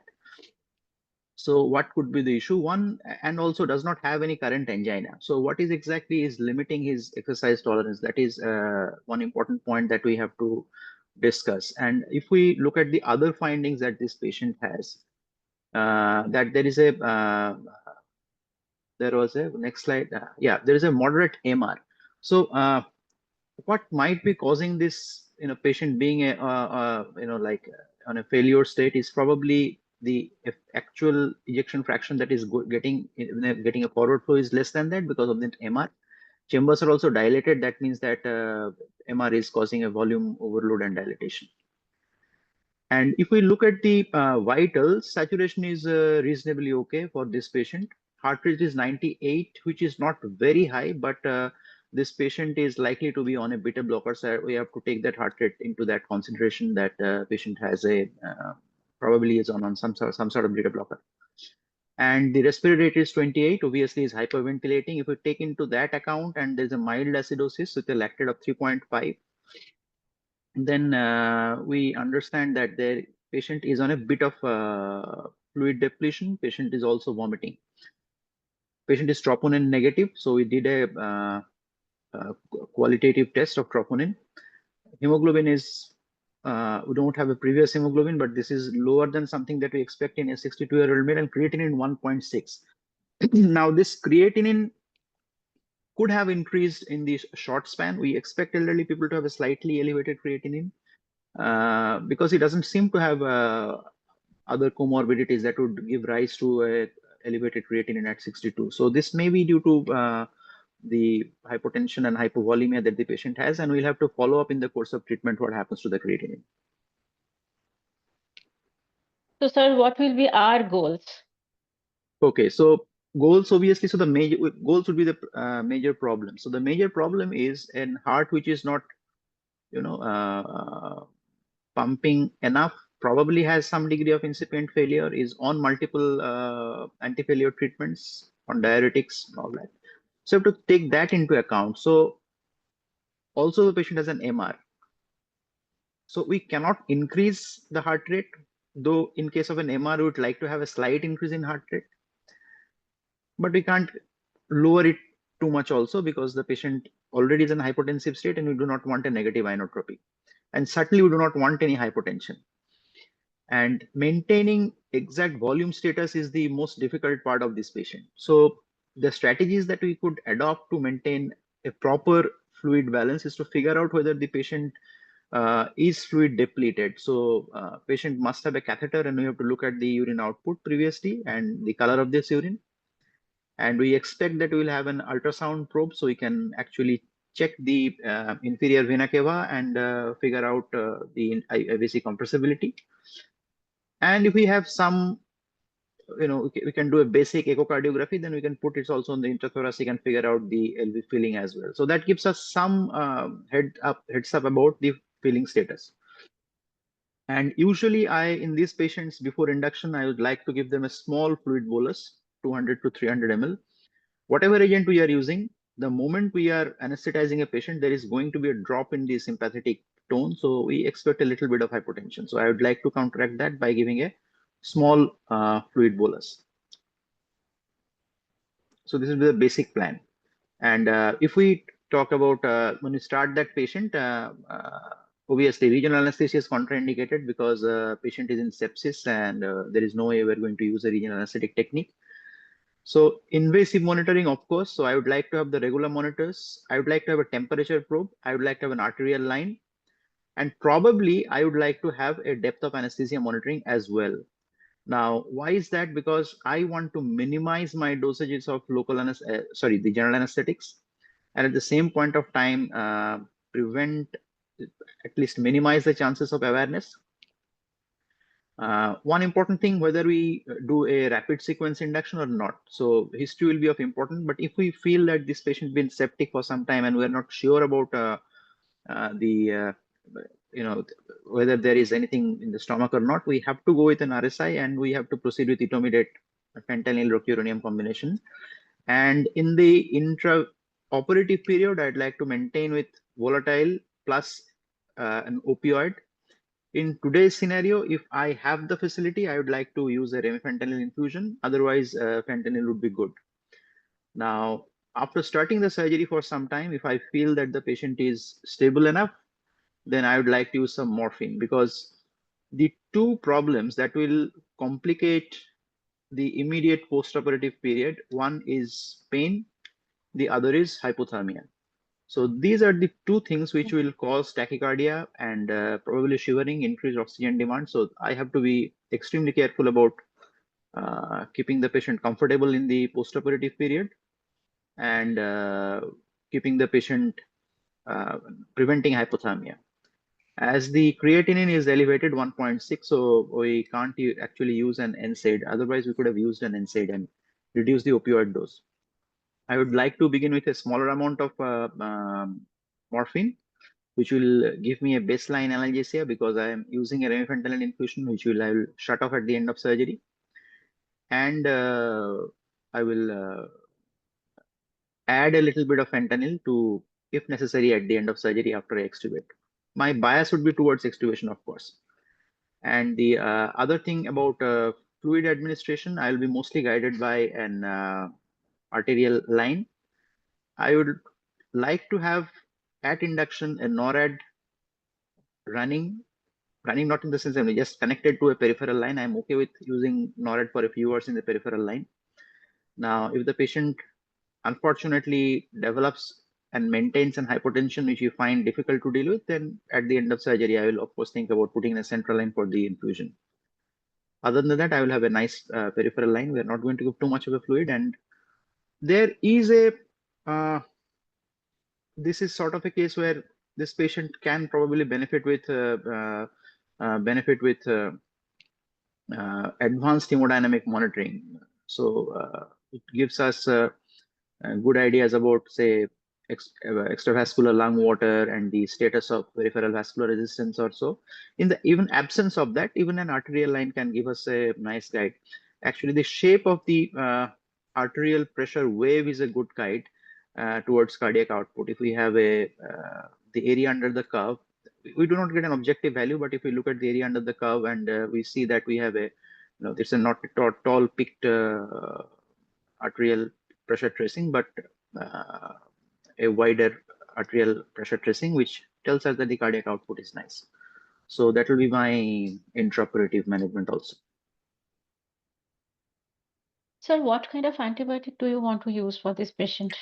Okay, usually hospitals have a kind of a protocol for these kinds of patients, and patients will probably already be on some antibiotic, obviously getting some kind of antibiotic. I would prefer, if they are not getting something, I would use a broad spectrum antibiotic to begin with. Say, for example, piptaz or something of that sort. Then we take a swab and send it for culture. And if the patient does not improve after the post-operative, the counts doesn't go down on the second or third day, a patient still spikes fever, then we have to change or add something on escalate. Otherwise, I think piptaz or meropenem would be nice to begin with. Yeah, that is the renal compensated dose of the antibiotics. Yes, of course. First dose, I think we'll give it the full dose, then we'll have to go down. Because one benefit of using some drug belonging to the penicillins is that the tolerance, in spite of a renal compromise, is quite a bit. We can use a full dose of the first drug. So later we can calculate. And 1.6, I don't think the GFR is going to be too low, because GFR will still be CKD stage 3, not worse than that. And sir, what would be the surgical considerations? So what Okay, will ask the surgeons not to do?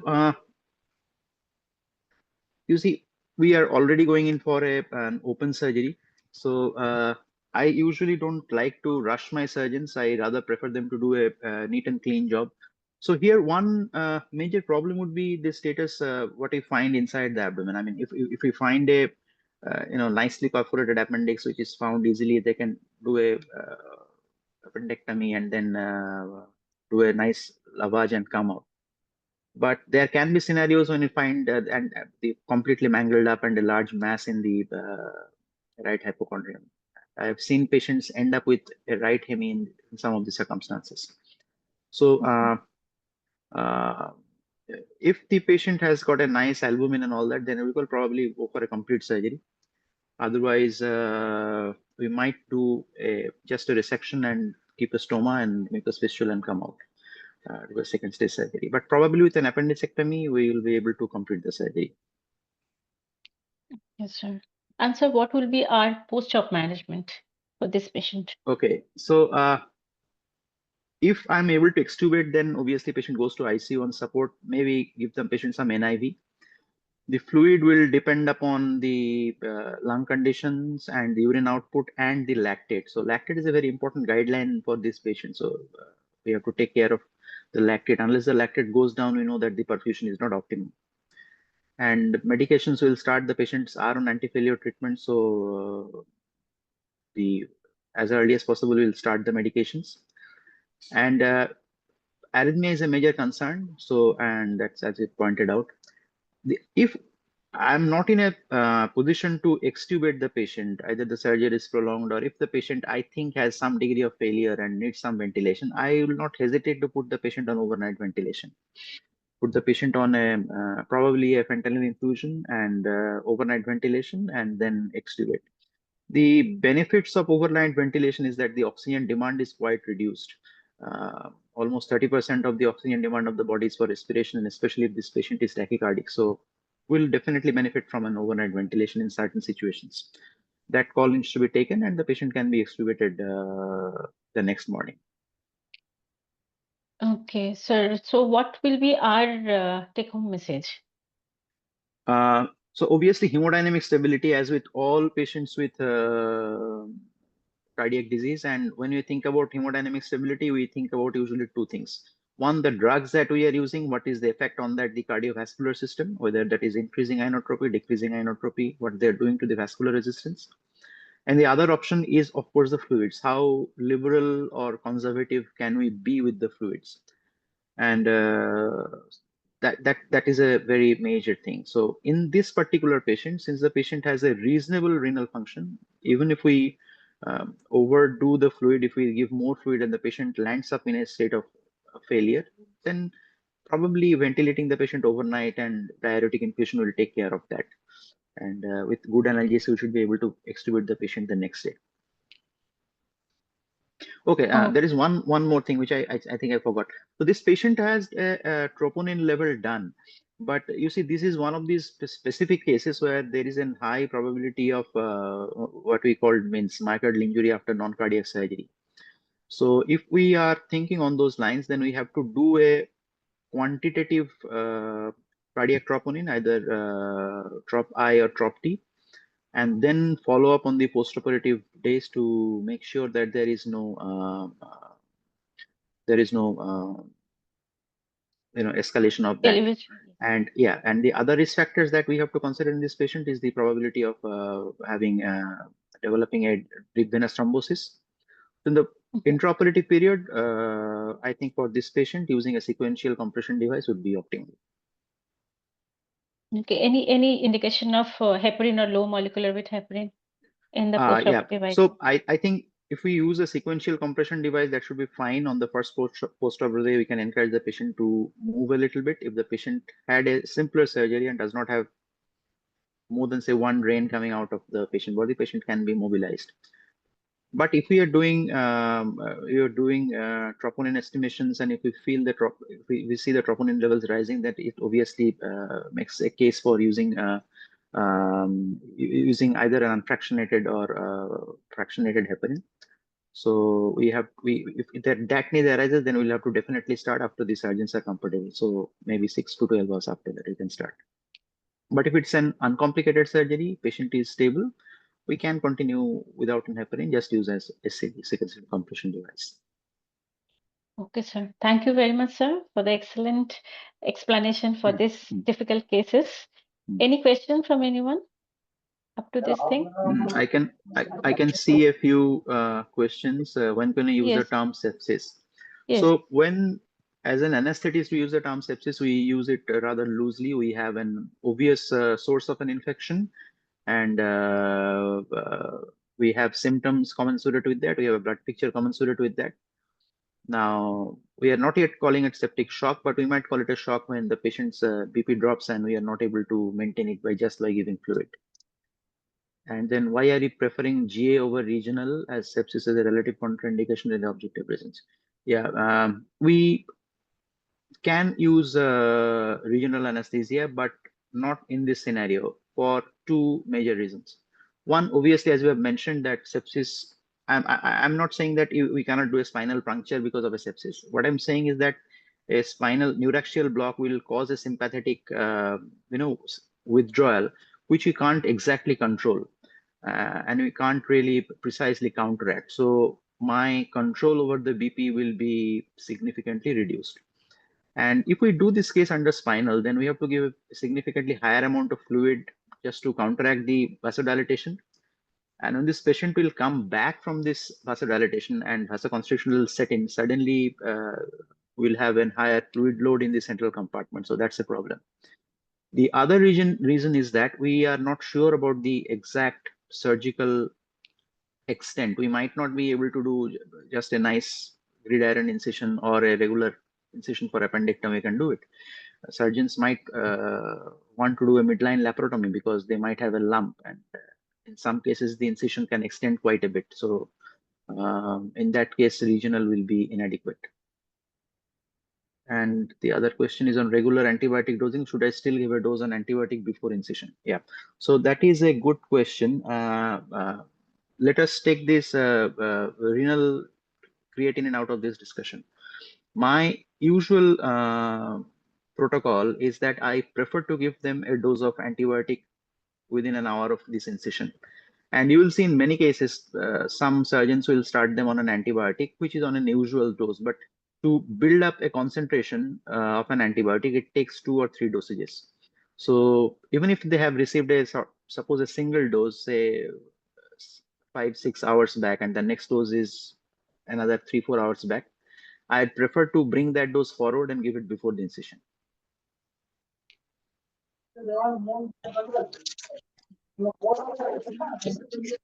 Okay, so any other question? Hello, Polash. Yes, sure. Yeah. Why you prefer remifentanil infusion intraoperatively, but in contrary, post-operatively you prefer the morphine? Okay. What is the reason? Okay, remifentanil, advantage of remifentanil is its titrability. So if I feel I have a problem with hemodynamics, I can lower down the remifentanil dose, and the effect will be, like go down very faster. Quickly it will control. Yes. In a few minutes. In a few minutes, you can increase the opioid effect. You can decrease the opioid effect, because I am very much concerned about the heart rate of this patient. So in today, if I have the facility, I will use remifentanil. And I have to use morphine, because once I stop remifentanil, if there is already not an opioid present, there is going to be a significant sympathetic surge the moment the remifentanil wears off. And so I will maintain a baseline level of morphine when I extubate the patient. Of course, you can also do it by reducing the remifentanil to a very low dose also. Yes, Say, I think so. You can do that also. You can do that. Suppose you are using, say, 2 or 3 microgram plasma level as a target during the intraoperative period. You can bring it down to, say, 1. Or depending upon how the patient behave intraoperatively, you will take a call. So you can do that. I don't think there would be a big issue if you continue with the remifentanil. But when you decide to stop remifentanil, you will have to use something beforehand. We can also use fentanyl before stopping the remifentanil. Of course. Yes. So I'm not saying that this is what everybody has to do, because people have their own, preferences. But this is what I would prefer. Okay. Thank you very much. Nice day. Thank you, sir. Thank you, sir, for the excellent discussion. And we can move on our next presentation. That will be discussed by Dr. Aditi. Dr. Aditi, are you there? Yes, ma'am. So yes, we'll be going. Yes. We'll be going with our patient, a 2-year-old patient with tetralogy of Fallot, who has been posted for tonsillectomy. So it's a 2-year-old child of 10.5 kg body weight, posted for elective tonsillectomy. The child is a known case of uncorrected tetralogy of Fallot with a saturation of 80 to 85% on room air, and has a history of a occasional cyanotic spill. And the patient is awaiting for a corrective surgery. So how do you assess the patient or evaluate the patient preoperatively? Thank you for giving me opportunity. First, we take some relevant history from mother.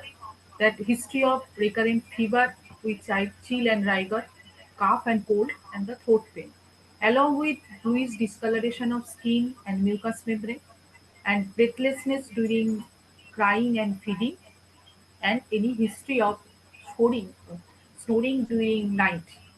And on examination, some clinical finding have mid-upper arm circumference and head circumference, presence of cyanosis and clubbing, and whether any enlargement of any lymph node and any facial deformity present in the child.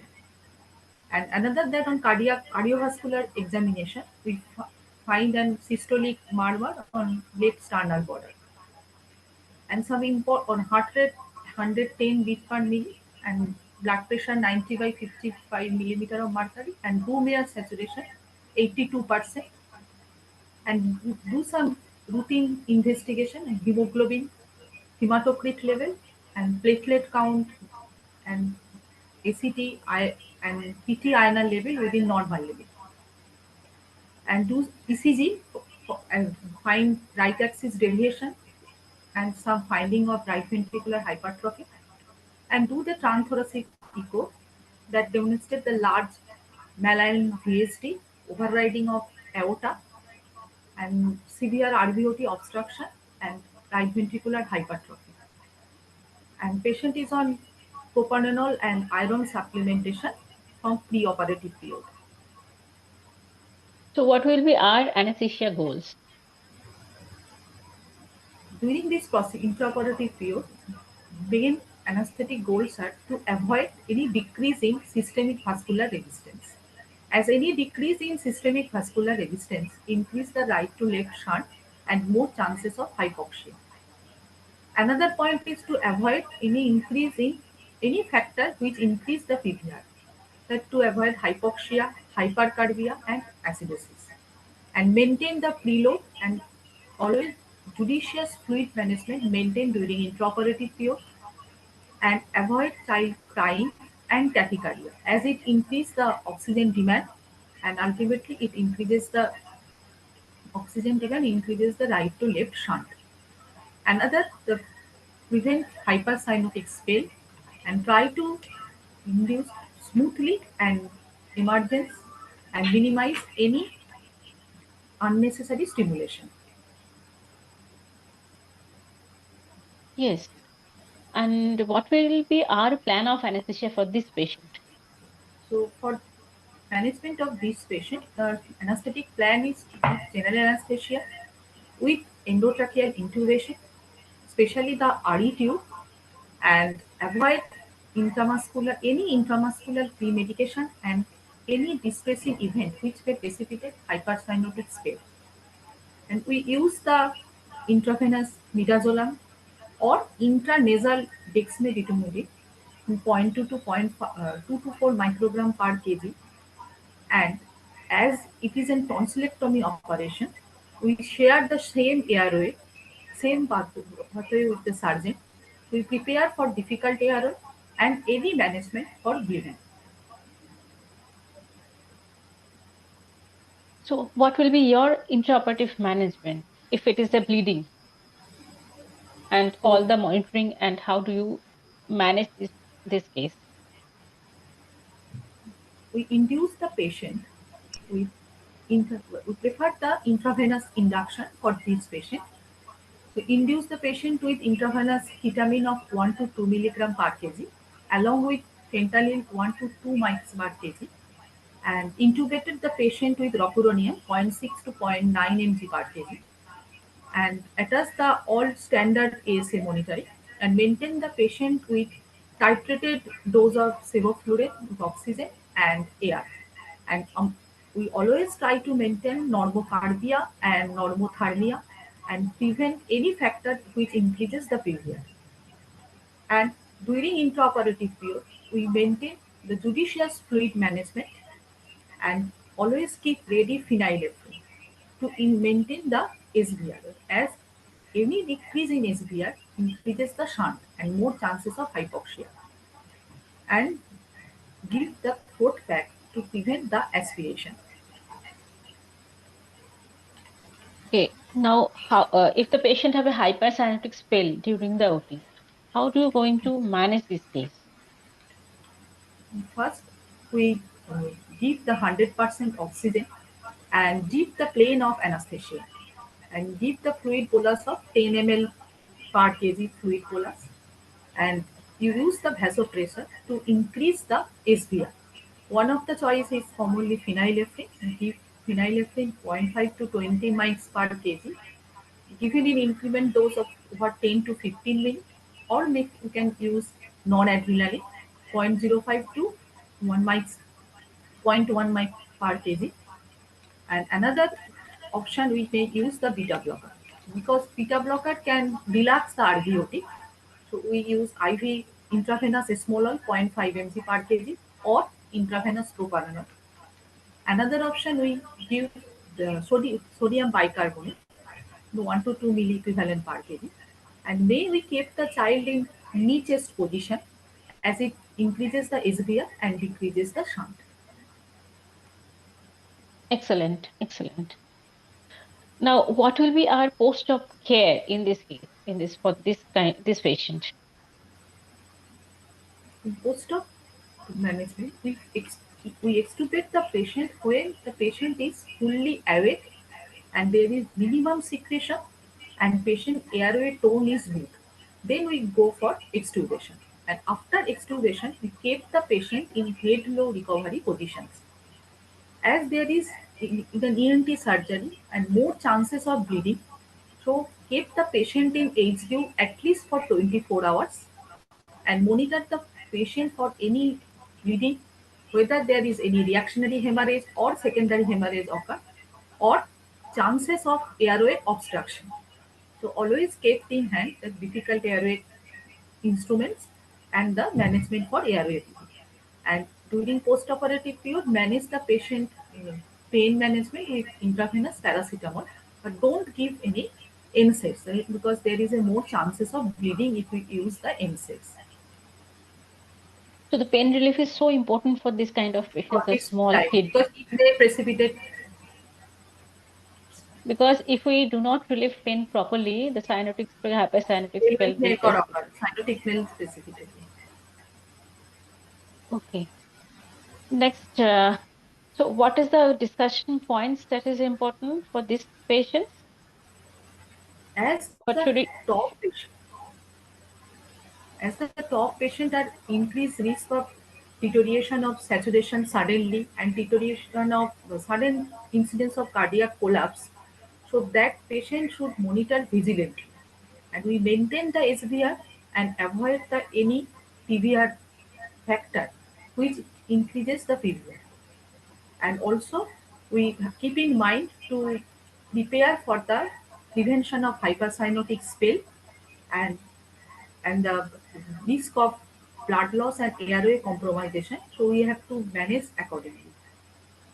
Yes, and can we take us the take-home messages for this kind of patients if we get it in So our for this patient, as ORs? the top patient posted for non-cardiac surgery, so our main anesthetic focus is to maintain the SVR, avoid the desaturation. So any factor which increases the PVR, we may avoid it. So to avoid hypoxia, hypercarbia, and acidosis, and prevent tachycardia because as it increases the hypercyanotic chances of hypercyanotic spell. So we deepen the plane of anesthesia. But with vigilant monitoring and gentle handling with proper preparation, such highly selective case like tonsillectomy and other elective ENT surgery can be performed safely. Okay. Thank you very much, Aditi, for the elaborate explanation for such a difficult cases. And any questions from anyone? Thank you.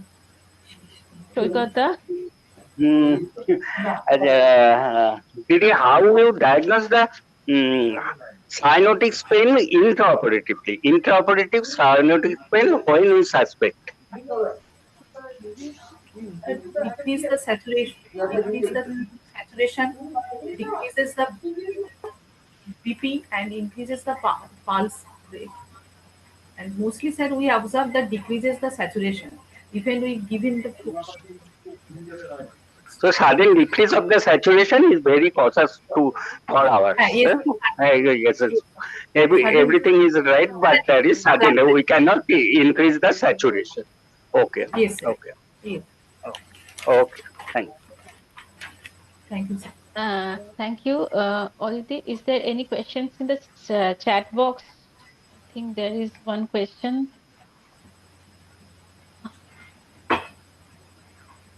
Ma'am, what will be the guidelines for giving colloids in these patients in case of severe bleeding? Aditi, can you answer it? Dr. Chandra Shekhar Pal. Yes, you can give the food.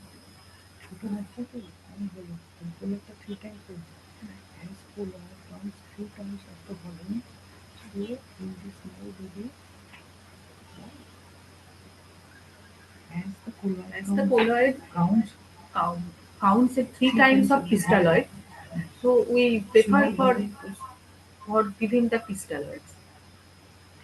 So crystalloids are preferred over That the is preferred colloids, for the follow. and I think we will monitor the urine output, Yes, ma'am. and we'll try to keep a neutral balance. And And we usually in pediatric we patients calculate we uh, the maximum allowable blood loss, then we can give accordingly the crystalloids and monitor according to urine output and formula for maximum allowable blood loss. and what is the indication for giving blood, PRBCs, for this kind of patients if it is a severe bleeding? And that also depend on the maximum calculate the maximum allowable blood loss. We may give the Yes, blood. we can replace the That's bleeding with the blood. And preoperatively we can calculate the maximum allowable blood loss. okay. And the next question from Dr. Rahul, ma'am, how will NSAIDs lead to excessive bleeding, and is it only pediatric specific or even for adults? Sorry, ma'am, please repeat the question. Dr. Rahul is asking you, ma'am, how will the NSAIDs lead excessive bleeding, and is it only pediatric specific or even for the adults? Inside. NSAIDs causes In platelet both cases, dysfunction. there is chances of bleeding. Hypercoagulable state. But it is in hypercoagulable states, and there is Yes. an abnormal platelet function. So in top patient, there is a more chances of bleeding. In if the Yeah, patient this is a already pre-existing high pre-existing pre-existing. coagulopathy, abnormal platelet function, and intrinsic factor deficiency, so on this group of patients, there is chances of bleeding. So we'll not prefer NSAIDs and we'll go for Except for that. paracetamol. Yes. Rahul, is it okay for you? Ma'am, some more explanation, ma'am, because NSAIDs, how will that lead to bleeding again if it even though hypercoagulable? Dr. Aditi, can you answer Rahul?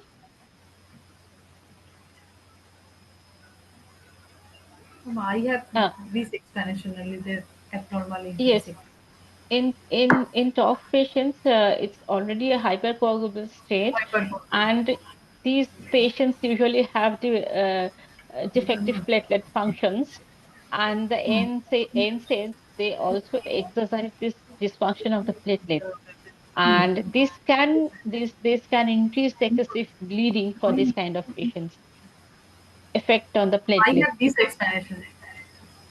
Yes, ma'am has already explained these things, and I think this is the explanation not using NSAIDs in pediatric, not only pediatric, tough patient along Top tough patient for pediatric adult. patients. Yes. Actually, Rahul, Yeah. these not only pediatric patient, also the geriatric patient are also affected with the NSAID. Because two factors, Insights. that is inhibition of the prostaglandinolysis and that will inhibit the platelet aggregation. Okay, and the immature liver and kidney function. That will also increase the our drug action duration. Okay. Yes, and yes, Shrikata, thank you very much. And Okay. this is another question from Chandrasekhar. Dr. Chandrasekhar, as this is a ENT surgeries are very high risk for bleeding and already the patient is cardiologically compromised, can you treat hypovolemia like other normal cases? Aditi? We can. Please repeat the question. Uh, Dr. Chandrasekhar is asking you, as this ENT surgeries are a very high risk for bleeding, Yes. and already the patient is cardiologically compromised. Can we treat this hypovolemia like other normal cases? No, no, no. We can, for that reason, we will calculate the maximum allowable blood loss, and according to that maximum allowable blood loss, we give the fluid management. Yes, yes. So we calculate and then we'll give And replace the blood. replacement of blood. Yes, thank you very much, Dr. Aditi, for your excellent explanation and have a Thank you, invaluable ma'am. time Thank you. reading. Thank you, Dr. Rahul, for this excellent interaction. I think another question. Okay, and we can move on to our next case. Uh, it will be discussed with one of our experts, Dr. Shriyata Ghosh. Ma'am, are you there? Yes, I am.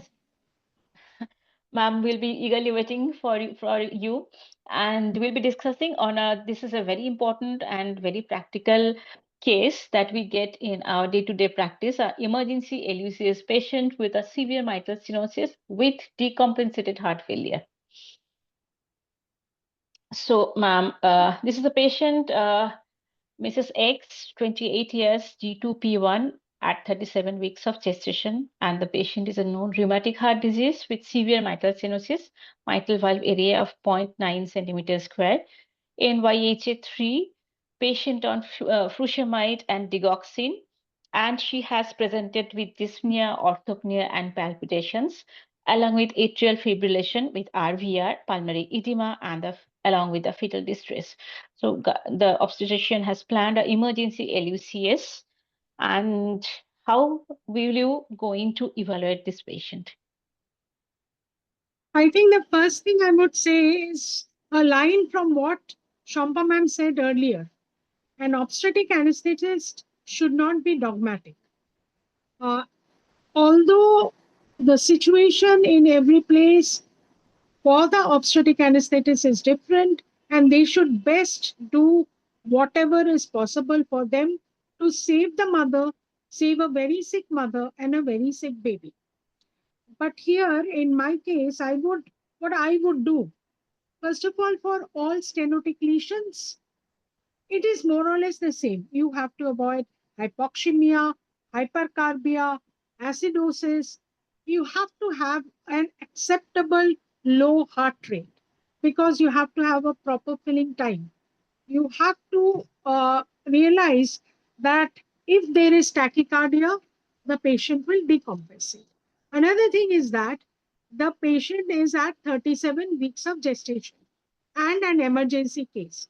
So one thing is that the volume status of the mother is already high. So there is every chance that if you do not monitor enough, if you do not calculate enough, you will fall into the trap of fluid overload. She is already decompensated and is having atrial fibrillation. So most likely, since it is a severe degree of mitral stenosis, she was having atrial fibrillation and was on digoxin, furosemide, maybe on beta blockers too. And in most of these cases, the medical people, they also advise warfarin. But in 37 weeks, most likely that usually is converted after 36 weeks. The warfarin is no longer used and it is converted to heparin. Nowadays, low molecular weight heparin is usually used. So you also have to take all this into account when you are planning for the anesthesia. Since it is a NYHA 3 patient, I would go for general anesthesia. And along with it, I would have monitoring, invasive monitoring with an art line and a central line. There is a controversy, there is a hesitation as to whether to use invasive monitoring in a patient, in an obstetric patient, but I would recommend that if it is in a WHA class 3, then it's best to go for an invasive monitoring if you have. As for TE, if you have the provision and you have the expertise, you can go. But many of the centers don't have it. Either they don't have it or don't have people expert in it. This is my take on it.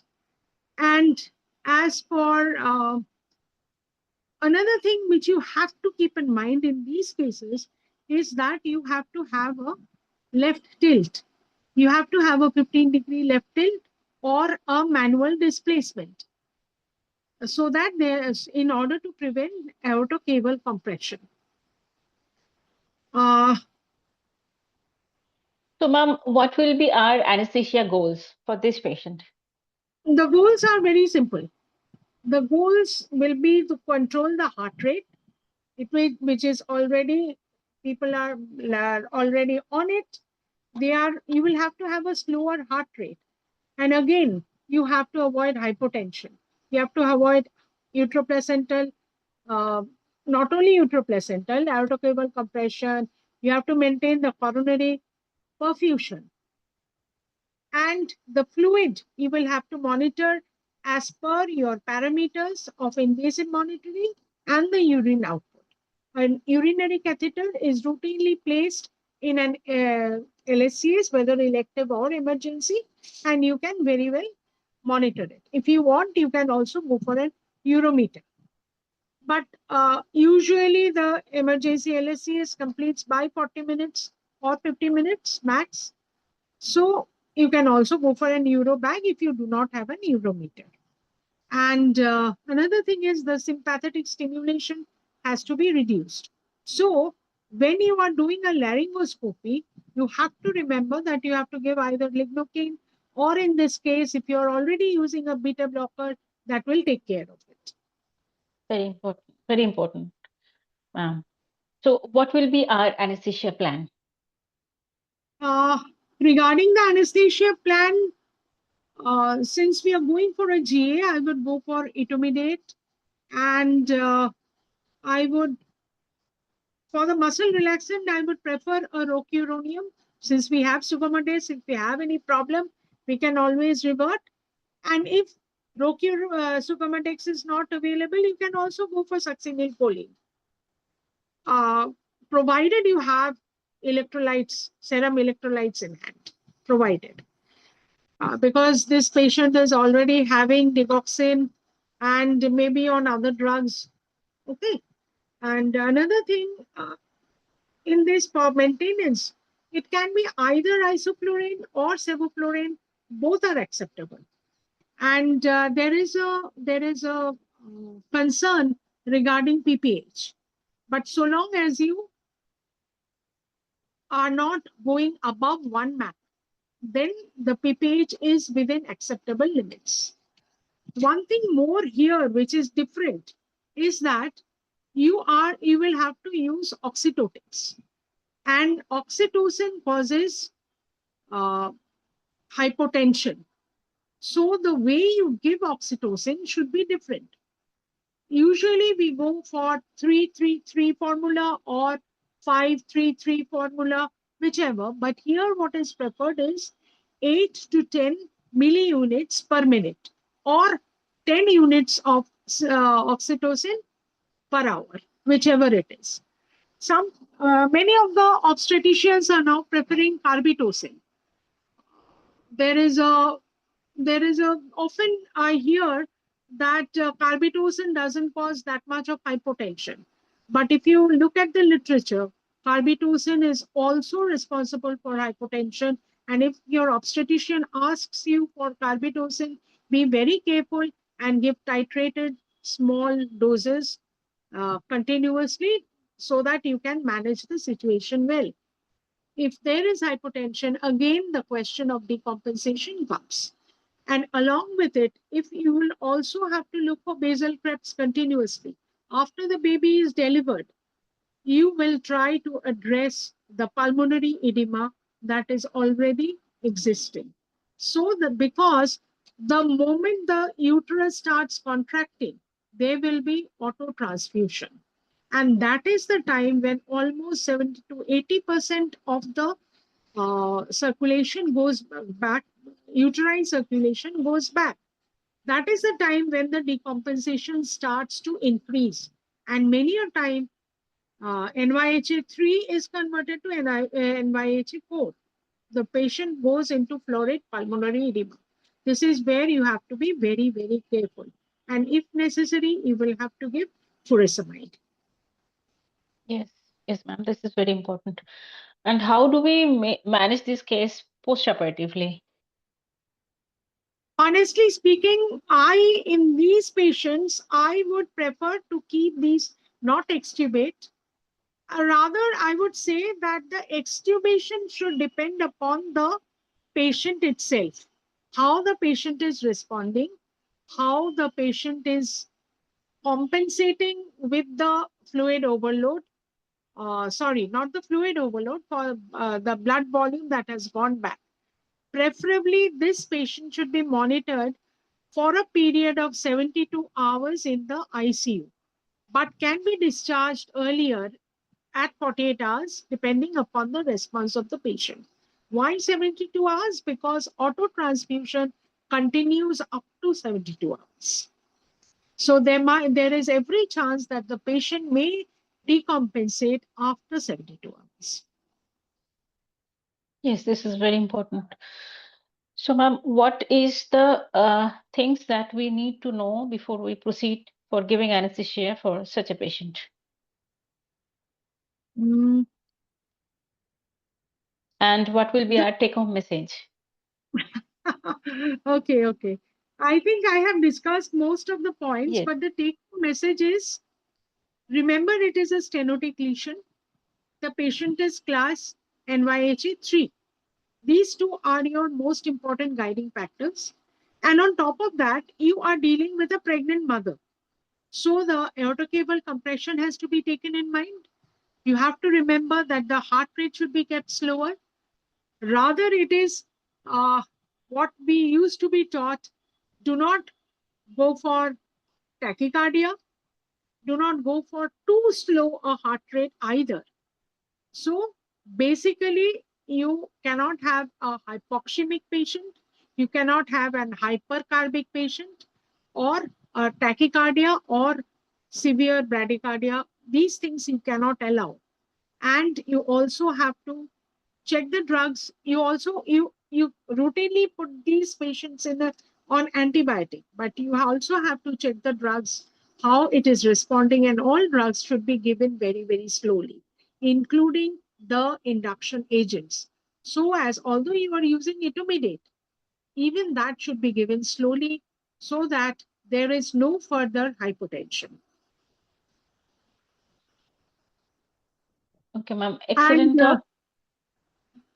And Ma'am, of please course, continue. always communicate, counsel the patient party, and communicate with your obstetrician and the neonatologist about what is going on. Because it is a team effort, a multidisciplinary team effort. Yes, this is very important that we have to take counts of all the streams. Everyone is so important, and we have to be very much communicated with all of our colleagues.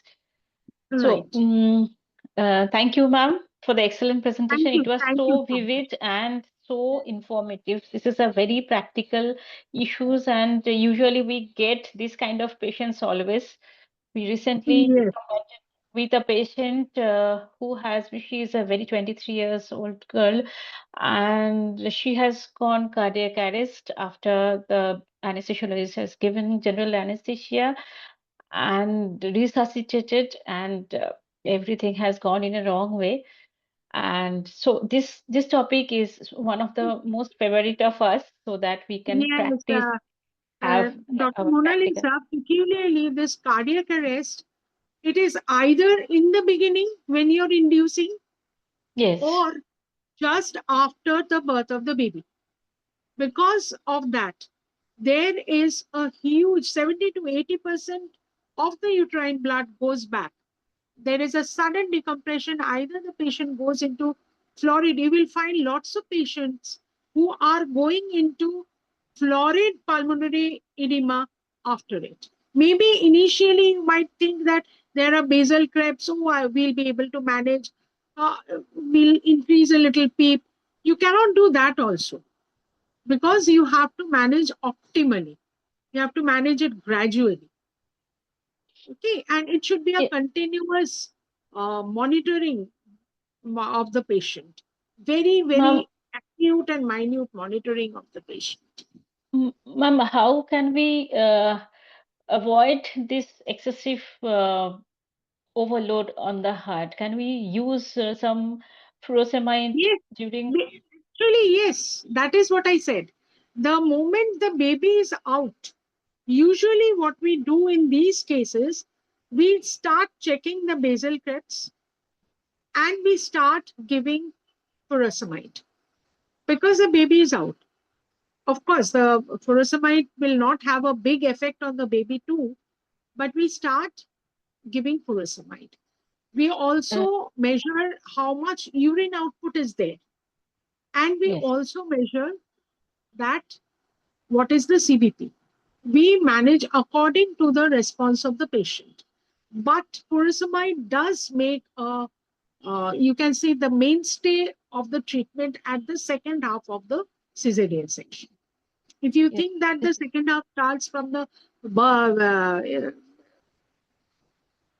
of the baby and the removal of the placenta, then that is the period where you have to be extremely careful. Yes, this is very important. This is one of the most important suggestions and advice that we all have to follow. Ma'am, there is a question from Dr. Rahul. Ma'am, is it good to use sevoflurane more than isoflurane if available based on the fetal-maternal ratio, or both can be used? Both can be used. Both can be used. Okay. But only thing you have to remember is that you should not use more than 1 macron. That's all. Because then there is a chance of PPH. Okay. Dr. Rahul, can you repeat your Although question? PPH is classically more in halothane, but it is better to avoid the volatiles. Yes. Okay. Dr. Rahul had a question previously that has not been discussed. Can you repeat it, Rahul? I think it has already been discussed because I saw that question because he asked quite a number of times. Because you see, he was asking, we are usually give standard monitors. So how do we decide where we have to give invasive monitors if we suspect that there might be thromboembolic events? See, you are already checking your patient. This patient, suppose this patient has AF. Although this patient does not have any thrombus, this AF may lead to thrombus, right? So in these patients, it is better to have a invasive monitoring in place. But if it is NYHA class 2, without any AF, without any other cardiac issues, then it's fine. ASA monitoring will be enough. Yes, ma'am. That's very true. Very true. Dr. Hello? Rahul, are you? Hi, Shweta, please. Shwetadi, in pre-operative checkup, we see there is a point of basal crepitation. What do you think? This basal crepitation is for heart failure or due to pulmonary edema? And if the pulmonary edema present, then why there is only in basal crepitation? See, first of all, it starts with incipient heart failure, right? When it starts with incipient heart failure, the basal crepe starts to appear. That is the time when you become very careful. Because if this goes on, then finally there will be decompensation and the patient will have pulmonary edema. If the patient has pulmonary edema, I think. Along with low BP, then except the furosemide, what other drug can we use for the treatment of or prevention of pulmonary edema? Basically, you have to follow the protocol. That is one thing. On one hand, you will have to use furosemide. You cannot do away with furosemide. You can increase PEEP, but all this will further cause decrease in blood pressure. So on the other hand, you will also have to give NORAD support to maintain the BP. But the lung water has to be removed. Lung water, okay. Yes, so we can use vasopressors or inotropes. Yes, this is very important. Vasopressin also. And another point I just... and of course morphine. Okay. If you have it, otherwise, if you don't have it, we can use morphine. We can also use morphine, but the factor is the child safety. Yes. After another point I just mentioned. Lung water, the patient will not improve. Okay. Another point with oxytocin. If we cannot give oxytocin rapidly because of the hypotension, and Yes. ivermectin is also avoided. But if there is So not, actually, you cannot avoid oxytocin. See, methyl argometrin you cannot give. What you can give is misoprostol, because that has that doesn't decrease the blood pressure like oxytocin or carbitocin.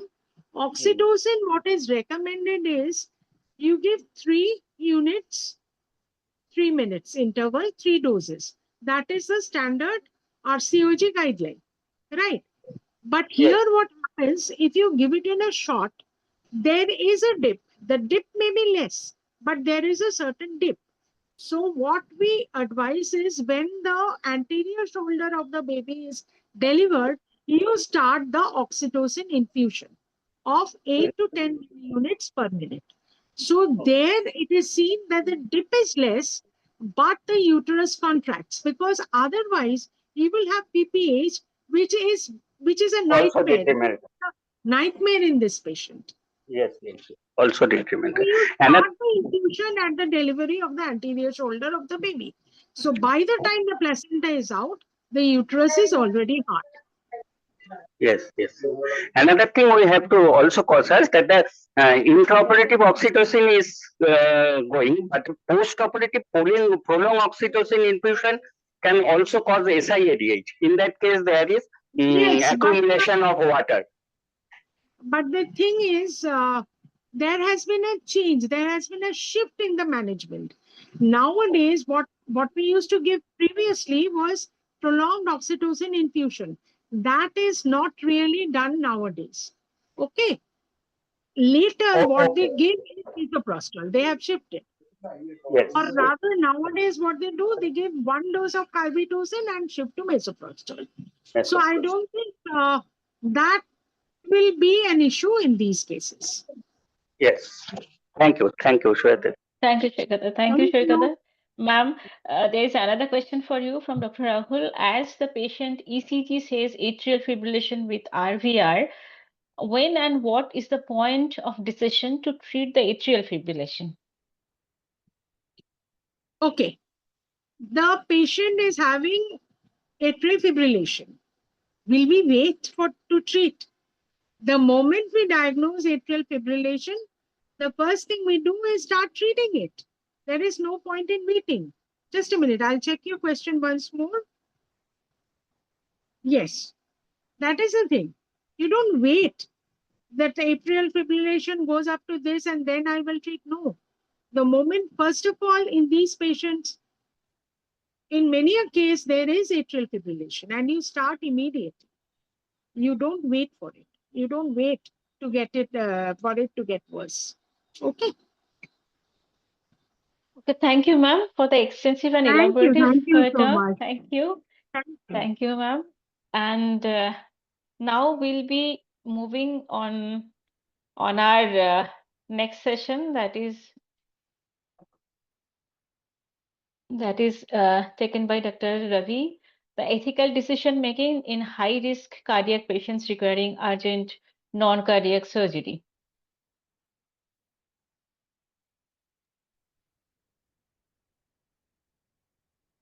There is another question, sir. There is another question from Dr. Ravi. Sir, SIADH may not occur as we had furosemide infusion, my opinion. To Dr. Shoikat, I think. Shoikat, তোমাকে Yes, that is Rahul. also true. But in any case, nowadays, prolonged oxytocin infusion is not given. Maximum of 3. And if you're giving an infusion, it is a very low dose. So it will not cause CR. Thank you, ma'am. Dr. Thank Ravi, you. sir, can you have a very small discussion on the ethical decision making on high risk cardiac patients requiring urgent non-cardiac surgery? Okay, just I'll be sharing.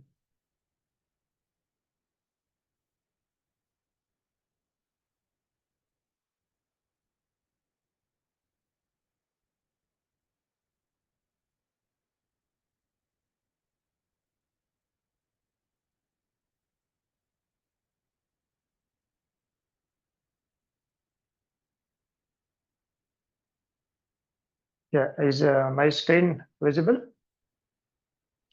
Yes, sir, you are visible. Everyone can see you. Okay. Okay.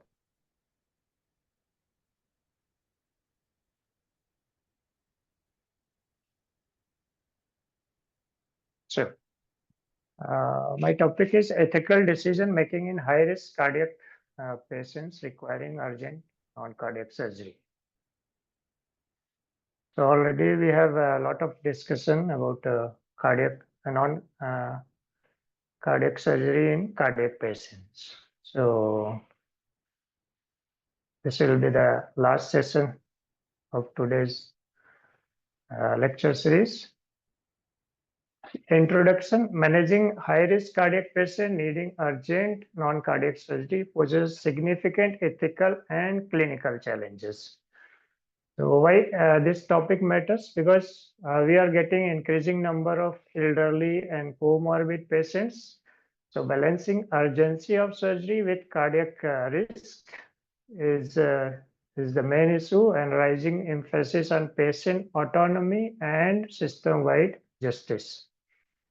So objective of this presentation is to understand the ethical challenges in urgent non-cardiac surgery, and we have to follow the AHA-ACC guidelines to high-risk cardiac patients and emphasize the shared decision-making and patient-centered care. So what are the core ethical principles? So there are 4 core ethical principles. One is beneficence, that is we are acting in the patient's best interest or the benefit of patient. Another is non-maleficence, to avoiding any harm, and autonomy of patients, respecting patient's decision, and justice, that is fair use of healthcare resources. So clinical risk framework is based on the latest guidelines, which is published in 2024, and use of various cardiac risk index, biomarkers, functional status of patients. So this is the latest guideline. I think everyone has seen it. So what is the role of guidelines? So the main role is to risk stratification. So we can quantify the risk, and we can communicate to the patient relative about the how much more risk is there in these comorbid situations, and support the decision making even in urgent setting. So I'll be discussing 3-4 this case-based scenario. Suppose one severe aortic stenosis with hip fracture. Like 82-year-old female with severe aortic stenosis and hip fracture. So already it's high-risk cardiac patients with mild cognitive impairment.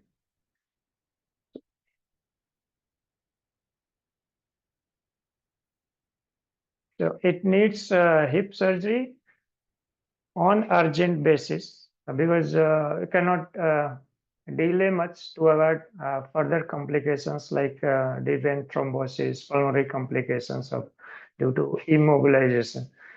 And it's not a candidate for preoperative TAVR due to urgency and frailty factor of the patient. So the team plans for regional anesthesia with invasive monitoring. Family consent obtained after risk explanation. So ethical focus is beneficence, surrogate autonomy, because the patient has mild cognitive impairment. Here the team is trying to avoid general anesthesia to further impair this cognitive impairment. So they are planning regional anesthesia and avoiding any harm. Another case with recent drug-eluting stent plus GI bleed. This is 59-year-old male with recent DES, presents with massive GI bleed, requires urgent surgery, but is already on dual antiplatelet therapy. So risk of stent thrombosis if LAPT is held, risk of bleeding if it is continued. So we have to balance somewhere in between. So we take a multidisciplinary approach. We take opinion of cardiologists. So stop the oral and antiplatelets, bridge with injectable short-acting antiplatelets, that is a cangrelor, and continue aspirin. Ethical focus is non-maleficence, justice, team-based decision. And case 3 is a patient presented with anastomia, 75-year-old male, leading urgent colectomy. So the risk of perioperative MI in this patient is 12%. Team consults cardiology and take opinion of patients.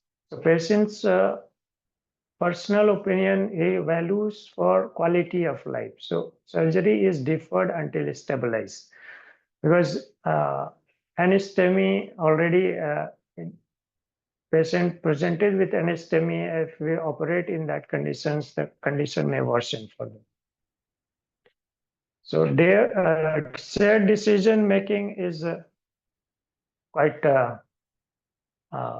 this needed thing in these high-risk patients. Transparent discussions with patients and families, multidisciplinary team input, tailoring treatment to patient values and surgical goals.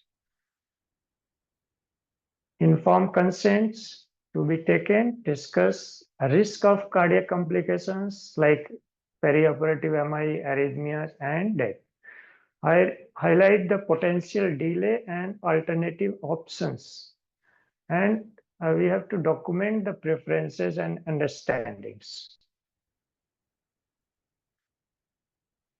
DNR and advanced directives clarify DNR status preoperatively if any documents they have made, and balancing the ethical obligations to resuscitate versus patient wishes.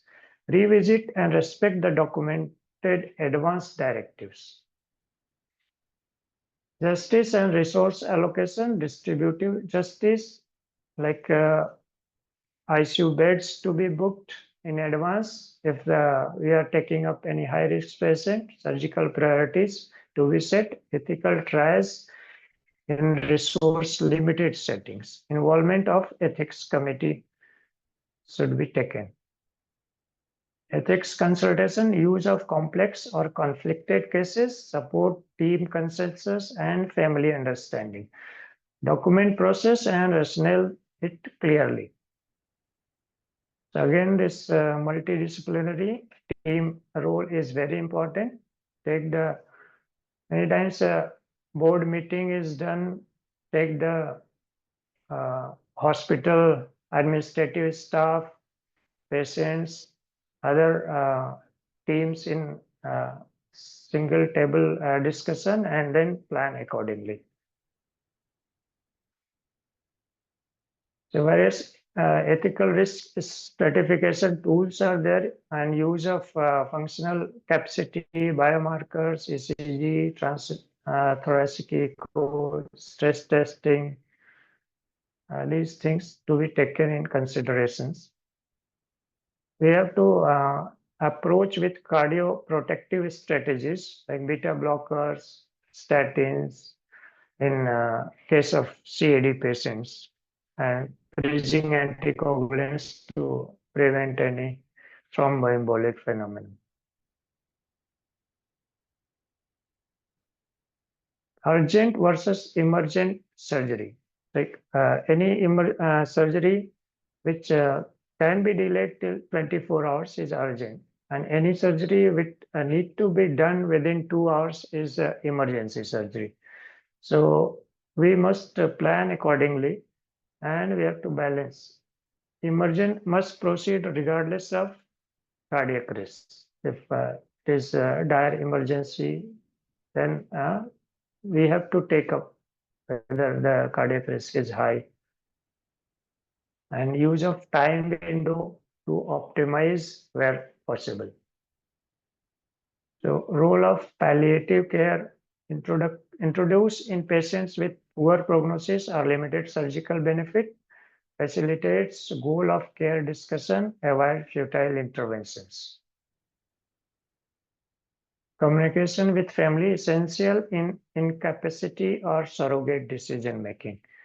Use clear language about the risk and prognosis, offer emotional support and documentation.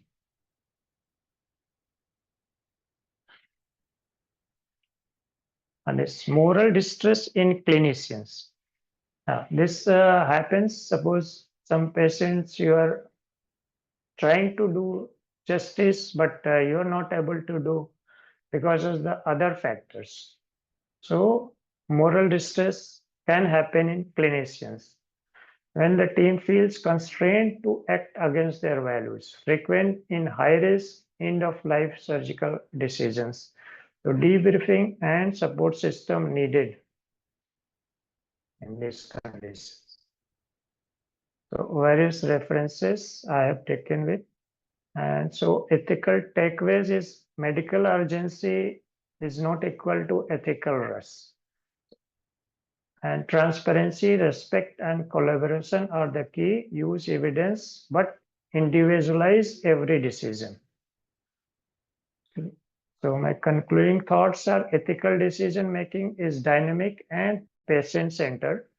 Guidelines supports, but cannot replace human judgment. Always document, communicate, and act compassionately. Thank you. I'm ending my presentation. Thank you very much, sir, for this very important ethical considerations that we all need in our day-to-day practice. This is very important nowadays. Any questions, any clarifications about this topic? Because this is a very important topic, one of the most important topic in all of our discussions today. We have to be very much clear about our ethical practices. And sir has so nicely told that the communications, the documentations, these are the two of the pillars that is very important in all of our cases. So any queries, any clarifications you need, you can tell now.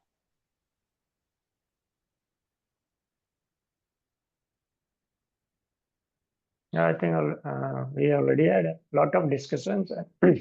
Yes. And it's quite late also. So.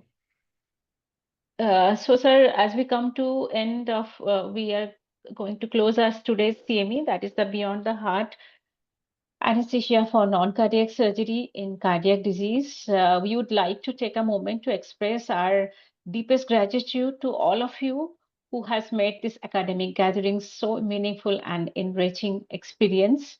A heartfelt thanks to all of our eminent speakers for their time, their effort, and the brilliant contributions. Your presentations were very much engaging, evidence-based, and immensely useful for all of us. To our participants, students, your questions, curiosity, and commitment to learning that what gives life to these academic events. And finally, the organizing team of IACTA West Bengal, thank you for all of your tireless efforts behind the scenes. And these programs are a reflection of all of your dedication and continuous education and professional excellence. So let us carry forward this knowledge that we have gained today into our clinical practice and continue to explore the depth of what lies beyond the heart. So thank you once again. Stay safe, stay inspired, and see you at our next academic meet. Thank you very much. Yeah, I'd like to thank you, Mona Lisa, for curating this wonderful program and engaging all the wonderful speakers. And we have a very large number of audience for this session. That is very good. And thank you, sir. It's a team effort, sir. It's a team effort, sir. Everyone is worked very, very, very nice. Thank you. Thank you, sir. Thank you. So we are closing now? Yes, sir. We can close now. Thank you, ma'am. Thank you. Thank you. Thank you, everyone. Thank you, Somitro, Dr. Palas, Professor Sampa, and bye, sir. Bye. All the speakers. Bye. Thank you. Good night. Thank you. Thank you. Thank you, sir. Well done, Dr. Ravi and Dr. Mona Lisa. Thank you very much, Dr. sir. Ashok, for being there.